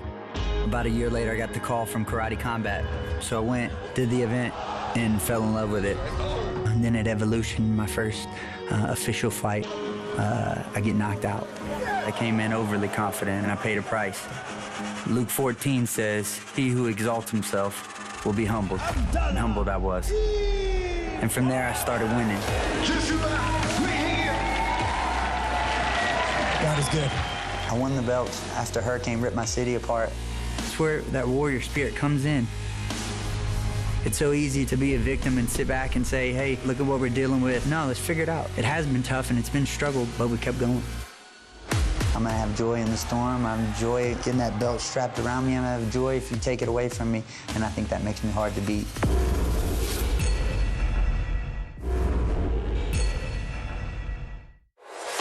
Rafael Aghayev was one of the first guy who ever fought in the karate combat pit. This guy is 5-time world karate champion and an Olympic silver medalist. Demiyorlar ki, əvvəlki karate növündə bütün medalları əldə eləmişəm. This isn't the Olympics. Raymond Daniels taking on Rafael Aghayev. Aghayev hasn't been tested like this before. Everybody said, like, this guy has no chance because he's so small. Raymond Daniels is walking in there with zero fear. Don't blink, ladies and gentlemen. Ready? Fight! Oh, there we go. That's where it's dangerous. That's where Aghayev is very dangerous and close range punches. Big left hand from ground and pound. Daniels having to defend. Oh, again, catching the kick of the sweep into Daniels is hurt. Yes. It was a night that favors sort of the underdog.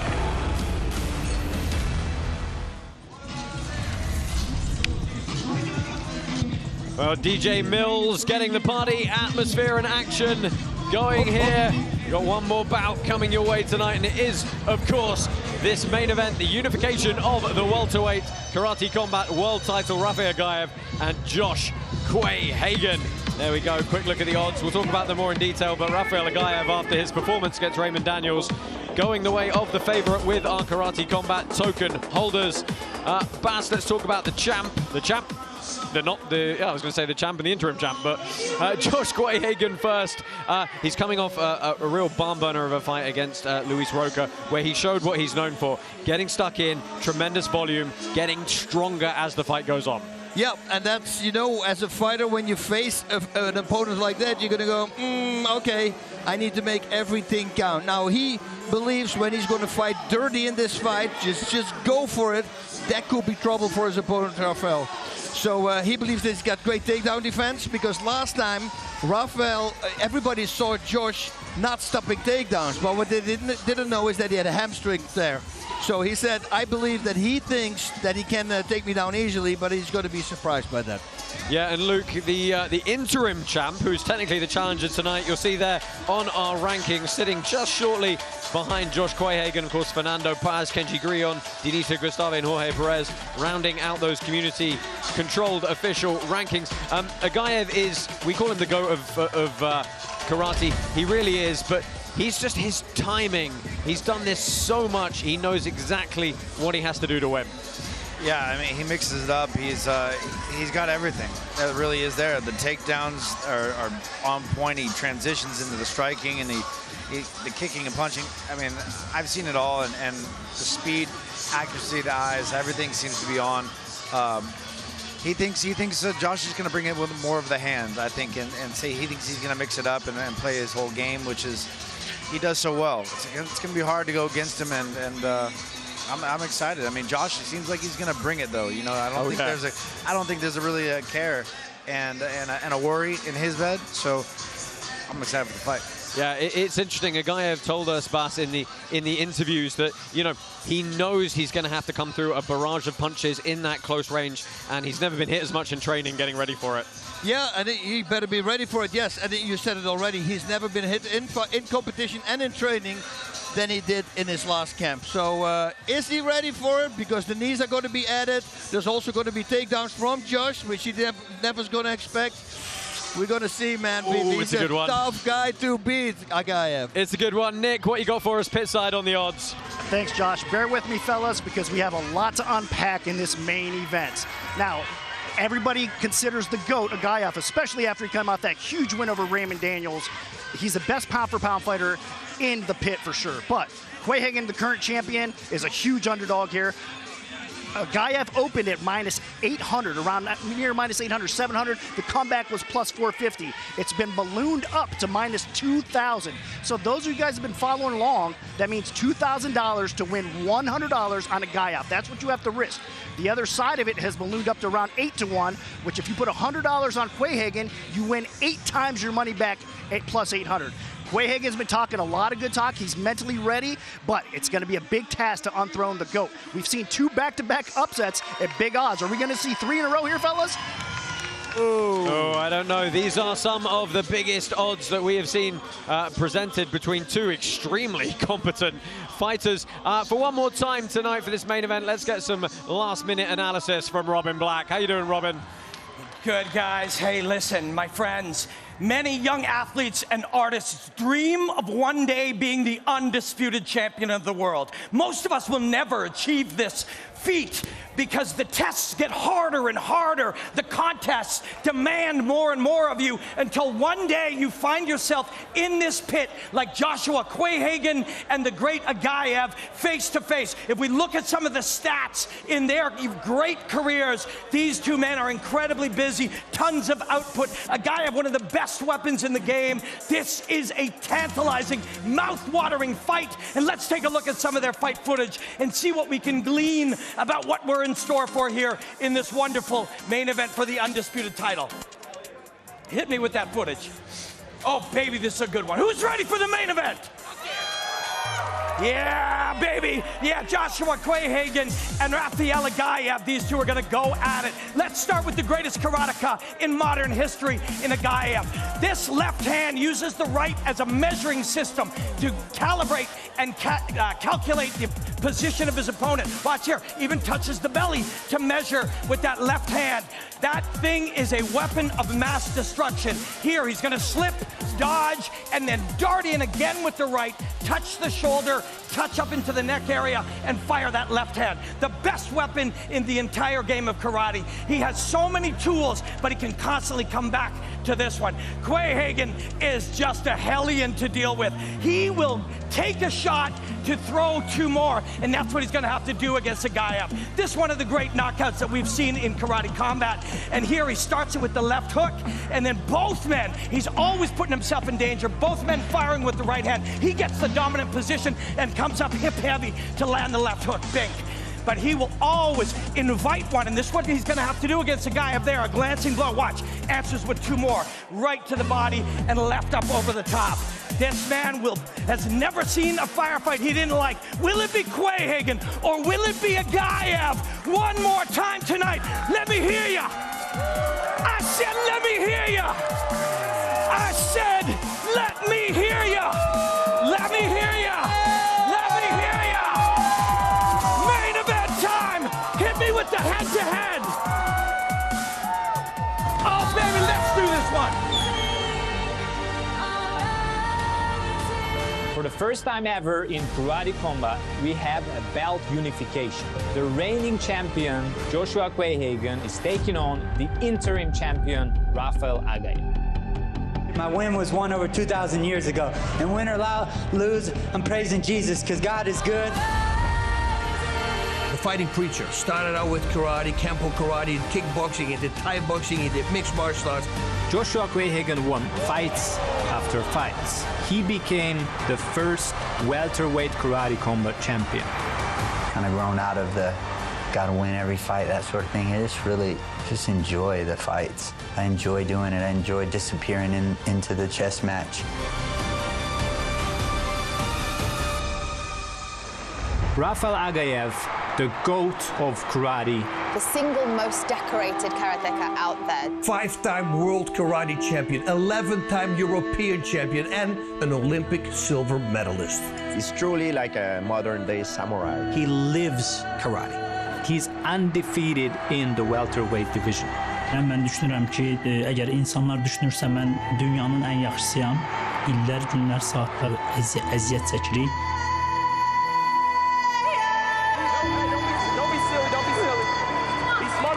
Rafael dominated Raymond Daniels. And he won the interim welterweight belt.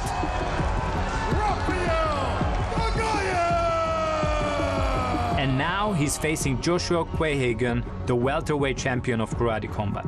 I'm scheduled versus the GOAT, Rafael Aghayev, and he has got all my attention. Amma mən Joshua'ya həqiqətən də hörmət və həmişə respekt etmişəm. I knew at some point we were destined to battle. Çətin və kəməri özümdə saxlamaq, mən ancaq bu barədə düşünürəm.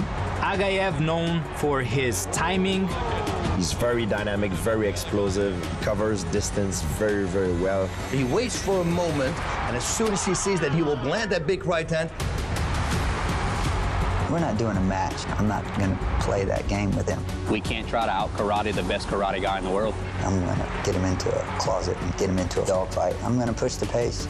Hansısa bir sürpriz hazırlamamışam, hansısa bir planım var. I'm not here to be the GOAT, but I am here to beat the GOAT. In these moments, anything is possible. 5 roundun özümdə olmasıdır. Düşünürəm ki, hər şey biz istədiyimiz kimi olacaq. He got to fight me and beat me to win the championship belt. I'm just not going to allow it. So everybody knows it's the substitute belt, and I'm the real teacher. So we're going to see how it goes.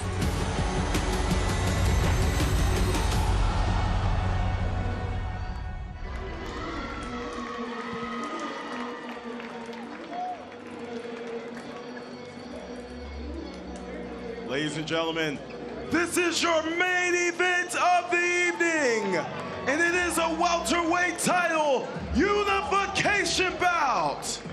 Introducing first, fighting out of the blue corner, representing Azerbaijan, the interim welterweight champion. He is the greatest of all time. He is the Panther. He is Rafael Aghayev! Well, Rafael Aghayev, the interim champ, makes his way to the pit here. 4-0 is his undefeated record here at Karate Combat. Let me tell you, if that promo didn't get you excited, I do not know what will. His opponent, fighting out of the red corner, representing the USA, the reigning welterweight champion, the Preacher, Joshua Quayhagen. The Preacher, Joshua Quayhagen, our current welterweight champion. 6-2 is his Karate Combat record for the 35-year-old, hailing from Lake Charles, Louisiana. Not the favorite in this bout, as we've talked about extensively. Taylor tape for this one. I want you to pay attention to one stat in particular when we talk about Rafael Aghayev. It's not the 38 years old, it's the 5'4" height. And it is such a different stature when combined with the explosiveness, but it's so hard to game plan and fight against. You know, and the thing is with him, he only fights taller guys. So he's used to it. That's what Adam actually said, our president, when he fought Raymond Daniels. He says he's used to it. 36 years old, our champion, Joshua Quayhagen, the Preacher, a little bit taller, 5'9". Of course, that 6-2 record.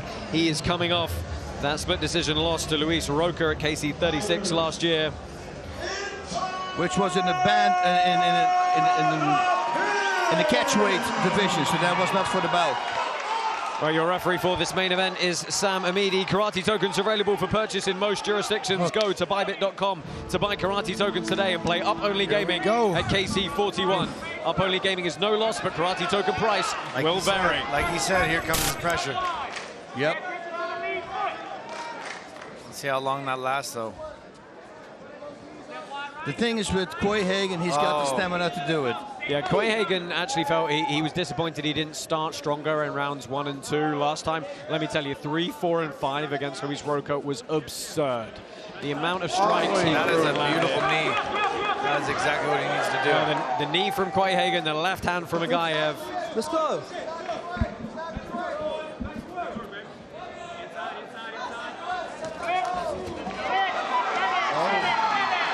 Oh, good short shot. We know Quayhagen's going to box on the inside. We know he's willing to take a shot as well to land. He's willing to throw those knees. He's looking at these knees a lot. Look at that head position by Quayhagen. That's his. He's got to get great takedowns. That's why he throws the knees. Yeah. Quayhagen has a much more extensive wrestling and mixed martial arts background alongside his karate roots. Here comes the GOAT. Oh, again with the knee. That's a nice body shot. Aghayev is really firing here. Of course, we got 5 rounds in this one. Right there. Off you go, Josh. Only a minute and 30 in, boys. We have a fight. Yep. Over 5-round fight. They're going. The thing is, they can both do 5 rounds at this pace. We know they can, at their age as well. Oh! Quayhagen lands. Aghayev trying to wrestle in the clinch. Clean Big shot. left That's hand. a clean shot. Well, he's a down. He's a down opponent. Oh, this is... Wow, I'm surprised Quayhagen stopped there. He looks a little bit bewildered. But you fight until the referee tells you to stop. So Aghayev going to work with that left hand, again finding the mark. Watch your heads, watch your heads. Hands and knees. I like Josh's game plan here. Hands and knees. And he's pressing the action. Something he normally never does in the first round. Yeah, 38 seconds left here. Jumping knee, loses his balance though. Turn around, turn the face. Big left hand, that concussive force hitting the forearm of Quayhagen. Oh.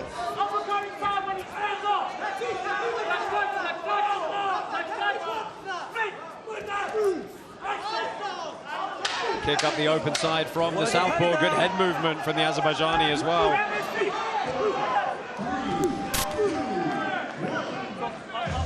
Oh, first round in the books, and both men bringing the thunder, but Aghayev, I think, perhaps getting the better of it. Yes, in the round number 1 he did. He threw a lot of steam also. Let's take a look at some of the replays here. That was a great kick. That was very smart to go for the knees, yeah, because he puts it in his head, you know, for the takedowns. Oh, we talk about it, you can't block the same with these little gloves. Yeah, penetrates through everything. That was nice there from Quayhagen. Nice work, yeah. There were some anxious moments for him when he got downed and Aghayev was unloading those left hands. We're seeing some cuts on the left eye of Aghayev already, getting attention. Let's go, let's go! Let's go!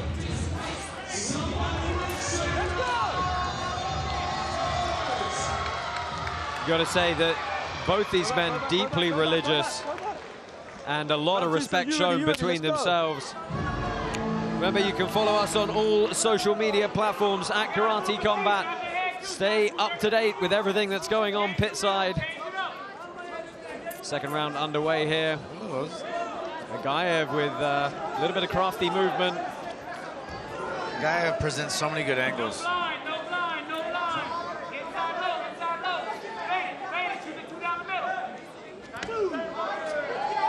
Oh, big power kicks from Aghayev. Big shots, wow. But you got this guy in front of you who keeps coming forward. I mean, look, Quayhagen said he's going to turn it in, try and turn it into a fight, not a karate match. Jabs coming through there. That was nice, you know, after that barrage. Stayed calm in the pocket. Watch your heads for me.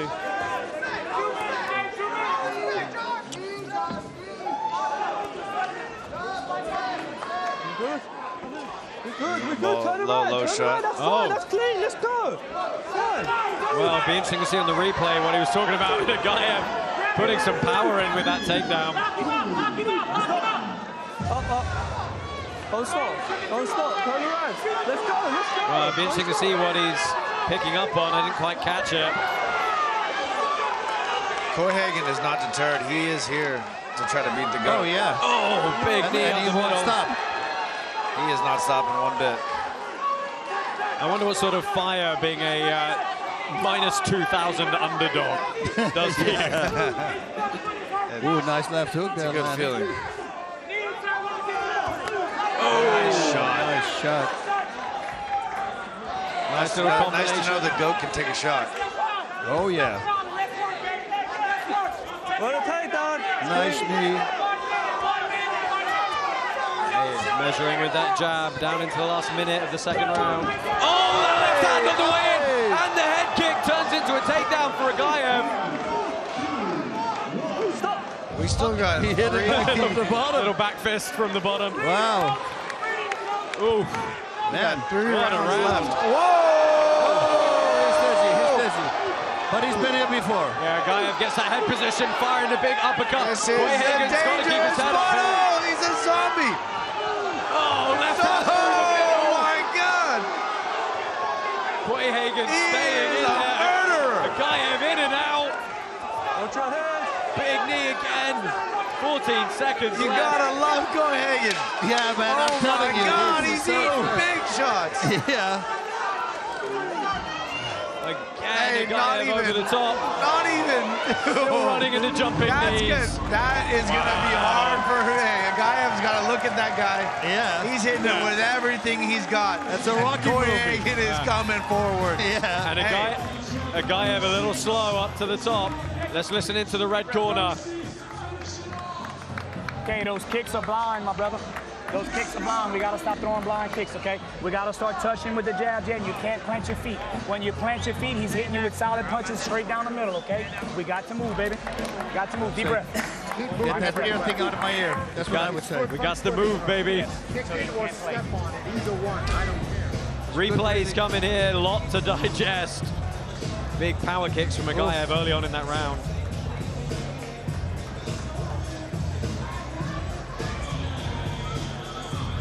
Let's go. Let's go. Oh, that was so close. Jeez. Whoa, this is only the third round. I love it. I love it. What's it like to hit somebody with everything you got and they just keep coming? Oh, it's the worst. It's the freaking worst. Unfortunately, I have been in that position one time. Quayhagen lands a slip from Aghayev. Oh, Josh Palmer, Bas Rutten, Luke Rockhold here, bringing you the action from Karate Combat 14 main event, live in Miami, Florida. That was slick.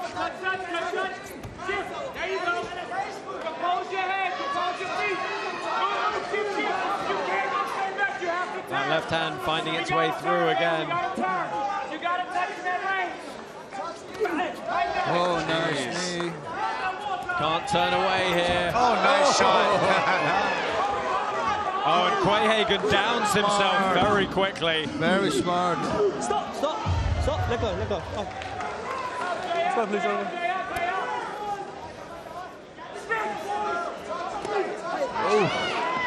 Mixing it up, going to the body. Again, it's just a bomb of a left hand over and over.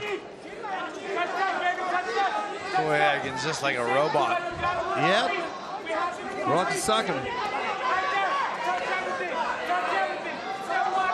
That is a dangerous man. That's a good knee.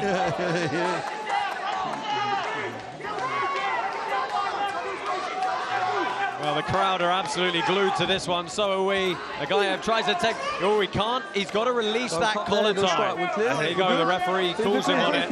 You can see Aghayev's getting frustrated because he just hits him with everything and he's not doing anything. It's wearing on Aghayev. Yeah, of course. Hey, this is wearing on Aghayev.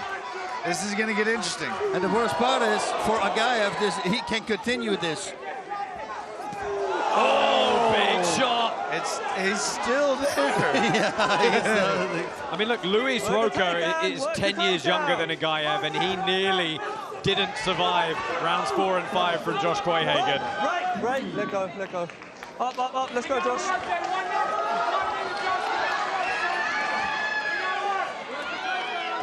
45 seconds left. Social media tweets letting us know they're enjoying the action at home here. Watch your heads. Well, Aghayev's got to be careful as he leads him with the head. There goes to the body again over the top. That was nice by Aghayev. Man, those knees are gonna add up. I really like those knees. Well, 20 seconds left in third round. Championship rounds to follow. Ay, I'm loving it. What a knee. And that's the perfect way the Karate Combat knee strike is intended. Work to take down. Oh, what a sweep from Aghayev. That was nice. Wow. Come on, gentlemen. 3 rounds exhausted, 4 and 5 coming your way next. It's very interesting. It's like a Rocky movie, right? You can't put him away, and he just keeps coming. Yo, you want to fight in Karate Combat, you want to be a champion in Karate Combat, this is who you have to measure up to. Replays coming in here. Oh, that was so cool. Yeah. But I'm thinking what you said, look, I mean, the knees constantly. Yeah, they're building up now, aren't they? They add up, man. That's going to take your energy, too, in these last 4 and 5. It's going to... And he's exerting so much power. This is going to get interesting because we see the robot that is Josh Quayhagen. He ain't going to slow down. That was a beautiful sweep, man. The awareness that he has, it's crazy. Give me that. Man! Give me that, quickly. Well, the referee's getting a little bit upset with Aghayev's corner. Yeah, they're slow. Yeah, they're worried. They're worried. Go back. Coach, go back. Championship round number 4. Quayhagen in the black, Aghayev in the white. He's like a robot on autopilot. Like it's crazy. It's dangerous because robots like that don't get tired. Aghayev is throwing a lot of power and he's taking a lot of shots in the midsection. Well, that worked. Aghayev finds his way through. Quayhagen dropped. Surviving on the ground here. Up, let's go. That was a quick stoppage.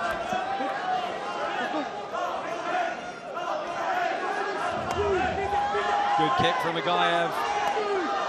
Oh, he's working the body hard. Very smart.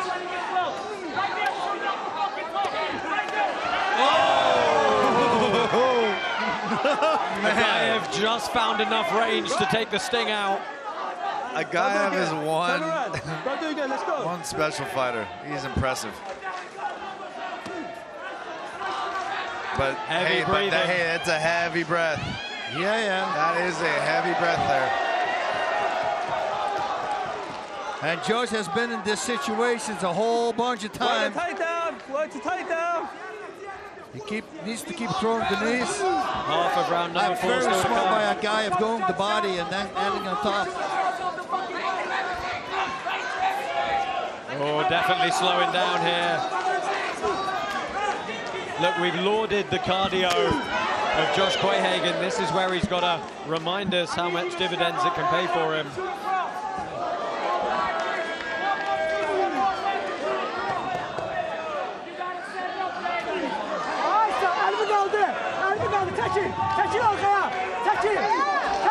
Oh, to be the cornerman now. Aghayev event going to the body. Man, what a wrap-up of an event we have here, right? This is crazy. Well, some of the fans out there clearly thinking this is the greatest fight in Karate Combat history. They might well be right. Oh. And we still got another round. Yeah, I don't think I can live if we go for a 6th. Is there such a thing? There is. The overtime rule still exists for the championship fights. Oh my God! I mean, it's a Quayhagen chasing Aghayev around the pit here. Big knee. Azerbaijani still loading up. They both landed. Touching on the face, measuring. Aghayev fires back. The fourth round. 15 seconds left. Oh, he's calling him on. Quayhagen, an absolute dog. Aghayev, equally so, though. Poor forearm there. And we are going to go to a fifth round. Boys. Good? Oh, my. They're both. I lose my voice after this one, gents. Hey. Let's take a look at some of the replays from that fourth round. Talk us through, Bas. Oh, yeah. This was the very end, or what? Maybe it was the beginning. Oh, it was in the beginning. Wow, yeah, Aghayev doing great, man, every time when it goes to the ground. But look at the choices, freaking coming forward. Any of those shots would have landed. Aghayev still maintaining that power through a lot of this, throwing everything he's got into these. I'm not, honestly, Bas, I like you too much to ask you who you think is winning. Yeah, this is going to be very hard indeed. It's awesome. Right now, you know, the first round was Aghayev, and Josh is coming back now. You know, and this is all about, this is it. Luke's just like, give it to me. It's a beautiful one-sided affair. Aghayev is a one-sided affair, but you gotta, this round is gonna get real interesting. Oof. Yeah, I'm freaking breathing here. The crowd showing their appreciation, sign of respect. Okay. Final 3 minutes here. Aghayev on his bike. Aghayev is, he has to be tired. Wow, he fires first over the top.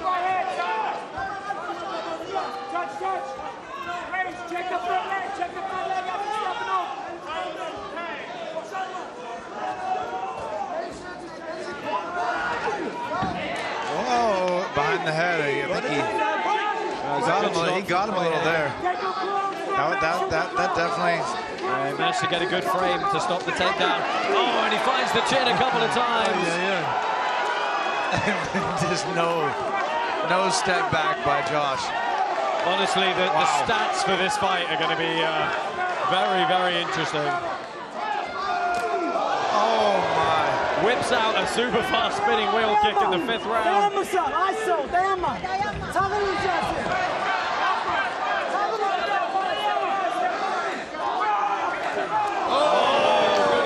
Sneaky. What a takedown. Blocks the takedown again, fires back. Hey, Aghayev is slowing down a lot. Lands a left and a right. Quayhagen coming forward. Aghayev managing to get some head movement in. Hey, he is hurt a little here. We got a minute and 30 left. Oh, this is absolute edge of your seat stuff. Nobody is sitting down in this arena. Nice body shot. Goes to the body. Trying to put that forward. Goes up top. Animal. Aghayev is so tired here. A minute left. Oh, man. Aghayev's going to eat up as much time as he can. Small shots on the inside, the uppercut. Oh, firing back. Oh my, here he comes. And the side kick to keep the distance. Quayhagen marching forward, the uppercut. Oh, the bottom of the wheel. Killer. The goat killer. What do you have to do to stop these guys? Oh my God. Insanity. 35 seconds left. Man, if Let's this goes to the sixth round. 30 seconds left. Insanity. Quayhagen coming forward again, touches him with the jab. This could get interesting, boy. 15 seconds. I don't know if he's got the power left to stop him. Double spinning hook, big go. Big knee. Oh my God. And that is going to do it for the 5 rounds. You're telling me if this goes to a 6th round, it's only judged on the 6th round? Yes. That is insane. Massive massive for Quayhagen, though, if that happens. Hey. This could happen now. Whoa, I mean, he took that last round easily. Oh, yeah, easy. So, and dominating, that could be in a 10-8 even. We have no idea. Oh, my God. This is where goats are made. What a roller This coaster is of where emotion. goats are made. Yeah, 100%. I think the judges deserve to say put that the goat to the test. That's it. That's it. Now it's all about no, who we've wants it the got a most. decision. Oh, darn. I think we've got a decision. Good. Yeah, I mean, he won 4 out of 5 rounds. What a fight. Wow, look at this. Let's go. Look at the, we're just throwing some replays in for you here. Take it off, bro. Take it off. Take And you can see we were thoroughly enjoying ourselves. Oh, man. Well, chance of USA are coming around. A hand raised in this corner for Aghayev. I mean, it kind of sucks that there has to be a loser in this one. Yeah, it does. But that's the way the cookie crumbles. I think the loser is the fans for not getting a 6th round. That's it. I would have loved to have a 6th I mean, but at the same time, it might have took 4 or 5 rounds there.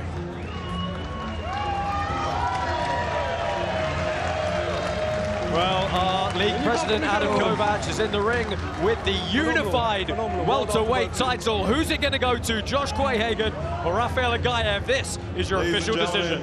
This was a fight that lived up to its spot as the main event of KC40. Give it up for these two fighters.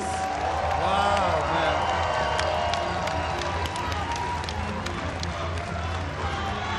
The winner of this bout and new welterweight champion out of the blue corner, the Panther, Rafael Aghayev.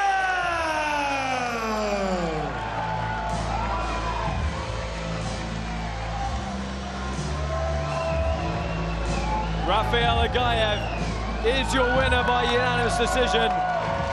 And he is the unified karate combat welterweight champion. Boy, did he have to earn that tonight. We are going to hear... Can you say a rematch? Oof, I would love it. It's going to be hard to top that one, though. Woo. Yeah. We are going to hear from both of these two competitors in the center of the pit. Our champion first, Rafael Aghayev. And then the former champion, Joshua Quayhagen.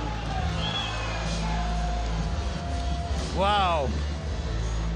What a wrap-up. Crazy. Let's go ahead and get a few words with Layla. Firstly, to both gentlemen, from me and every single person standing here, thank you for the most entertaining karate fight in the history of karate combat. That was unreal. Thank you. It was amazing for me. How was it for you? Mən hər kəsə salam deyirəm, çox sağ ol deyirəm. Bütün Azərbaycanı səsləyirəm və mənim komandam Ruslan müəllim burada olmağına bütün dünyanın tanınmış idmançılar buradadır. Onlara alqışlayaq. I want to greet everybody also in my country as well here. There is my coach, Mr. Ruslan. My team. And his team, the Rafa's team. He thanks everybody. Və mən Joshua'yı bura çağırıram, please. Və mən bu oğlana çox sağ ol deyirəm ki, belə gözəl döyüş göstərdik.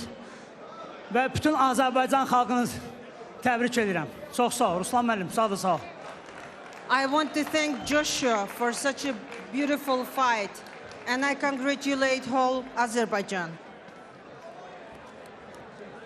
Fantastic. Congratulations to our champion. Joshua, I'd like to speak to you as well, if not very briefly. I do want to allow you to exchange words. I respect you, your family. Thank you, Thank you very much. We Good love job. you, man. Thank you. We're big fans. Joshua, commiserations, but also congratulations. That was an absolutely fantastic fight to be part in. The whole camp was very different for you, your opponent being someone who's so highly accoladed. How do you feel, and how did you feel in the moment? You know, he's everything I thought he would be. Of course, I wanted to get a hold of him more early. I wanted to start fast. And as I do sometimes, I started fast by letting him punch me a lot. And so, you know, that didn't work out to plan, but, you know, I was going to give him everything he had. I was going to make sure he didn't get that belt without being in a fight. So, you know, he is amazing. He's everything he's supposed to be. I just wish I could have, well, done better and beat him. Well, I might be the first to say it, but I'm sure I won't be the last. Maybe a rematch one day, because that was unreal. That would be awesome. I'd love to. I do owe my family some time. I actually kind of fought through another little injury this time, and it's going to take some time to heal. So I'm gonna do that, and potentially you'll see me back again. But as of right now, I feel like I owe the family and the body some time to really heal up. And then I'd love to get back and go at it again with him. So that'd be beautiful. Rest with pride. Thank you very much. Thank you. Hey, hey, did they turn off my mic? No, go. All right, hey, look, I just want to say, win or lose, I fight so much joy. I love so much because of Jesus. My victory is won 2,000 years ago. There's no stopping me. I'm smiling all day. Hey, and I love you. Great job. Rafael, you're amazing. Peace. Guys, that was just such a wonderful fight, and we're all better humans for getting to experience it. None more so than both of these two gentlemen. They will never forget it, and we never will either. Congratulations to Rafael Aghayev, but if I may, I'm sure he would agree. I'm sure they would both agree. Rafael is faster than Josh. Rafael is more skilled than Josh, technically speaking. But Josh has so much heart and grit and will and toughness and desire to overcome, and that's what made that fight so special. The two individual humans who brought everything they have, every moment of their life led to that moment, and they gave us both a wonderful fight. I want to congratulate them both. Thank you for that, gentlemen. Yes. Thank you, Robin, for that feedback on the main event. Guys, let's reflect on what was an absolutely ridiculous 5 rounds with some stats here. 271 total strikes attempted, 164 landed for Quayhagen, 205 at 136 for Aghayev. Look, as we usually see with Quayhagen, he did land more, but the way the scoring works, the better, the heavier the strikes going the way of Rafael Aghayev. Yeah, well, Aghayev was doing better in the first few rounds, and Josh said it already, you know, normally he never starts like that, but this time he did, and it made him get punched in the face a little bit too many times, but boy, you gotta love him, right? I mean, it was insane. I mean, we're both standing, we're all standing, everybody, the whole audience. I mean, to wrap up an evening with this fight, look at this. I mean, that was the first round. You remember, you thought it was going to be over. Yeah. Yeah, some of the replays from this bout here, it was non-stop action from start to finish across the full 15 minutes. I've seen a lot of fights, and I've seen a lot of fighters take shots, but this man was on another level of zombie. You got to say, both of them took some shots very, very well indeed. Showed tremendous durability and heart. It was insanity. That's what it was. It's very hard to top this. I don't know who that's going to do, but hey, there's always a chance. There is, right? there is. Bas, some last business to wrap up this evening. We have, of course, got a pitmaster of the night to announce. This is the pitmaster of the night. It is going to Alexandre Bouderbane, the Frenchman, for his win over Samuel Ericsson. Good luck bringing the thing home to France. No, France. Well, we'll see if we can hook him up with one back over in Carry Europe. on. Your KC40 pitmaster is Alexandre Bouderbane. He's down in the pit with our correspondent, Alex Wendling. Yes, I am alongside Alexandre Bouderbane, and man, he had the best moves in the pit tonight, and that's why he is receiving this award. What's the first thing you're going to grill on this thing? Alex, c'est toi qui as fait le meilleur combat de cette soirée, c'est pour ça que tu reçois ça. Donc, qu'est-ce que tu vas griller en premier sur ce grill? Alors déjà, je veux juste dire une anecdote. J'ai déjà fait une pub où j'étais sur tous les panneaux publicitaires vers chez moi, tout nu devant ce grill. So he already did an ad for this grill. He was naked just in front of this in the south of France. He didn't add for this one. Wow, well, you had an impressive performance tonight, a well-deserved grill to win here. But how was the rest of your night after a great win? Donc Alex, tu as vraiment bien combattu et du coup c'est pour ça que tu as gagné. Thank you very much. I think a burger is good for the grill. A burger, big burger. You definitely deserve a burger. Thank you so much, Alexandre. Yeah, man, what a crazy night of fights. And you know what? Only in karate combat are you going to give somebody a grill because they were cooking in the pit. But it was such a wonderful night of fights. Karate and martial arts can be so deeply inspiring. Not only show you how to fight, but we can learn from that, extract lessons from these that we apply in life. Just a wonderful night of fights, guys. Enjoyed hostilities, enjoyed. Woo! Yes, thank you, Robin. Just wrapping this up, final closing thoughts, Luke. And Bas, we had some fantastic bouts tonight. Of course, on our main card, Kenji Grillon showing he could be next up in the welterweight division. Yeah, he's a freaking animal. I mean, the way he kicks, I think he had the hardest kicks that we saw of the evening. This guy, when he gets even more settled, you know, which he already is going to be a very tough guy to deal with. Yeah, Alexandre Bouderbane, we've just seen him taking home Pitmaster of the night. Edgars Skrivers surprising us a little bit with the game plan there. A very tactical performance. It was very nice, you know, right away we said from the get-go, he started stalking him, taking him down, taking him out of his rhythm, and out of his rhythm. And then slowly but surely, yes, we had his opponent, Varga, that came back, started coming back, but it was not enough anymore. I think the damage was the most done in the first and the second round. And then, is there anything left to say, Luke, about that main event? It was phenomenal. It's one of the better fights I've seen in a long time. Have you had a good time here tonight with us in the booth? I've had an amazing time, and I couldn't ask for a better fight to come to, and we get motivated to potentially, you know. Yeah, you fancy this a little bit, maybe down the line? I fancy. No, we got to fancy the right opponent, fancy the right place, fancy the right paycheck. Yeah, normally that's first, but he wanted to be nice and humble. Hey, put it on third spot. You know, it's I think there's opportunity out there. I think this is a really interesting game. I mean, it's so cool having the pit and people over the pit. It's like it reminds me of a movie, and and that's what I want to make. Want to make some movies. I want to make movies. My kind of movies. You know what I mean? The real movies. Not the fake movies. The real movies. Well, let's see what we can do for you. Details of KC41 will be announced very shortly in the future, but we've had a fantastic time here tonight in Miami. From Alex Wendling, Layla Machado, Gary, Robin Black, Luke Rockhold, Bas Rutten, and myself, Josh Palmer. Please join us again next time on Karate Combat.